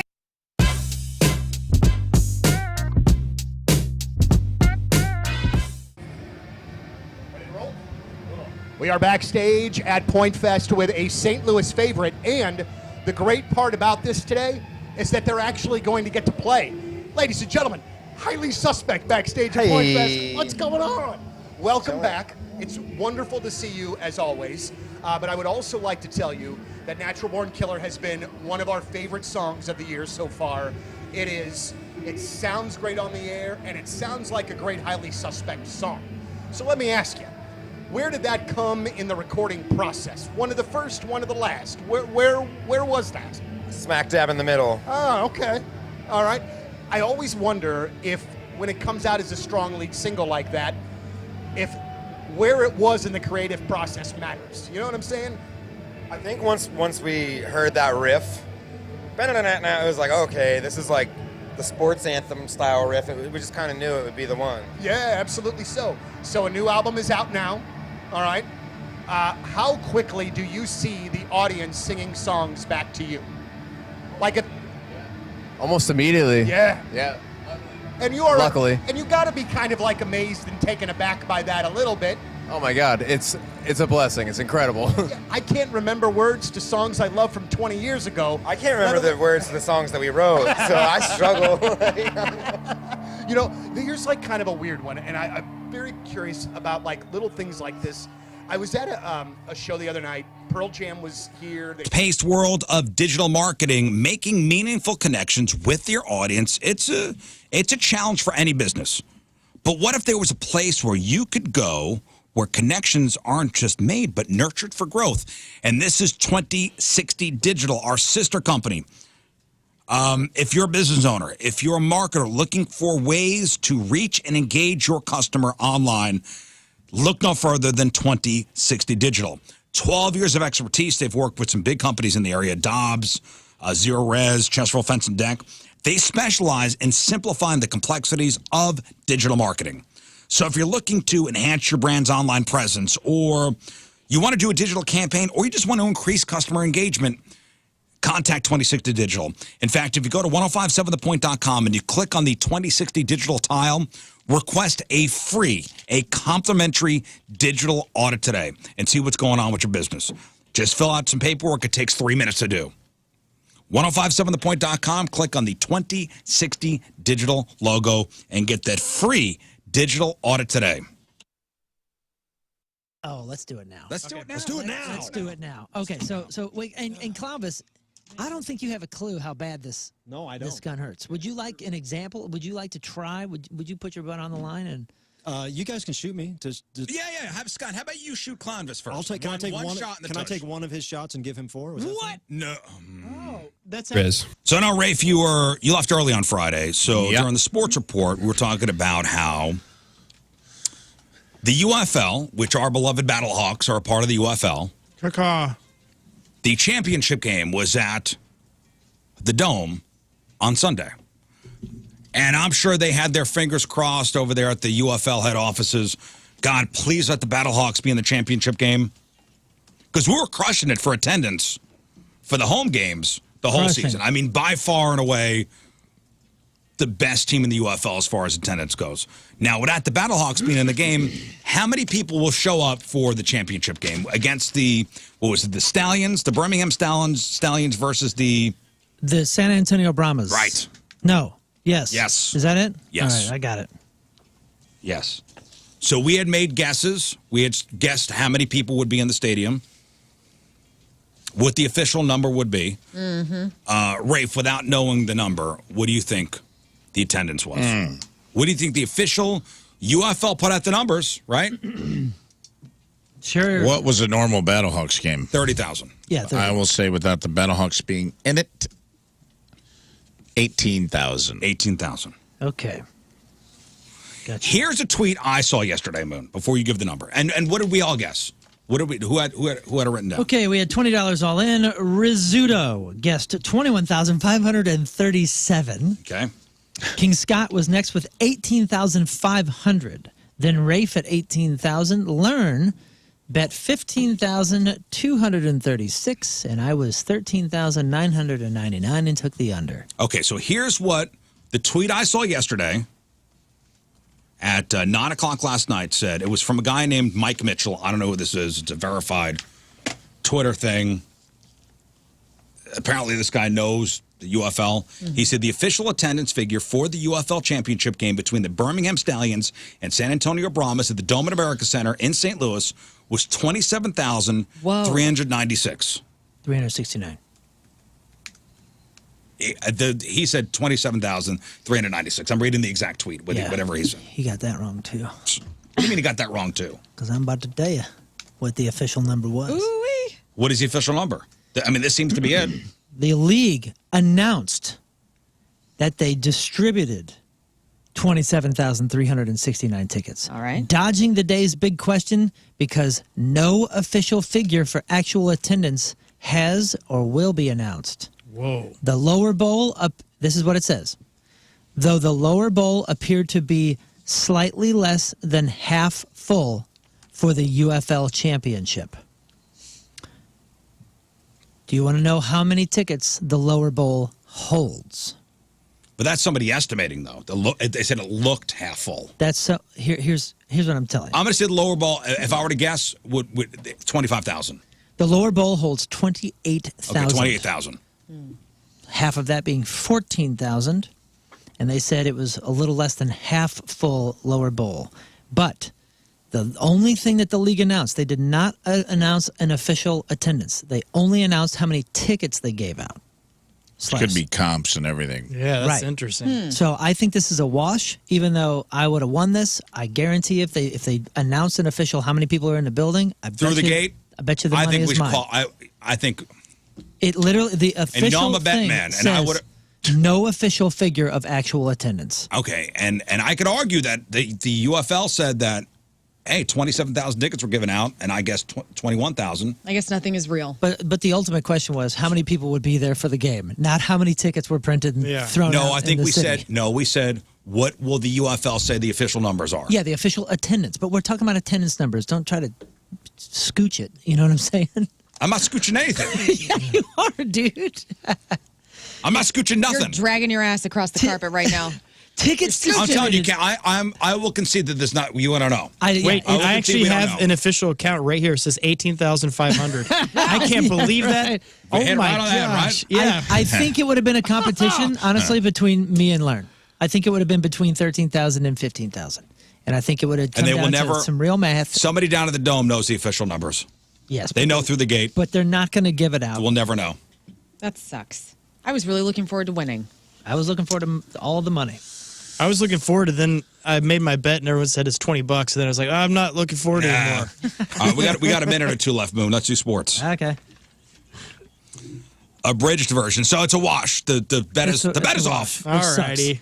Let's just get past this real quick. Stanley Cup final is going to go to Game 5 because the Oilers finally got on the board and smashed the Panthers. Smashed. I watched this game from the dressing room. It was 8-1. 8-1. So it goes to Game 5. And back to Florida, I believe. In the basketball finals, the Mavs actually did something and did not get swept by the Celtics. So that will go to Game 5 today, 7:30. One of the very few shining players recently for St. Louis City SC is Celio Pompeu. And he went down in a hard collision. If I had the time and we had the time, I would show you because No need to say. I already his saw leg it. is bad. I already saw Oh, it. you did? He snapped his leg on the field at the game. Yeah, it was bad. It was early in the I already game, saw it. I and they need all the help they can get. And he's pretty much been the only bright spot for me, a continuous bright spot for me this year. He'll be out for the season, if not more. No official. They haven't said anything official about it, but he did remain in the Dallas hospital overnight. I'm almost certain he's gone for more than a season. Poor guy. FC Dallas used a penalty kick to go ahead 1-0. They ended up winning at 2-0. City is now 3-5-9 and winless in its past 6 matches. The longest skid in the short history of the franchise. Its last win was 3-1 win over Chicago on May 11th. They can't finish and they can't defend, even in games that they dominate. We'll do a Soccer 101 podcast today or tomorrow that'll be up to go deeper into that.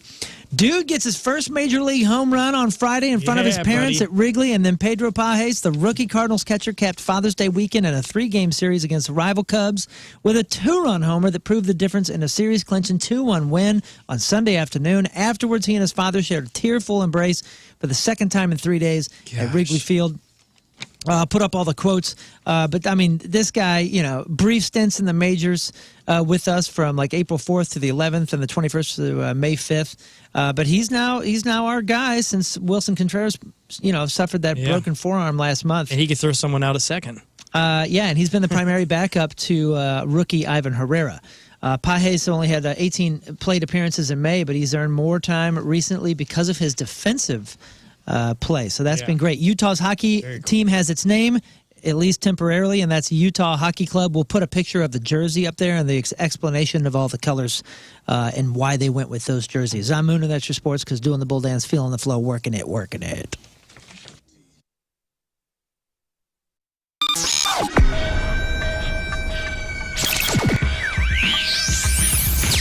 So here we are, way back Point Fest, and the first band of the day is a band that, through the course of my life... It's summertime, and you're going to have to go out and show off your beach bod eventually, and maybe you want to lose a few pounds, or maybe you just want to get things whipped into shape, or maybe you're just not feeling yourself. Well, Victory Men's Health can help you with all of those things. They got all kinds of different treatments customizable for you, whether it's weight loss, or maybe you got low testosterone. Maybe you need a little vitamins in your life. Maybe you just need a little collagen to get some of those crow's feet out from around your eyes. They got red light therapy, too. They got it all. Maybe they just need topped off. They've got IV-infused vitamin treatments. Whatever you need, they got you covered at Victory Men's Health, and they got 4 locations, so it's easy to find them. One in each O'Fallon, one in Town and Country that we all peruse, and then also a brand new location in Sunset Hills. Still got that new Victory Men's Health smell on it. So don't wait. There's still time. Take your health back in 2024. Let Victory Men's Health get you on the right track, give you a customized treatment plan that's specifically designed for your body. For more information, go to victorymenshealth.com. That is victorymenshealth.com. The great battles of our time. Man versus nature, intellect versus instinct. Burrito versus butthole. Here in this fortress of solitude, we reflect and ponder tough questions about life and ourselves. And the toughest question of all may be, what do I wish I could accomplish before I die? Mine eyes have seen the glory. the proverbial bucket list. Why is it called that? Do you have one? Should you have one? If so, what should be on it? Let's dive into those questions today on the Number 2 Show.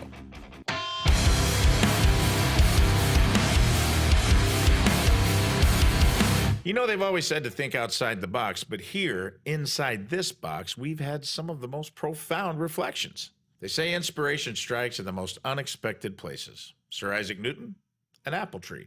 Archimedes, a bathtub. Me, well, let's just say there's a reason I'm broadcasting from a bathroom stall. The bathroom.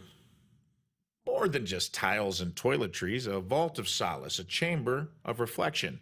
Ever think about how much history, philosophy, and yes, even strategy have been contemplated in spaces just like this? I'm pretty sure when Bill Shakespeare wrote To Be or Not to Be, he carved it with the quill on a bathroom stall before he put pen to paper. How many of you have had those aha moments in the restroom? Think about it.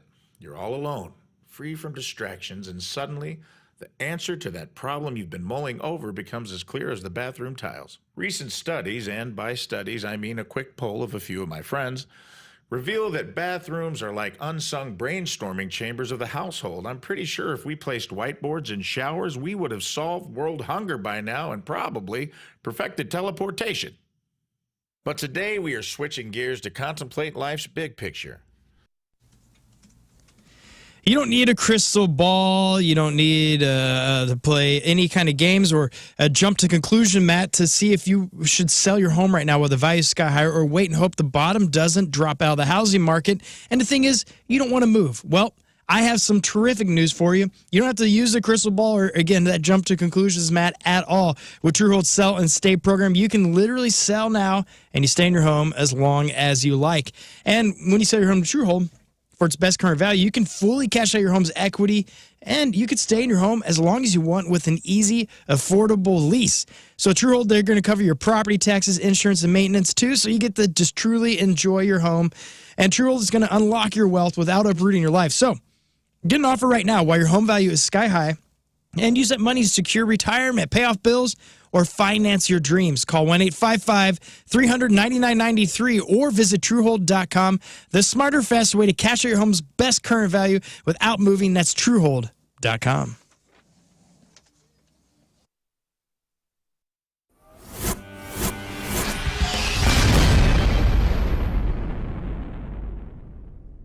So here we are, way back Point Fest. Goldfinger, everybody. Shaka. Yes. Hey. Yes. And so here's the thing, okay? John, first thing first. Seen the band a million times. Phenomenal band. You've changed members here, but now you've got a goddamn all-star team going on with our buddy Mike, and then we've got Phil here and Moon, and it's just Phil and Moon. Yeah, you know, it's funny. He's never called me that. I've never called you that ever. And I'm sorry, but that was the first thing that popped into my head. Moon was telling me, because you know, I've known Moon a long time, and I've watched him transition into this amazing frontman of Greek Fire. It's just an incredible transformation that we've made from when I first met him with this like afro out to here, and just like this kid straight out of college. Did you go to college? No, I did not go to college. This kid straight out of high school. Like, did you go to high school? I did go to high school. I even finished with a kid. Okay. Well, it's really Me great too. to have you guys. But how does Mike get in the equation? How does Moon get in the equation? Like, how do you decide these guys? Because I know you, obviously, with the work you do as a producer, there's tons of musicians everywhere that you can get to be a part of Goldfinger. I think the first time Goldfinger played with MXPX was probably 1996 up in Seattle. Yeah. Radio show. Yeah, radio and show. I remember, like, same thing. I mean, Mike was a teenager when I first saw him play, whenever that was, and I've known him for forever and ever and ever. And I watched MXPX grow from like an opening band into like headlining bigger than Goldfinger. It was like amazing watching. Look at this guy. I mean, he's such a handsome guy, great songwriter, great voice, great bass player, everything. And so when we just started talking one day, when Kelly joined Buck Cherry, it was sort of like I had tours booked, and I'm like, who would be my first choice? Right. Mike Carrera would be choice one. And I called him, and it all worked. And here we are. How about that? Here we are. Still doing it. Woo! Great new record, by the way. And you got to take advantage of Zero Res's best deal of the summer. Every surface in your house could be Zero Resified, so it's time to call the cleaning pros at Zero Res. Just think about your carpets for a second. Don't DIY it. Don't leave the deep cleaning up to yourself with the DIY dirt attracting carpet soaking machines. Vacuuming, first of all, is not sufficient enough to maintain the cleanliness and lifespan of your carpet, period. So call Zero Res, get 3 rooms cleaned starting at $129. It's also the perfect time of year to get your air ducts cleaned out. So take $50 off this month when you mention the Riz Show and you call Zero Res. Zero Res has a 4.9 rating on Google with over 5,500 reviews, so this deal ain't going to last long. You owe it yourself and your family, your house. Breathe healthy, happy, and clean. Schedule your appointment at ZeroResSTL.com or call 314-474-2020 and ask for the Riz Show special. Spelled backwards, spelled forward, it spells the same. It's Zero Res. Okay, so Rafe has our official bucket list. Yes. That's right. We've talked about bucket list on here so many times. We thought, and we're getting ready to implement a new. Stay tuned. We have a new contest with punishments coming up, and we thought maybe as a flip side to that, we talk about bucket lists so much that we would, instead of just being in competition with each other, we would also have a series of videos where we actually try to help each other check things off our bucket list, which is a nice thing. Lifting each other up. That's right. To help us check things off our bucket list. And to soften the blow of the horrible things we're going to do to each other in the other competition. Yeah, come the fall, which we have a big Riz Olympics announcement to make come the fall. Yes, let's lift each other up first. Yes. Build up, and then we break down. That's right. Okay. So, I forgot. Eat at Golden Corral was on my bucket list. We'll check that off next week. That's right. Next Monday. Which, by the way, is it Monday or Tuesday? I think we changed it back to, did we change it back to Monday? I'm going to murder all of you. Let me check the calendar. Tuesday? Well, no, it was a Moon's schedule that was the wacky one. Yes, it was my schedule. That was the wacky one. It was supposed to be on my gotcha day. Well, but I thought we were also kind of celebrating Jeff. Let's see. You know what? Just tell me what to do, guys. Well, you're the one that's Tuesday. Friends over at Schnucks. You know, I'm always talking about how great their rewards program is. And, now it's even better because they've just released new perks to make it more personalized. They now have personal double points days, which makes earning rewards easier and faster. All you have to do is keep an eye on the rewards app for your personal double points day coupon. And once you clip it, you could use it to get double points on your entire purchase. So instead of your usual 2% back, you're getting 4% back in Schnucks rewards to use on a future purchase. So you get to choose when to use the coupon. You could apply it next time you do a big shopping. Like, let's say you're having a barbecue or just need to stock up the pantry. Use it then and get more bang for your buck. This is an in-app coupon, so be sure to download the Schnucks Rewards app and check your digital coupons. That's where you'll find this coupon when it periodically pops up. Download the Schnucks Rewards app today and look for those personal double points days at Schnucks.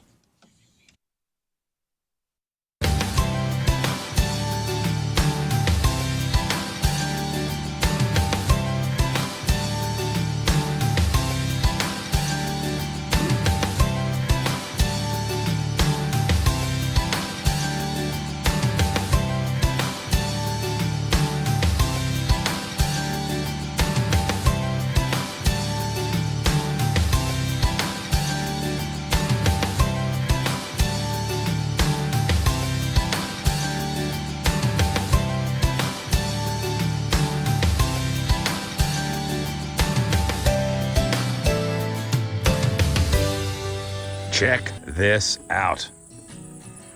There's nothing. It's a blank canvas.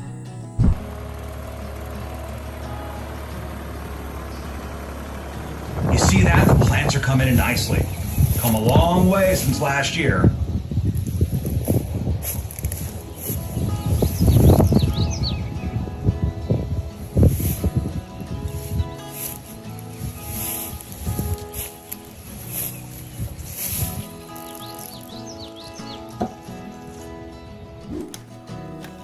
Oh, hey, you want to come in? Let's go. It's night and day for what you guys saw before. I mean, this is an actual house now with rooms all framed at. But here's the cool part. We kept basically the frame of the old garage. I mean, that's all old garage. So this is going to be a bedroom, huh? Can you see it? Can you see it? I'm going to be sleeping right over here. Oh, let me show you my favorite part. The bathroom. And I'm going to be right here, you know. Let me show you the kitchen. Yeah, washing my hands at the sink.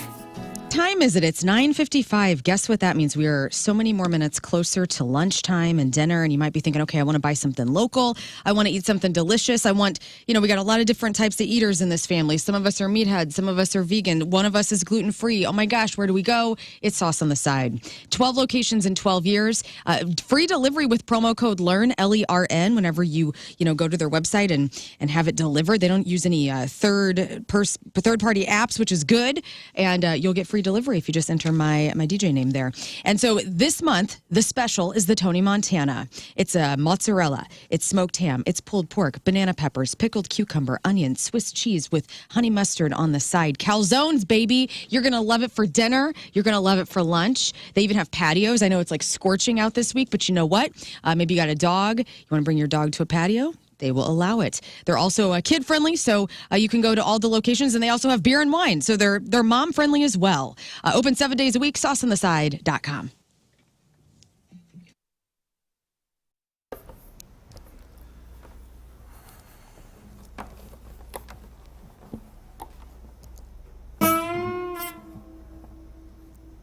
Something all day, yeah.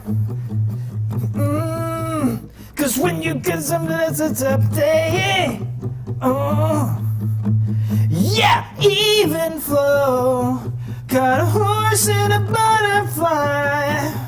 Ooh, he don't know. So he marries a guy. Oh, hey, how's it going, man? Hey, good to see you, good to see you. Have a seat, man. Just wanted to have a chat with you, King Scott's Virginity, just to talk with you real fast and just to say, first of all, thank you for everything that you've done for King Scott and for his lovely fiance. And I also wanted to say that you've been such a big part of our lives, you know, whether it's the show or just in our personal lives. And relationships end, and it's time for you to go. And I didn't want you to be shocked, to be surprised or anything, so I wanted to give you an idea of what's going to be happening on the wedding night, what's to come, so to speak. So when two people are in love, they get married, and then after they get married, they normally go away somewhere, someplace beautiful, and then they get, you know what I mean? Like, they will go behind doors. I recommend going behind doors, and you CFOs out there, CEOs, business owners, you don't want to miss this. NetSuite by Oracle is hosting a day-long event 1 week from Thursday. That's Thursday, June 27th at the Union Station Hotel downtown. They're calling it Business Grows Here, and it's set up to help you grow your business. You'll spend the day learning from more than half a dozen speakers on stage, sharing their wisdom and their insights, including a guy named Jamie Siminoff. Now, you may not have heard the name, but you know his product. This guy's the founder of Ring Video Doorbell. So this guy knows what he's talking about. Every speaker you'll hear will leave you with actionable strategies and tips that you can immediately apply to your business. Take all the notes you want, meet the people that could change the way you look at growing your business today. Attend the business event of the year, NetSuite's Business Grows Here, Thursday, June 27th. It's going to be a day well spent. It's free to attend if you qualify. You got to apply today. Do it while seats are still available. Go to netsuite.com/Missouri. That's NetSuite, netsuite.com/Missouri. Mid-America Chevy Dealers present Point Fest.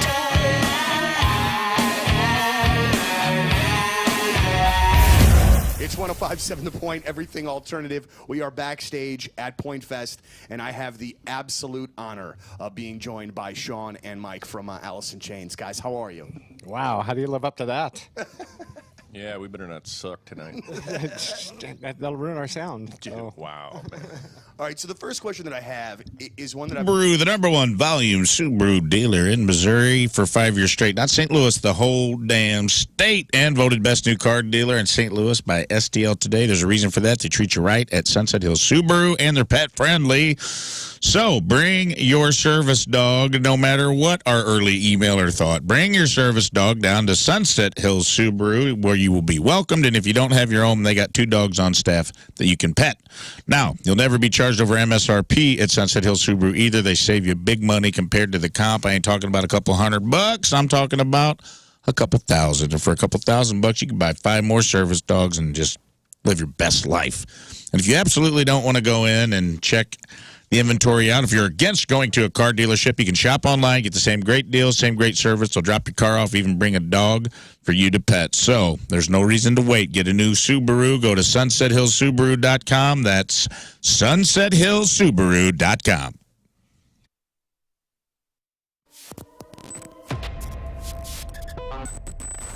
I'm so excited to be back here at Point Fest 2021, and for the very first time in person after multiple FaceTimes. Josh from Bad Flower, dude, you're really here. You're a real person. You are a real person. I thought maybe you were like a computer-generated deepfake. You know what I mean? Oh, wow. I mean, I do feel like an avatar most days of the week, so I think that's the case. And you look like an avatar in person. Like you look like an avatar version of somebody's real self, but that's your actual self. Thank you. That's exactly what I was going for. First and most important conversation or question of the conversation: how are you? Just vibe check. How are you feeling today? How are the emotions? It's Point Fest. Good. I've been so stressed out. We're preparing for our headlining tour. Our album comes out in 5 days. Mm-hmm. There's just like so much that has to happen around that. And I stupidly take on so many things on my own, and I don't ask for help. I'm like, no, I want to do this. I want to do the lighting for the tour. I want to design the stage. I want to do all this stuff. And then go time is happening. I'm like, I only have 2 hands. I have to sleep a little bit. I don't know what to do. And so I'm in that phase right now. So I'm like thinking about a million different things. I'm trying to stay focused on our interview and what we're going to talk about. Yeah. But like, what else do I have Right to now, you're program? What already- did I miss? What's going to mess up on stage? What do I have to do? Well, I heard Is you my guys dog sound checked fed? already. Yeah, so the sound check went great, it sounded like. It did. So you feel prepared there. That's good. Yeah. Is somebody taking care of Maggie? Speaking of your dog, is your dog taken care of? Yes, my dog is taken care of. Okay, absolutely. But I still think about it. Right, like It's Monday, and you're thinking to yourself, guys, I have not been taking care of myself. I've been eating like crap. Maybe you've been drinking too much. You're definitely not drinking enough water. I know that. None of us are. And the thing about it is you got to take care of yourself so that you can be here in, 100 more years or however old you are, 50 more years, however long. I want everybody to get to 100 years of age so we can just rock out in this world together. And Victory Men's Health is there for you every step of the way to customize based on what is happening at a microcellular level, which they find out from taking some blood from you. They're going to be able to tell you your vitamin deficiencies, hormonal imbalances, maybe even something more life-threatening, which sometimes that just happens because you go get a blood test done and they're like, hey, something's off. And then that can possibly save your life. So Victory Men's Health, you've been hearing Rafe, King Scott, and I talk about it for a while, and they're there for you with whatever your goals are. To live longer, I think that's a pretty great goal to start with. So find a location near you, O'Fallon, Illinois, Missouri, Town and Country, Sunset Hills. It's the new location, victorymenshealth.com.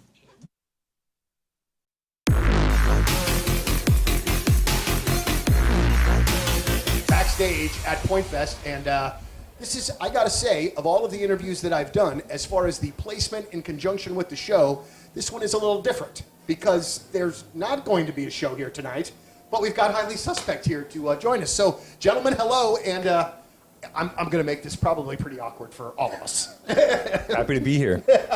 Grateful to be here. Well, it's absolutely wonderful to see you guys again, and it has been a spell since we have heard new Highly Suspect music. All right, so I want to know when there's something new work. I mean, what do you got? There's got to be something going on. You got to have a single. You got to have a record. June There's gotta be something. 22nd. You heard it fucking here first, right here on the point. Ooh. June 22nd. I'm not like going to give you the name of the song, though. Okay. But that'll be the first single. All right, I'm going to do this, though. I will admit, though, I heard the song yesterday, and it's freaking fantastic. Absolutely fantastic. Oh, we're on your Instagram Live? You do not want to be on the Instagram Live with me, man. I'm not a guy that's made for camera. I am the face for radio if there ever was an example. I think you're beautiful. Well, I June appreciate 22nd, and we are so fucking bummed about not being able to play today because, maybe you would have gotten a little tease. I think we would have. That's your way of saying you were going to play the new song in the set. I just said maybe. I don't know. So, but it's been a while since we've had a chance to, kind of hang out and stuff and see you guys roll through town. What have you been up to? What have you been doing? Has there been anything new going on in the life, in the world? Catch us up. Yeah, tons. I mean, my brother and I moved to Nashville. We built a studio in it, and then we got to work on the record, and that took a long time. Yeah, I mean, it was honestly just nice to be off the road for a little bit. We toured for 6 years straight or something like that, and it was just nice to take a little break, and We got really good at Apex. Yeah. That's the new development. Yeah, Apex Legends. It's A lot of Netflix, Awesome. a lot of Grubhub. Oh, and man. it's just been a fantastic. Honestly, like, it's a bum out that everything happened, but I think it was necessary because we wrote probably the best album any of you have ever heard. So that's it. So was most of the writing and all this stuff done in Nashville at your place, right? We kind of bounced back and forth. Johnny's in LA, so we were going back and forth between the two, and it just took our time with it. And I think that's like the best part about it is that you shouldn't. Cleaning out your garage or cleaning up your property, you got all this scrap. What are you going to do? You'd be amazed at how much junk in your garage and house is worth cash at Scrap Mart. Scrap Mart Metals. Unlike the other guys, Scrap Mart, it's clean, it's safe, it's convenient. You got locations in Valley Park and Peevely and Jonesburg. So they'll take copper wire. They'll take brass and stainless steel, aluminum and cans, batteries, electric motors, steel, cast iron. You can even drive through on the scale and collect your cash. Scale weights are visible to you, so everything is on the up and up. Lucas is the owner. He's a great dude. Scrap Mart has offered top dollar payouts for all your scrap metals since 2011. The best service, combined manpower of over 20 years of experience, commitment to excellence has earned them their reputation as the best metal recycling company in the area. That's Scrap Mart Metals. Valley Park, Peevely, and Jonesburg. Recycle smart at Scrap Mart. ScrapMartMetals.com, ScrapMartMetals.com.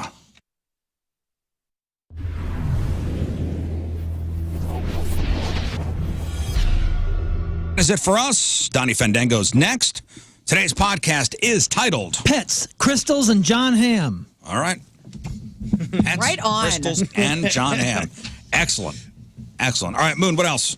Okay, Le Bon Boucher, my favorite place to eat here, especially for desserts and everything. We're doing a lunch hour, June 25th. Put it on your calendar. Bring the whole office. This place is absolutely incredible. You got to try the French onion soup. That's a week from tomorrow. That's right. June 25th, 11 a.m. to 1 p.m. I'm going to be down there with Point Swag and all that kind of stuff. But they have the best pies, the best pastries, the best macaroons you will ever have in your entire life, and they just opened a new coffee and smoothie bar. So get the honeymoon latte, named after me. That's my favorite latte. And you can do a Moon's Macaroons bunch with my favorite flavors of macaroons. They got like 50 to choose from, but I'm putting my favorites in a bundle.